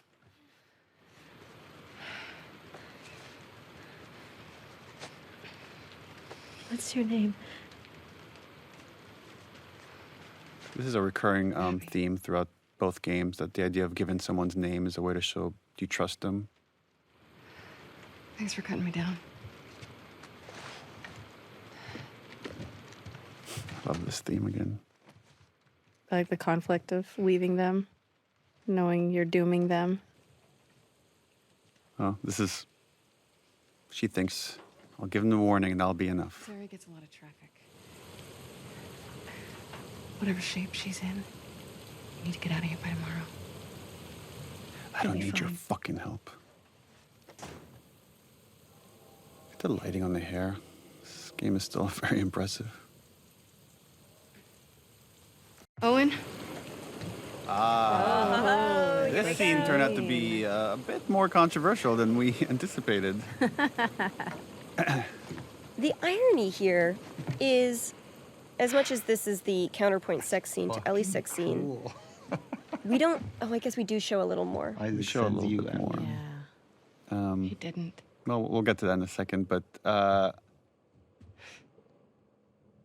What is all this? I love this interplay between you two. Apart. I'm gonna fix her back And up. I see. yeah, we really wanted to give Pat something meaty. And this monologue, which he just, for my money, knocked it out of the park. Danny's dead.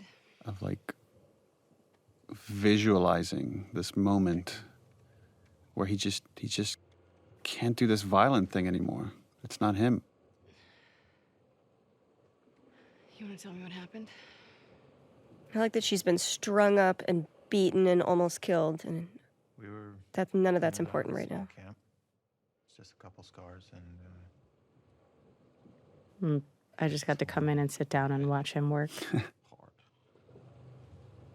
And he goes down, and his weapon's right And this there. idea of the tribe within a tribe, and He doesn't go for it.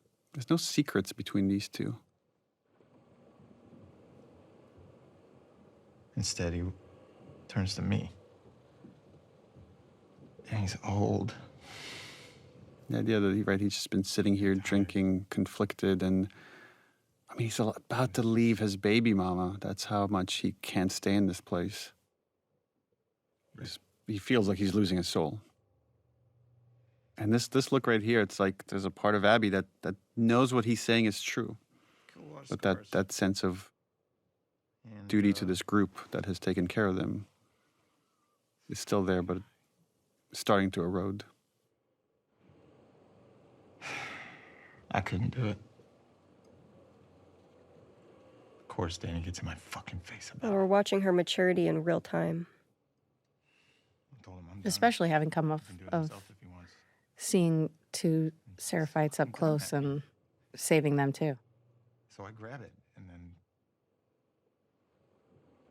I like that there's so much like unspoken between them that's about to come to the surface of like Abby thinks he's so naive and he thinks what she did was so awful, but clearly they've never talked about it until now. And then there's the underlying love they have for each other and obviously attraction. It's all like, it's so messy. I like the messiness of this relationship. And it would have been like, I know our goal here is to create empathy for Abby, to show you the other side of this journey. And this definitely was a risk to say, okay, she's gonna have a sort of affair with this guy that got this other girl pregnant, her friend. The fireflies aren't. But this primal thing that's going on between them just overpowers logic. It's a lead. And to me, that was more important to create empathy, is to show how human they are, than to just make them righteous or right the whole time. Well, they're trying to define good in a gray world. What about Mel? And that means they have to make messes. This little pause, that's a nice bit of acting. she'll be safe here. Okay. We'll talk in the morning when you're sober. Don't do that. Do what? Treat me like I'm fucking insane. You feel the He same. knows her more than she knows herself.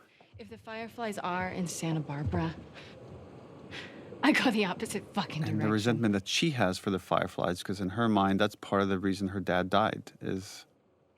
They failed her. Yeah. They failed in every way. Yeah. Sorry I grew up. You should try it. It's just the insulting and just... Oh yeah, how do I do that? And this notion that's like your best friends can hurt you the most. Cut into them? I could torture them until they're crying, you know? And the flash of violence here, of anger, is like... Abby never talks about it, but clearly she is haunted by what she did to Joel. Yeah. And he's finally seeing that. Yeah, and then once they touch, it's over. I think they're both incredibly lonely characters. Yeah. Yeah, he's in this other relationship, but clearly he's lonely, and he's been longing for her. And I know people ask this question, why show this? Why you could end the scene right here. I disagree, though. But I disagree as well, because I think it's important to show the conflict. vulnerability, how vulnerable these characters can be with each other. But there's also, again, it's messy and dirty and loving and a little violence at the same time. My philosophy on sex scenes is you should take them to the point where you've gotten all the information needed or the emotional evolutions needed. And in this case, I think you needed to see her conflicted and give in. Yeah, surrender to the moment. This was a concept we came in quite late of showing a nightmare. But showing that now that this nightmare that she's having about her dad is now switched. And this like burn that Owen has on his back, this was another Ashley Swedowski idea that, like we do environmental storytelling, we could do stuff on the body through scars or disfiguration that tells you a story. I love that at her core, Abby is a protector. Mm-hmm. She's Joel. She's Joel. Yeah.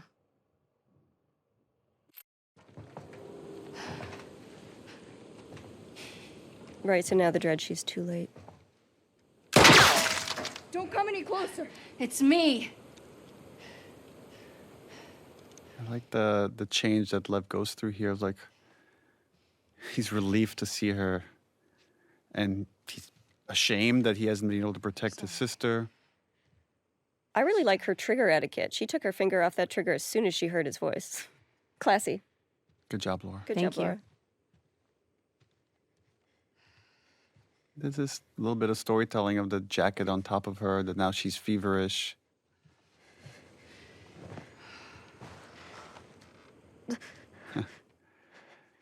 Sometimes we get these unintentional parallels. Like this one comes to mind of Ellie in Winter needing medicine for Joel. Mm-hmm. And now this is about to become a goal for Abby and Lev. I think that one of the things about this game that I like is it just keeps reminding you in how many ways we are fragile. Owen! This is one of the things I did for Owen! training when I started working out for Abby. My husband, Travis, got me a 100-pound sandbag. Have to carry. And I had to carry it. Oh, damn. I need whatever. And then I got pregnant. Put the phone down. It's okay. This is a neat moment, right? These dogs have been trained to like tear scars apart, and now they're here. Lev, lower the bow. It's okay.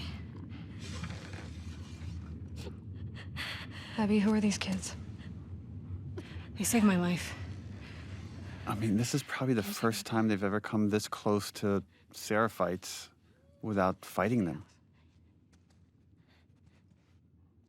I wonder if Owen right now is thinking, like, I mean, I said not kill them. We don't have to, like, fucking go this far. It wasn't me. It wasn't me. Mel's like, yeah, right.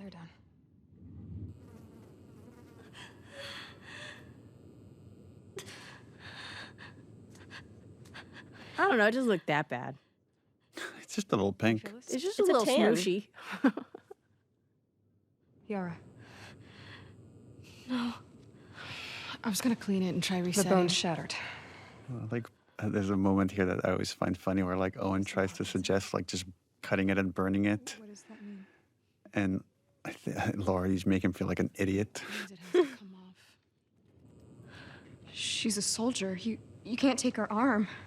We leave it, it'll turn gangrene. What I love in this scene is even though Mel has very little dialogue outside of tending to Yara, you can see in her performance, in Ashley Birch's wonderful performance and her body language, that she is very much soured to Abby since last we saw her. And hopefully it's very subtly asking the question of how much does Mel know?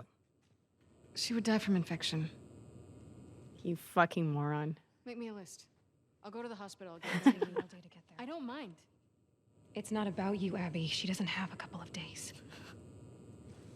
What if I can get you there in 2 hours? Abby is like such a Hospital, right? singularly minded On the west side? person. Like when she gets fixated on something, nothing will get in her way. I don't know anyone else like that. High up, it's how we get around the flooding and... You people. Can't you handle 2 hours? Probably, yeah. This idea of the sky bridges and that wolves never look up. It's actually it's an idea we got from our focus test. Is that we build these elaborate levels, and then we find players look left and right and almost never turn the camera upwards. Oh, wow. So there's this idea that they're patrolling these streets and they never look up to see these secret paths that the Seraphites are using. Abby. Oh yeah, you calling Abby right now? Look at the way Mel's looking at him. Hey. There's also, again, it's kind of a messy theme, but the idea of that we've done certain things and it feels like we can never get past them. And for Owen, it's like, oh, I got this girl pregnant. Does that mean Why are you doing this? this relationship is doomed and it could never happen? That's the way Abby sees it. But for his mind, it's like nothing is ever final. There's always a chance for like a new beginning. Well, I do. It's a nice, sweet little moment. And Lev's just like, Well, I'm like, not oh, here. shit, well, I I am just not went. here.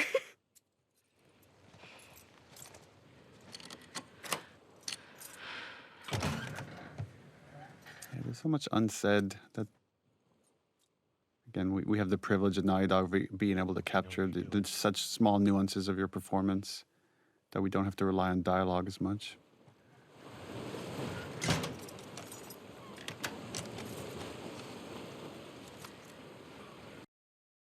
Her worst fear realized. Yeah. Can you imagine how bad that would smell? I like that Abby is like, let me recover from near death. And Lev's like, I'm good, let's go. And he's just staring just at her bounces. awkwardly. It was so great on the stage. Looking up and just seeing him. Can I get a minute? Please. Okay, but I'm going to keep staring at you awkwardly. Yeah, I'm not gonna. Just back up one step. The sequence between Abby and Lev used to be shorter, significantly shorter, and Lev used to be the one that died and Yara survived. And it's because we saw the dynamic between you two. Oh, that really? It caused us to have this ripple effect that changed the story and eventually led to us changing the ending and having Abby survive. What? Really? Spores. Masks on. So this is my favorite level in the whole game. And narratively, this level had to do a lot of work, not just because, We were on the run. hey, now we're going to learn more about Seraphite culture and what this is and who Lev is, but this level has to ultimately earn Abby's willingness to walk away from the wolves. If you die, I'll be stuck here. Better start praying I make it.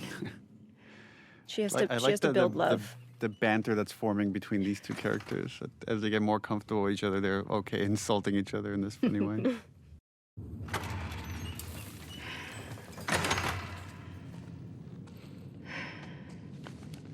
Got your present.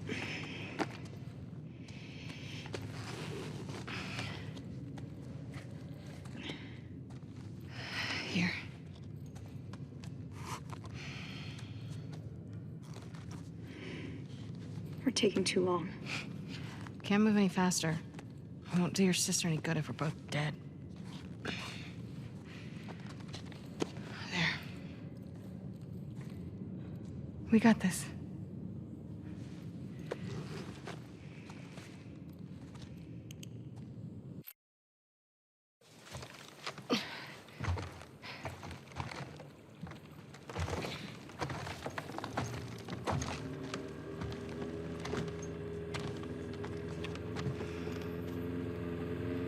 This is as far as you go. But wait, why? Because they want to kill you. I like that he has no idea what backgammon is. What's backgammon? It's an interesting dynamic because he's been so secluded from the world. He knows even less than Ellie did in the first game. Just makes you think about, like, you know, if we were to come back years later, people that would be born years and years later, like, just the world we know seems more and more distant. Hey. Vida girl. Abby. Oh. Now from the other side. They got you out here too. Yeah, what a haul. I need some medical supplies. Can you put me where I'm supposed to? Abby, just checked in with Isaac. He wants you back at the farm. Let me talk to Isaac. Talk to him in person. You're going back for the next shipment. You're fucked. Yeah. What are you doing? She's been AWOL. Trying to look confident, though, you guys. Tell by my body posture. Give me your hands. She's not yet willing to Fight them. Mm-mm. She's surrendering to them. They're not her enemy yet. Just staring daggers into his face, though. Like, are you really gonna do Hey! Hey! Let me the fuck out! God damn. You're gonna dislocate your shoulder. Chelsea Tavares I never thought I'd see you on Isaac's bedside. did a really fantastic job as Nora. It was important that all of you had really good chemistry. That's just, you have to sell years of friendship in very short scenes. I need some medical supplies. Why? What happened to him? And again, this just myopic focus. Compartment syndrome. Bashed forearm. You're not treating him, are you? Mel. But she's not right. Interesting that even here, that these people love each other, that there's tribes within a tribe within a tribe. She's, yeah, lying to Nora. We haven't cleared out the lower floors yet. Will they have what I need? Build up for the scariest fight. We're about to get into our Resident Evil homage. I'll be fine. She's so cool. You get caught. Nora? Yeah. Yeah. I'm like, this one will bite you in the ass. All right, come on. But, all right.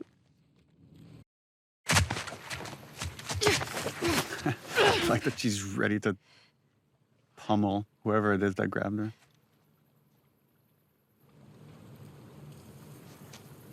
And this is something we'll see with Yara later as well, which, like, these kids are told to stay put, and they're starting to care so much for Abby, they don't stay put. They're all looking for you. What did you do? Nothing. I told you to stay put. I couldn't. Your friends are all over the place. I really like the glue that happens between this scene and the next, and showing this river rapids ride, and it has very much this Apocalypse Now feeling that you're cruising through a war-torn area.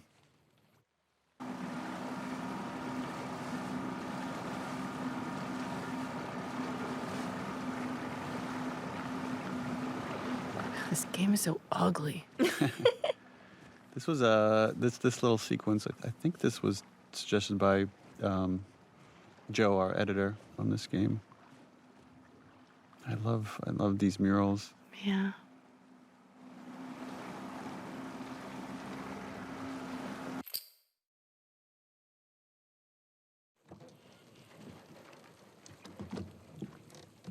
Sometimes these, like, kind of connecting shots I find really beautiful. Just giving you a little bit of a gap in time.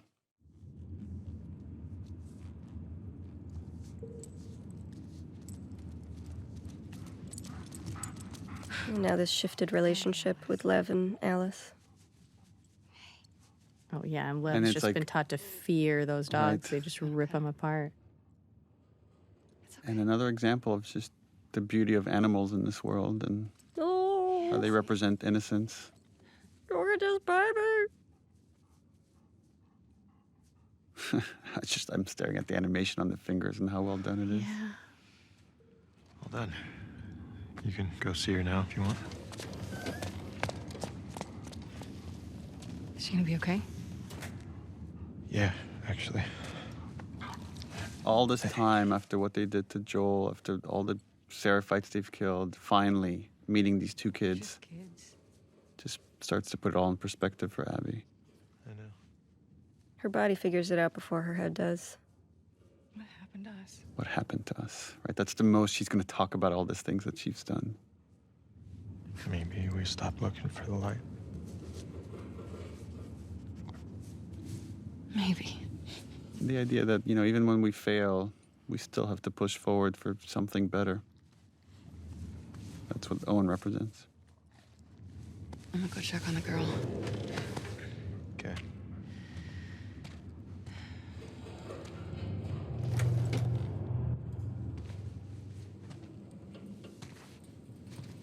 Something so beautiful and sad here when we reveal the missing arm and this exchange of a smile between these two characters. Another time I'm going to sound like a broken record, but it's just, I love showing off your performances with no dialogue. It just makes our job easier as writers. Just leave out the writing. That's the secret to good writing. Leave out the writing. And finally, she has one good night of sleep.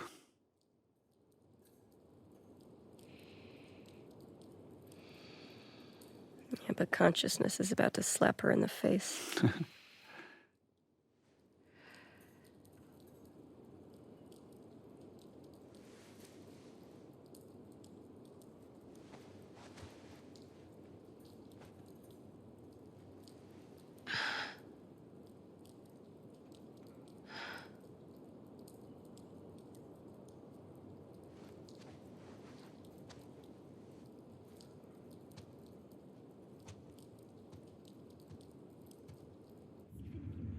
She's not going to come with you. I can convince her.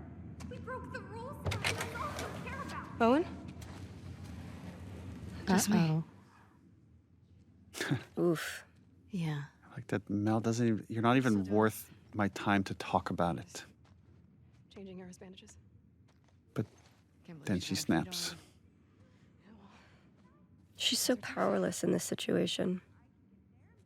What are they fighting about? Fuck you, Yara. I wouldn't leave you behind. Oh, and this was a fun beat because he did just learn how to say fuck you. Owen invited them to come to Santa Barbara. That is very Owen.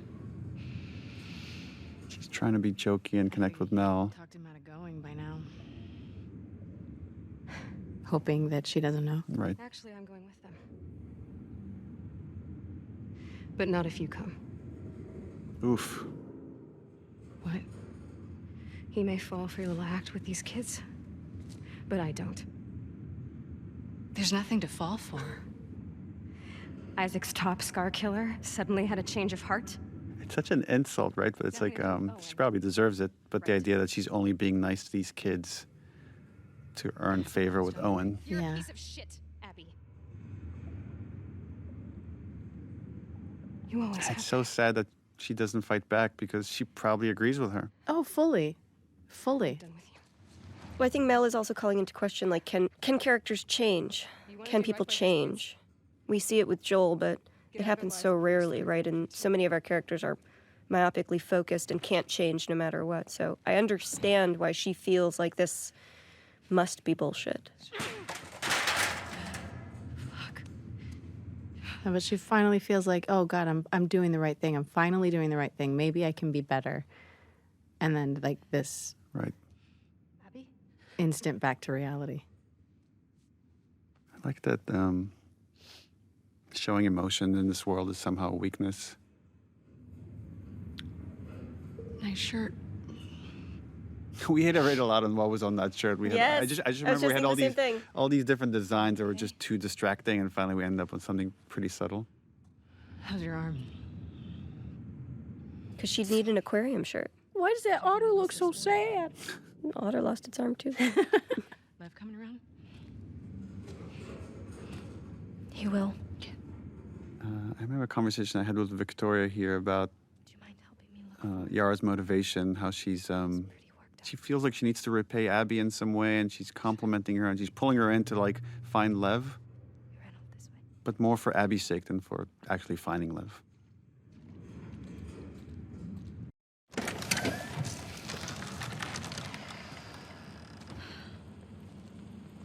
Oh, this was a tough one to write. Oh, yeah. How is he doing this? Hey, do you think maybe he could convince your mom? If she saw him like this, she'd strangle him with her bare hands.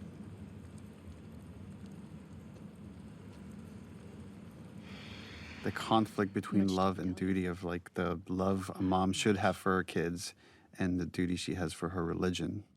I heard some of your people calling him Lily. I like here that Yara is the practical one. She sees the world as it is, and she sees the consequences as they are. And in some way, in another universe, she and Abby would be wonderful enemies because they are both strong, myopic soldiers, right? But for Yara, the risk to Lev's life is worth giving everything up. I told him he had to keep it to himself. And the guilt, right? This guilt here. I was hoping he'd snap. Well, it's that it's also Yara has greater love for Lev than their mom had for Lev. That this moment that she's describing here is what made her lose faith. One of the men was suicide. And we don't talk about it, but I think the difference that I see between Yara and Lev is that Yara has lost her faith, and Lev has just refocused it, went back to the origins, to the writings, and sees how it was corrupted. I'm so stupid. This is another one of those scenes. I thought Victoria here just knocked it out of the park. Yeah. Yeah. Let me find something to cheer him up. I like these in these action games, sometimes having a goal of like, oh, let's find a toy to cheer up a kid. And that becomes your gameplay objective. What about this? It's perfect. Mel's Another brilliant thing Ashley Swadowski sort of conceived of is you watch the kids visually change and move away from scars over the course of this game. So here we see Yara is now dressed like a civilian, but she still wears the braids. Sorry, I didn't realize you owned everything in the aquarium. She's not fully letting go. My aquarium, my stuff. I was kidding. Take whatever you want. You can't. Have you seen Lev? Yeah. He's down Yeah, we're about to get into this conversation of, I mean, they're talking about their relationship, but thematically there's greater stuff here, which is, when are things too late? When have you gone so far that there's no coming back from it? She couldn't tell I was joking. They are very literal. They're literal people. I suck with kids. It's funny he says he sucks with kids, but I think Owen would be a great dad. Oh, I think he'd be an incredible dad. Another world. Come to Santa Barbara, right? I can't. Why? You know why. He's such an optimist, right? He's about to talk about that. We'll figure it out. I don't know how, but we'll figure it out.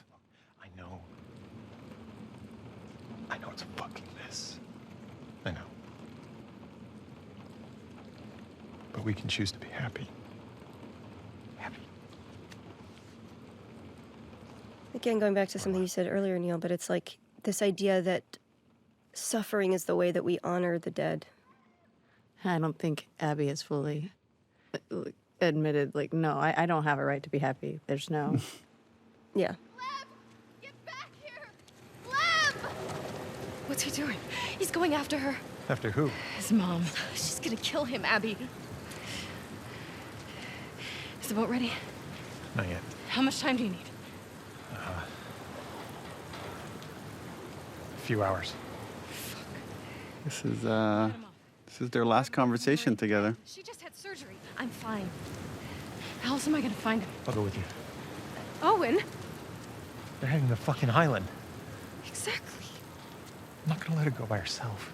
I think there's a part of Abby that knows she's about to head into a suicide mission. Yeah. Yeah, absolutely. And this is her forcing Owen to stay here. She's really trying.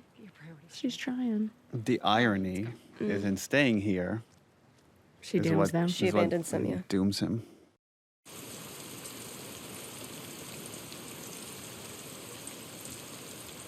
I don't know when it is in gameplay that you realize, like, oh God, I killed them all as Ellie. You know what I mean? What did I do?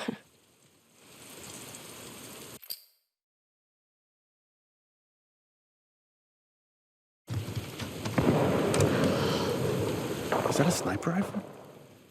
Uh-oh. Stay on the dock. I'll go get a boat and pick you up here. No, I can help. Not with this. Girl, you have one arm. She is so tough. She's badass. But yeah, Abby doesn't want any more blood on her hands. So just like with Owen, she wants Yara to stay behind.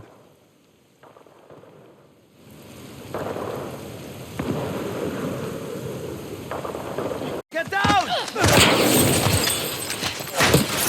Abby, what the fuck? Manny?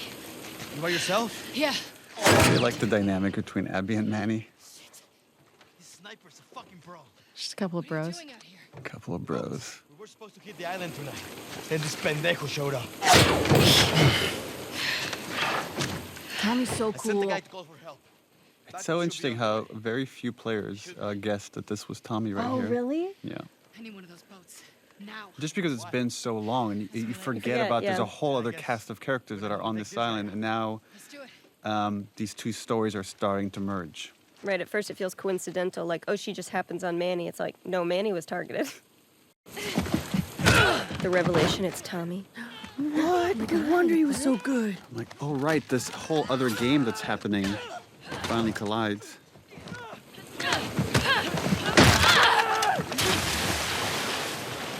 If you don't see a character die on screen, you should always question their death. You all right? That music is so ominous. Yeah. I like how she's just burying the death of her friend. Yeah. Just stay, again, she has this very narrow focused mind. And the realization that it's all gonna come crashing down. And the guilt, I would imagine, right? Like, the thing I would be burying in that moment is, oh, that's that guy? Oh, I'm complicit in the death of my friend. There's another one of those that's, if you were to see the making of, it'd be so funny because they're like, okay, and wave. And wave. And you'll have to act the physics of the boat. And then later, the animators like touch it up. In the earlier days of this game, there were 5 days that the girls were sort of doing their thing in Seattle. And now we're on their territory.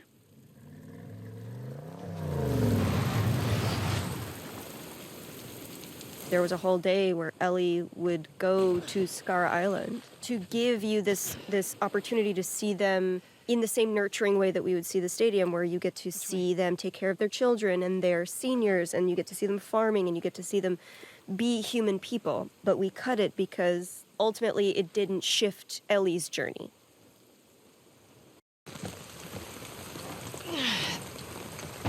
Oh, this scene. This is a heavy scene. Mm.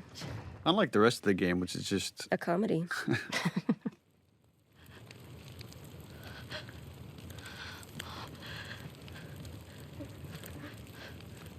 that shift right there for Yara is really nice, of going from grieving to protecting. Consoling, yeah, that's right. Those cuts.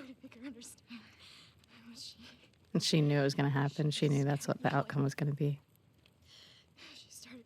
Lev's an optimist. Make her stop. I was just pushing her off of me. She hit the table. With everything that baby Lev has been through in this past week, this is truly the death of his innocence. Mm-hmm. Now these three have become the us, and the WLF is about to become the them. There's this little connective tissue right here of or this moment of connection between Abby and Lev that I love, that she hands him the bow. Just the exchange, again, this exchange between them. My baby. Baby. Sweet baby. All she can do is arm him. This way. Got one! Oh, this is the... Yep. So right, originally you would come into this island, and this is where we would have killed Lev, and we had these concepts of stone mound graves, and that you would find Lev being buried in one. But instead, we flippity-flopped it.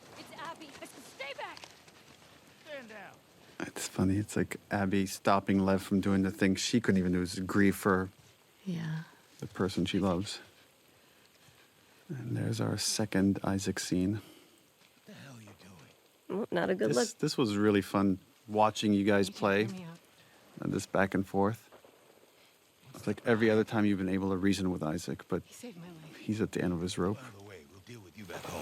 He's not one of them, please. Abby, move. God damn it, he's just a kid. Isaac doesn't see a kid, you know? You have 3 seconds to get away from that scar. 1. You really gonna shoot me?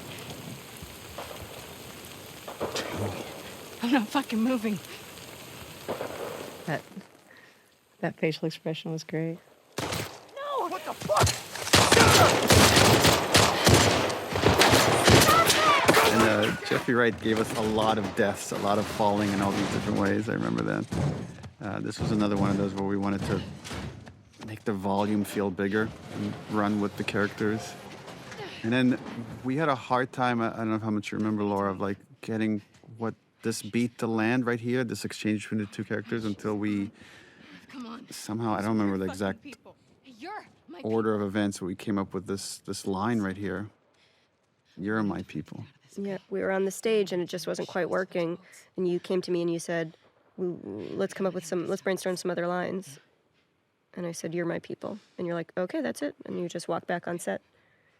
And it really, it's become my favorite line in the game, because it is, to me, it is the unifying idea.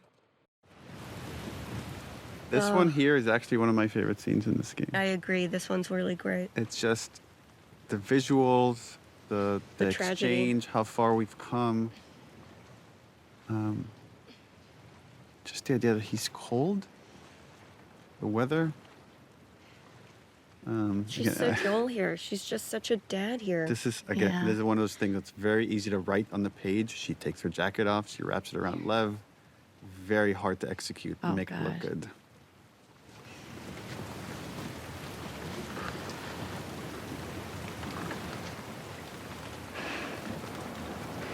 Look how she's looking at him. Well, it's like now she's looking at a small version of herself, right? Yeah. She knows what it is to see your parent dead, to see your world burn, and now she's just got to helplessly watch another person do it.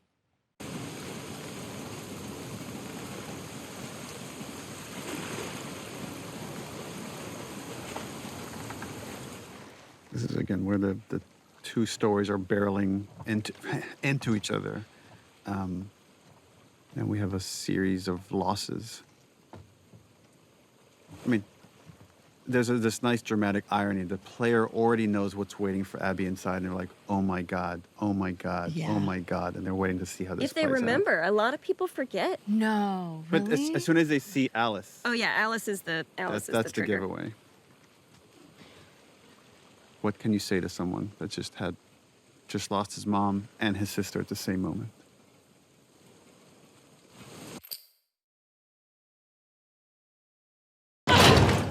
Alice is the only dog that actually has to die in the game, which was a fun thing during press when people would be like, why do you want us to kill dogs? And it's like, you don't actually have to in any of the setups. They're all voluntary kills, but Alice is the only requisite one. I'm pretty sure we're always careful to say you don't have to kill dogs, but we didn't say you don't have to kill a dog. Dog.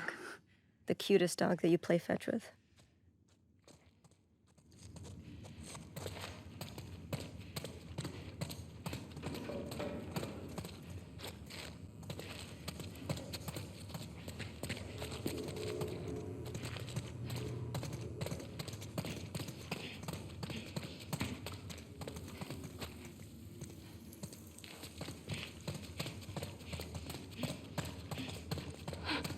Be careful.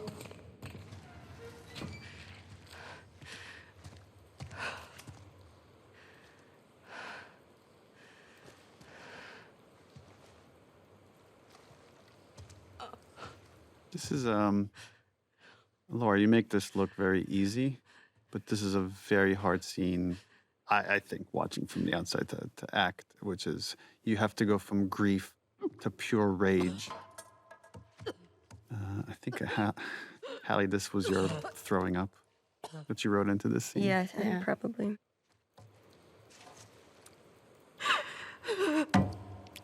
It's such a great visual of how much grief somebody can take before your body just rebels against it.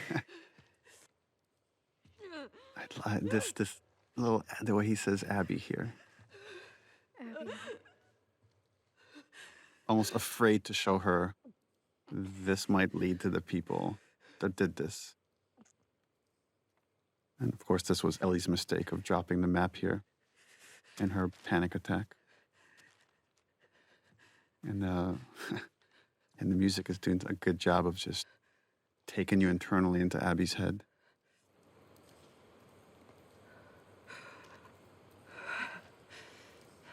Now she's regressing back to the vengeful spirit she was before.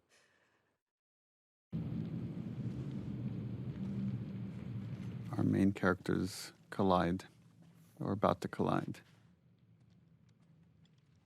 I think one of the things that makes Laura's performance here so special is that this character is so hard and so terrifying, but in every scene where Laura is scary, there's also this patina of vulnerability, of fragility that's coming through, where you can feel that she's quaking with rage, but there's so much complex stuff happening underneath that rage.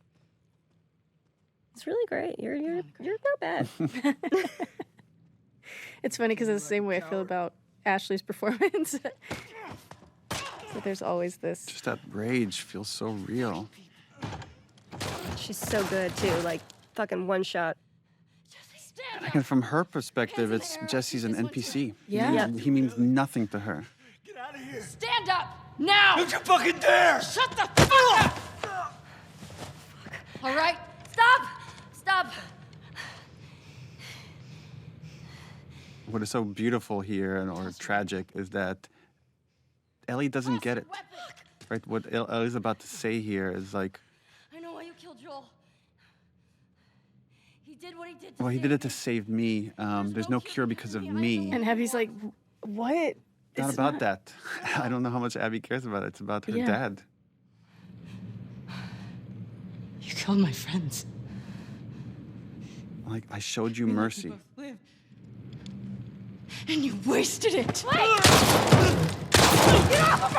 And players were so uncomfortable here. Like, I have to go up against Ellie now. And this is very much by design. Who is scary. She's wily, but you're beefy. Stay here. Watch the exits. Don't let her leave.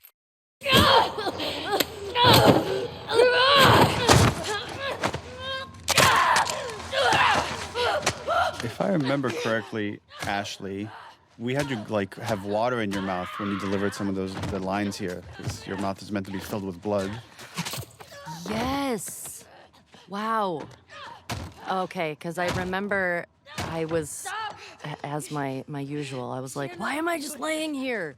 I would try everything I could to try to get up and go save her. So I think the water and having that and having sort of showing or being able to hear how messed up Ellie is in that moment. This is the other scene that lives in my head.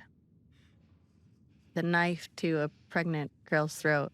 It's so terrible, but in her mind, like, Ellie just intentionally killed her pregnant friend, and Mel is so visibly pregnant.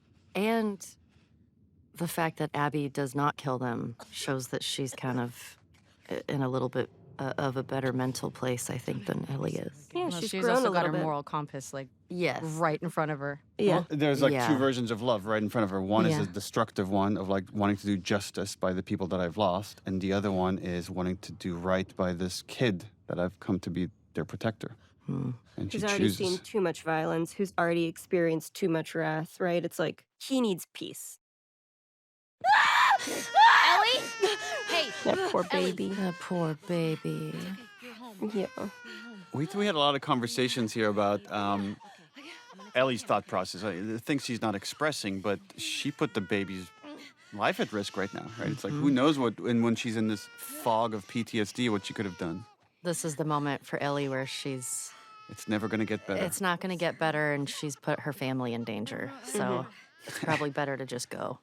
Well, Dina is also trying to sweep it under the rug, and this is what's going to happen in the next scene. Like, let's just go back to bed. Everything's fine. If I could buy another week, maybe she'll get a little bit better.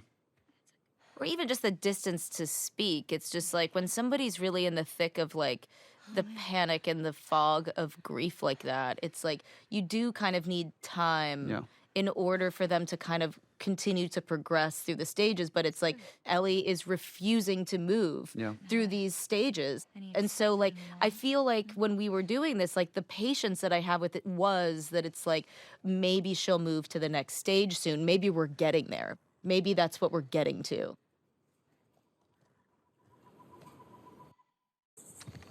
I don't know if we ever talked about this, but we had a whole different version of this part of the game where it was Maria that showed up. Yeah, but we felt it would be more intimate if it were seeing how broken Tommy was. Well, it should be like feel more the guilt of like seeing the damage on Tommy and having Tommy been changed over this year since he got back to Jackson, of like the guy that wanted to protect Ellie and not go on this quest for revenge is now guilting her into it. I like that you're coming in late and you're seeing that this man has been very broken, and we're getting a sliver of how the abuse he experienced and the things that he did in Seattle have irreparably damaged him. And he's standing right in front of Ellie, and Ellie is looking at how irreparably damaged this man is, and she's like, yep, let's do that to me too. I'm willing to see the ghost of my future. That's the fate I deserve. Sorry. Nah. We talked about it a lot, and yeah, it's what we both want, so. Well, the other thing we were talking about is the other big Ellie-Tommy scene is after Joel's death and how they can't look at each other. And then this happens again here. Once he asks her to go, she can't look at him. I think it's a confrontation thing, or when I'm feeling anger, I get uncomfortable, like I don't want somebody to see it. It's also the shame, right? Of the shame of, Yeah. I'm letting you down. I'm letting Joel down. I'm letting myself down. Yeah. Described her as built like an ox, traveling with a kid with scars across his face. He said they're living. I also think that there's something important in this scene for Dina, right? Because Dina has been such an amenable partner through so much of this game and their journey, and even when Ellie's off the deep end, Dina is a nurturing force. And here she's finally drawing the line. We're done with that. She's finally like, we're done with that. I'm speaking for Ellie now. There's a line here, and you've crossed it.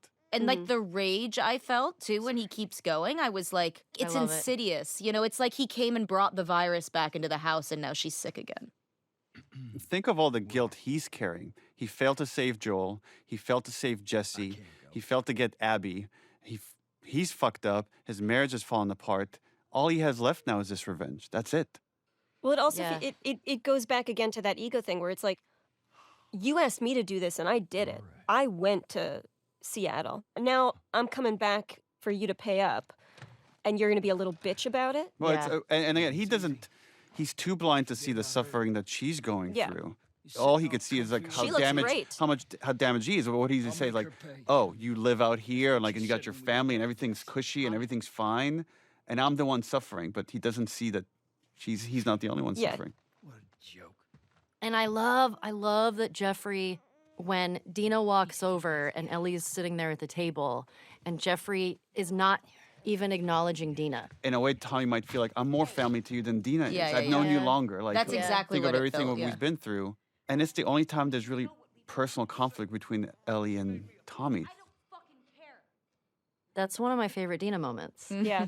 Because it felt so real. I was so mad. Yeah. Just like flying out the screen door and being like, listen, motherfucker, get off of our property. I love it.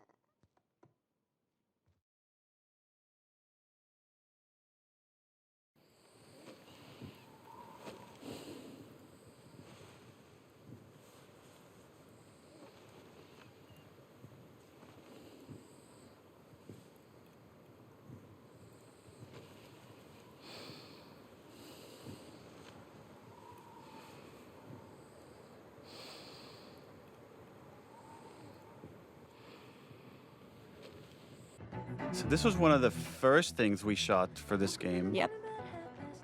There's so many characters here. We had to shoot this in multiple batches and then stitch it all together. I did several days just dancing. Yes. Yeah, remember we brought a dance choreographer that spent some time with you, Shannon. Yeah.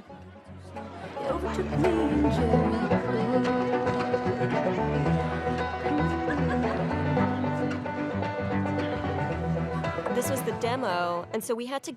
This was tricky because we're introducing to the world a lot of new characters with a lot of interesting dynamics, and trying to do that through exposition, but as thin an exposition as possible because, dear God, nobody likes exposition. It was hard. What happened? This scene has jumped around all over as we're playing with the structure. It used to be in the very beginning, and then we felt we just had too many cutscenes in the beginning. We needed to get to the action a little bit faster, and then we moved it to the end. We changed the writing for the beginning. She's putting on quite the show. But there's something kind of nice, and I guess there's a tragedy to it of coming here at the end as a memory.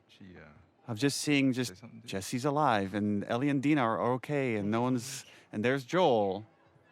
Hey, what took you so long? Oh, And this like really innocent first kiss.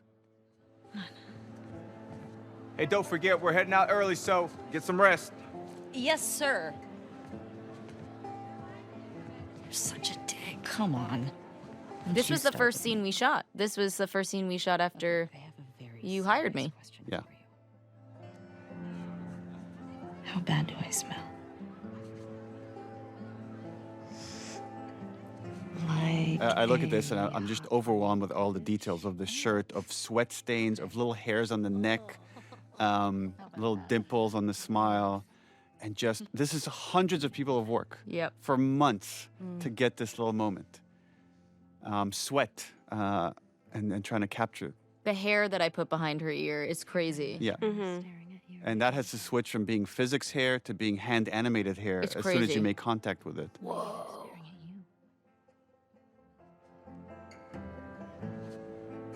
Or not. And even just the kissing, like, I mean, it's just, it looks so realistic. Yeah, and it's actually a combination of several performances all stitched together right here. And then the lighting has to change from shot to shot. It's interesting highlighting the bracelet that's back on Dina's hand. It's a nice reflective moment of like how innocent things were for all these characters. Yeah. I love just the little surprise on Ellie's face, the little like moment of shock before melting into it. And then we're about to get into Seth. And again, Shannon, your rage is so real here. Hey, it's a family event. Fuck are you looking at? This whole interaction was based on one time I was at Blockbuster and I'm just talking to my friend, I'm throwing curse words around, and the dad in front of me had his two kids, and he's like, do you mind, there's kids around? And that always stuck with me. I felt such shame having like used curse words in front of these kids. What did you just say? Ellie, Ellie, don't. Get the hell out of here. Get your hands off me. Hey! Enough. Come on, you. Let's go for a walk. What about them? You worry about yourself. I feel so bad for Joel here. Ugh, me too. What is wrong with you? She doesn't want to be under his shadow anymore. No. But he can't help himself.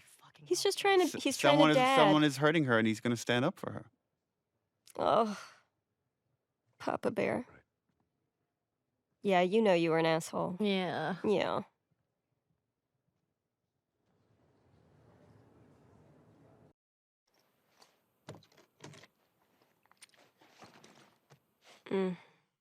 Saddest scene. Yeah, with the first game, right, we're talking about how do you take this obsession of love, of a parent's love for a child, to the end of the line? And then this has the reverse of it, of like, how do you take hate to the end of the line? Which is also like another expression of love. And the engineering of it was that here she has this family that loves her, and it's not good enough because she's letting down Joel in her mind. I love the different energies that you both bring to this scene where Dina is giving it her everything in this fight, and Ellie just has to shut down. This scene, my God. I was so hard to leave you because you were so upset and so broken and so sad. And I was like, I should, my mistake. I'm sorry. I would argue this is maybe Ellie's darkest moment, even though I know where we're going, because this is the choice where she forsakes. This is where she makes the choice. Yeah. And I think she knows there's a very good chance she's going to die on this journey. I guess the thing that we don't talk about is like, I think she's suicidal. Yeah, I think agree. there's the guilt of what The should have pain is happened too at the loud. hospital. That's why she leaves in the middle of the night. She's not saying goodbye because it's clearly suicide. Yeah. When the pain gets too loud, she's not there anymore. She's incredibly vulnerable, but she's completely disassociated, and there is this absolute rejection of everything that is right. I'm just supposed to sit here and wait for you. At that point, like, you know, you're not talking to the person that you're in the relationship with. You're talking to the grief. And so it's like the convincing comes into like, are you even in there anymore? Like, can I just find you for 1 second? And she's just fully gone. Both characters have very clear goals, and then there's an obstacle, and then they keep ratcheting out. Like Dina just ups the ante over and over and over until the last bit is ultimatum. Even the grabbing of the face. And then she pulls her hands down. Ugh. And that's it, she knows. Philosophically with this game, what we wanted to do was allow our characters to make immoral choices that the audience would not be on board with. Up until now, like, we shed some of the audience of, like, you know, the Nora torture. Some people have issues with that, or certain other kind of violent moments. But here we lose almost everybody. And it is by design in that way of, like, you're now, like, playing this thing that you are not on board with at all. You have to keep going. And in a way that does align you with Ellie. These shots are so gorgeous.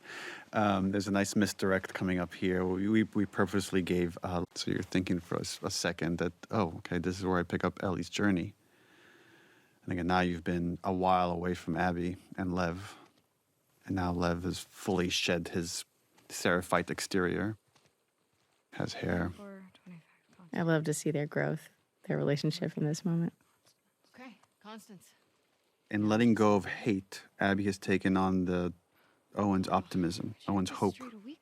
This thing that was just this flame that was almost completely extinguished within her. Somehow in all that tragedy and all that horror, she was able to find it again. Her face seems brighter, it seems lighter than it has been the entire game. Come on. Even in the flashbacks.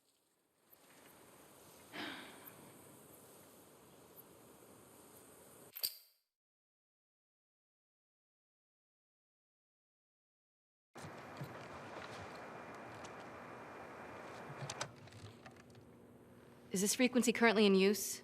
This is so small, but I love what? the hope. Again, it's just like she has a bit of hope here, and then it's cranked up to 10 when she hears the fireflies on the other side of this radio. And isn't the firefly on the other side of this radio another Vox Machina hero? Is it really? Yeah. Who is it? Liam O'Brien. Is it? Yeah. He was my fellow nurse, wasn't he? In the He in the was. scene? Yeah, we your were with the fellow two nurse nurses. in Last of Us 1. Is this frequency currently in use? This is Abby from Santa Barbara. Is anyone out there? There's a nice reaction here that Lev has to Abby's again, singular obsession of now finding the fireflies, and he's ready to give up. Can anyone hear me? Hello? And she keeps going in desperation. I love artistically how the character models for Lev and Yara were kind of a blend of both of the actors' faces, because now I'm like looking at baby Lev, but I feel like you can see some spirit of Yara still. Is this frequency currently in use? Hello, this is Abby from Santa Barbara. Can anyone hear me? If anyone can hear me, please reply. Please answer. Don't give up. Like that, you know, this was perfectly shot, like we're pulling away from her, that this is how the scene's going to end. 24, 25 constants. We got a tip at I the don't know why base. I get weirdly emotional in this scene. For fireflies. I'm a firefly. Maybe just seeing how happy she is. Where are you stationed? I was part of the Salt Lake outpost. Like that little head shake. That's awkward. The Firefly, I kind of disavowed them, but that is who I truly am. He was my dad. Well, how about that? We pulled everyone back Like from satellite Liam's stations. acting right here. Like they were, how about that? Like holy. 100 strong, with a few every month. Owen was right. You're about to get 2 more. How do we find you? It's Oh God, yeah, that's there. There it is. Approach the large domed building in Avalon. We'll find you. Okay. Look at like the way Lev looks at her. He's happy for her. Looking forward to it. Good luck, Abby from Santa Barbara. Well, it's also like Over and out. there's a possibility of community here again. Yeah. Well, I'm sure everything's going to turn out fine for these. But it needs.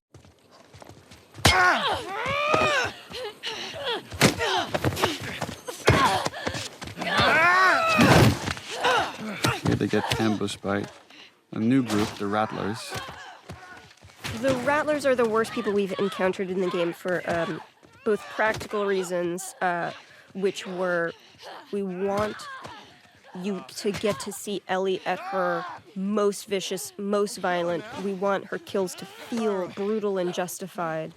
And we want to feel like Abby and Lev, were they not saved, would have died.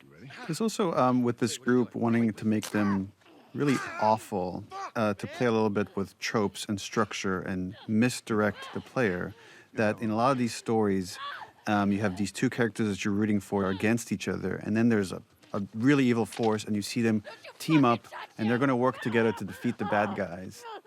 And that's not how this plays out at all. That always felt a little too cliche, and I don't know if it really spoke to the themes of what we're trying to say here. But we wanted the player to think that's what's going to happen.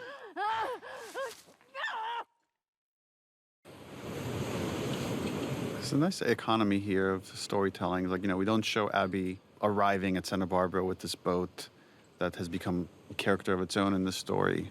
And we're just here with Ellie picking up the tail end of their journey. There's also like a really interesting note here from Abby.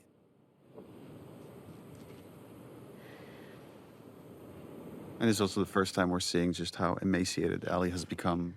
And she's sunburned and clearly not taking care of herself in the pursuit of Abby. I mean, it mirrors it can't all be for nothing, because she's killed so many people at this point. If she stops, that all is just for nothing. I really like that, the parallel of the first game of like, yeah, her wanting to see things all the way through with her stubbornness, even though there's a part of her that says this is not the right thing to do.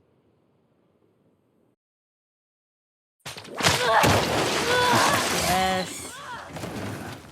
Nice nice mirror here of the injury that Joel had Mm-hmm. in the hospital in the first game. Yeah, we're constructing this.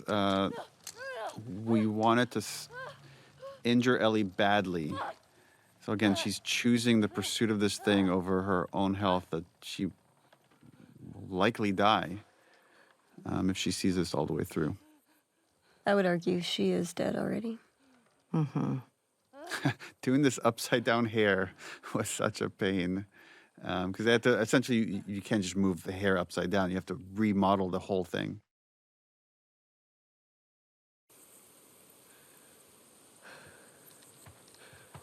And we wanted her to have lost so much blood. It's again, the whole thing is starting to feel like a fever dream, and she thinks she's seeing like Abby and Lev, and then realizes, oh no, it's We got a live one. very different people. Travis and Logic. But this was another moment to show how far Ellie has come, and how easier it is for her to kill someone in cold blood now versus the earlier parts of the story. And one more instance where she could use her superpower of being immune to get herself out of these jams. And what she's employing here is very similar to what Nora did to her, which is like try to insult them so they could get reckless, and in that recklessness she'll find the opening. Something funny? Looks like you shit your pants. It's a good trick. I remember in this scene when I take the gun off of Bobby, the strap in one of the takes went across his neck, and I gave him a really bad rope burn. Oh no! Because I just like yanked it really quickly, and he had that for about a week. Oh It no! looked really, I was like, oh no. It looked like he was strangled or something. But he looked badass. He was so excited. It was like, oh my God, Ellie killed me. He was such a fan of the game. Right. He was excited. I love how efficient that action is right there. Of just grabbing the gun, spraying across his legs. And watch this little smirk that you give when he points out your bite. Because he doesn't know you're immune. No one's immune. She had a scrawny kid with cuts by his mouth. Travis Willingham. Yeah, that's her. Look at your face there is like the, it's like she's getting another hit of her drug. Of like, I'm actually back on the trail. She's so close, you can feel it. Watch this smile. Looks at the bite. Right. Talk. There. She's in a holding cell at our camp. Where's that? Head that way till you hit the railroad track. That'll lead you to a resort. It's like, had this exchange happened earlier, if she killed someone in cold blood earlier, there'd be a very different reaction. It's like she's becoming more and more like Joel at this point, more and more capable, and more cold about violence, where she could just execute it and move on and not think twice about it. I think at this point she's completely disassociated from the Ellie we've ever known. Staring him in the eye as he's dying.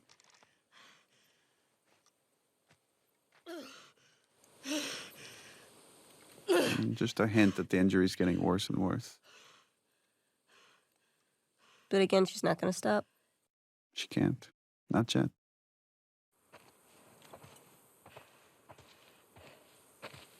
Tracks to resort. Tall round building. Tracks to resort. Tall round building.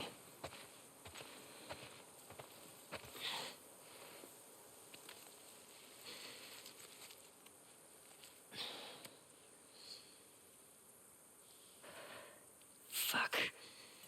Over here! Aim for his leg! We'll go back. Is that a gun? He's got a gun! Go back! God damn it. Shit. Remember this. Yeah, so the idea, right? She gets hit right at her injury. I like how badass this scene is. And the desperation. Ugh. Remember the thumb to the eye. Bitch! I got the key! This is Matthew Mercer. Yeah. Oh, yeah. What I like about this sequence too is like you can look at everything that Ellie does is so ugly and so brutal and so unnecessary, but had she not come after Abby, who knows if these people would have ever been free? Who knows if this uprising would have ever happened, right? So again, there's these butterfly wings happening because of all of the choices she's made, that none of them are just black and white. You've got this constant gray you have to reconcile with. Oh, they're staring at her like she's some kind of wild animal. Again, like there's this whole crazy thing going on here of like slaves and slavers, and Ellie cares none of that. It's just she's so single-minded about Abby, and pretty soon, like in gameplay, she's gonna just start repeating Abby, Abby. I wonder how much of Ellie is hoping to die in that fight.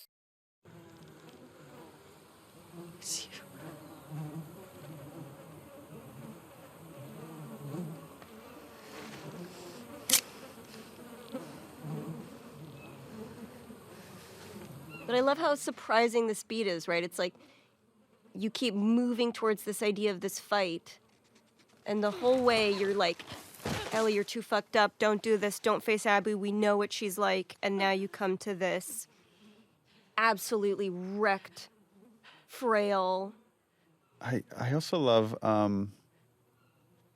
it's pretty much wordless, and you could tell so much with the performance what's going on in their heads, and you could see Ellie's confusion and anger and sadness for what she's witnessing. Yeah, it's hard. It's like finally the prize is right there, and now it just doesn't feel as satisfying.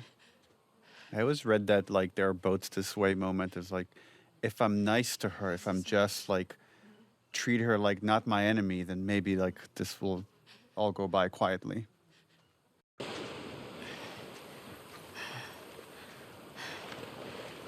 To me, this is a really nice mirror beat of Joel with Ellie, Joel carrying Ellie, right? And so you have that invocation, and Ellie just has to watch it, has to watch this embodiment of somebody who represents every good part of Joel.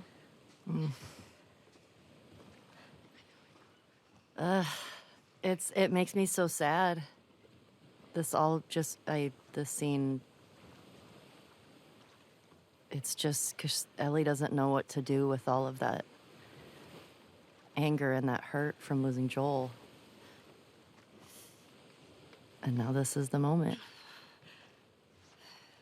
Yeah, because at this point, that's all Ellie has left. It's just this fucked up quest.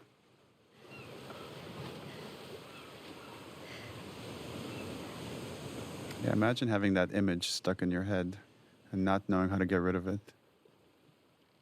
Yeah.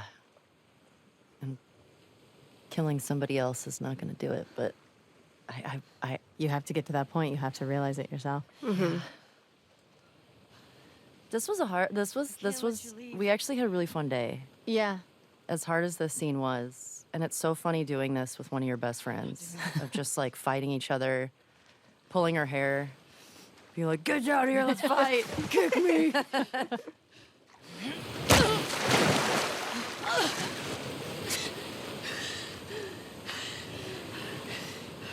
No.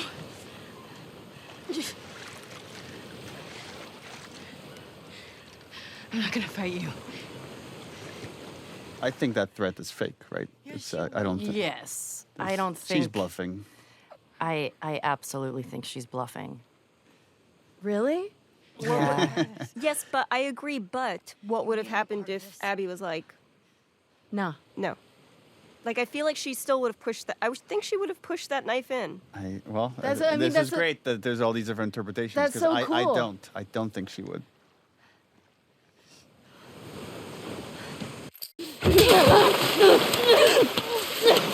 There were all these other versions of how Ellie lost her fingers. Remember, Hallie, of like, there used to be when someone was waiting for her at the farm and then tortured her in retribution for what happened in Seattle. Yeah. Oh, I didn't know that. It was like the parent or somebody of somebody who died, of like an NPC essentially, who came, and so you're seeing that cyclical nature of violence of like, you killed my person, you killed my person, you killed my person. So somebody you didn't even realize you'd really killed tracks Ellie down.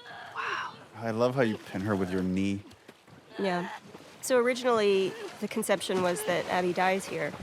And it would have been such a different game, I think, if if right now there was just a body underwater and Ellie was having this moment. Yeah, you didn't know that? I did not know Abby died here originally. Well, yeah, originally, like, I think both Yara and Lev died.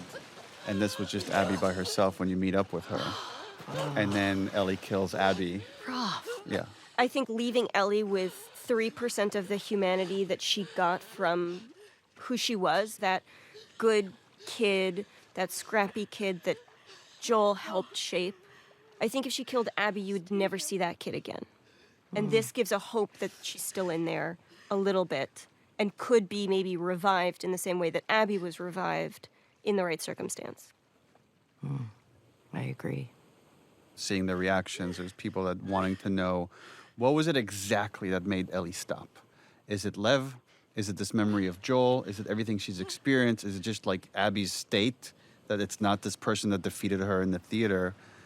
And to me, it's all those things. The way our brains work is so messy.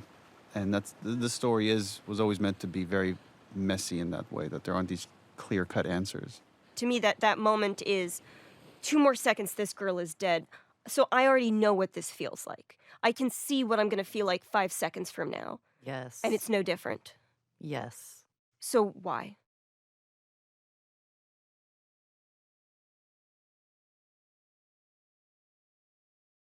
Originally, the house was fully empty. And there was a concern, I think, that we had that it's going to feel like something bad happened to Dina, and we don't want to make it feel like it's... Right.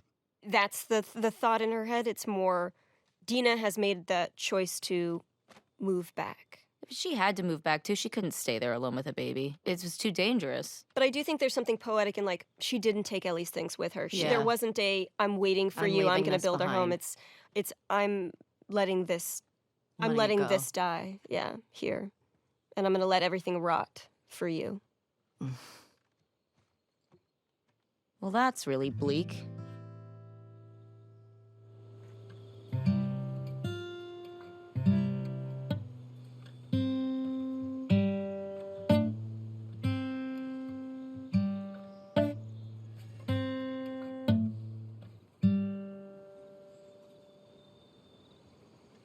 Yeah, we wanted to create a metaphor for the unintended consequences of pursuing justice at any cost. And here we get to feel it of this song that means so much to Ellie, she just can't play it anymore.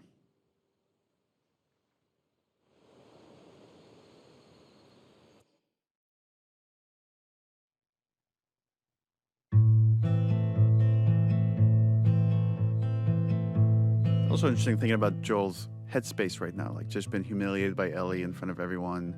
Who knows what's going through his head, but for me, sometimes when I get just filled with anxiety, it's guitar. It's just sitting down and just jamming and just... Yeah, not even playing a song, just playing through something. And we've had this scene at different spots of the game until we finally landed. It's this final moment. Yeah, I think originally we were going to put it before the midpoint showdown of the game. Right. Oh, it plays so much better at the end. Yeah, no, now you can't imagine it anywhere else Yeah. once it's here. What are you drinking? Traded his soul for coffee. Where'd you get that? Those people that came through last week. I would do the same. Embarrassed as to what I had to trade. This is the most Ashley has ever pushed back on a scene. Wait, really? Which, this was because originally it was written that they hug at the end of the scene. And you're like, I don't know if they would. I'm not sure like we could get all the way there. You were a sport about it, and we did 2 versions, one with a hug, one without a hug. And they were both very, very good. But ultimately, you were right. They're starting to forgive each other, but they're not fully there. Ultimately makes it more tragic. Yeah. I think that's why she goes on this journey, because it's just like it was never solved. Our relationship was never fixed. Dina. Is she your girlfriend? No. No, that was just one kiss. It doesn't mean anything. She just I don't know why she did that. But you do like her.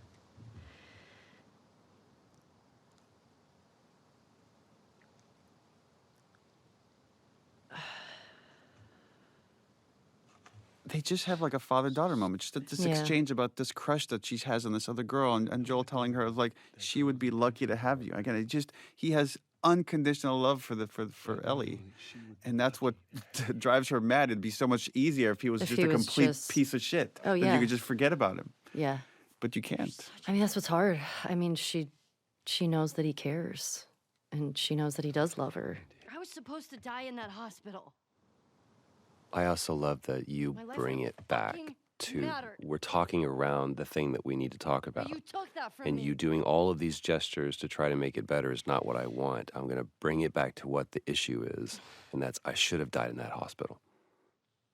I also love watching when do you both decide to make eye contact? Oh, right. Interesting. And it's like right here for I watch at the end of this statement for emphasis.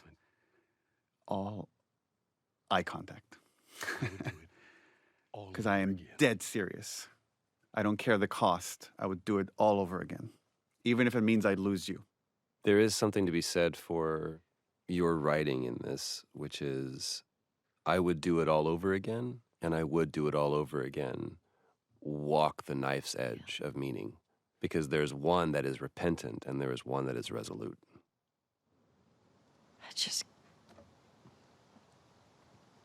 I don't think I can ever forgive you for that. Like this false moment, I can never forgive you for that. And he's ready to accept it. And then he's all of a sudden, but I'd like to try. And then I think the water works for everyone. Just start right here. Oh. We did a lot of work of just writing these scenes and not being heavy-handed to talk about theme.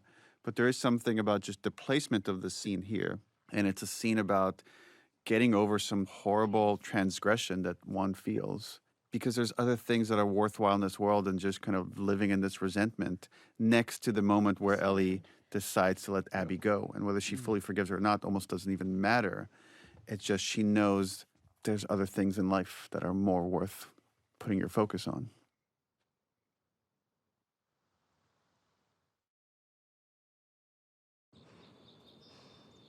It's interesting seeing since the game has come out. It's been out for a few years now. How many different interpretations there are for this leaving of the guitar here. Whether it's she's fully forgiven Joel, or whether she's fully forgiven Abby, or whether she's willing to move on, or whether she just doesn't want to be under Joel's shadows anymore. And when people always I don't know if you get this often, people often come to me and they want the answer. They're like, which one is it? Mm-hmm. And I'm like, it's all those things. It's all those things in some way. Like people's minds are so complicated. Yeah. I mean, I think it's what we've been talking about with grief and how that can sort of manifest in somebody.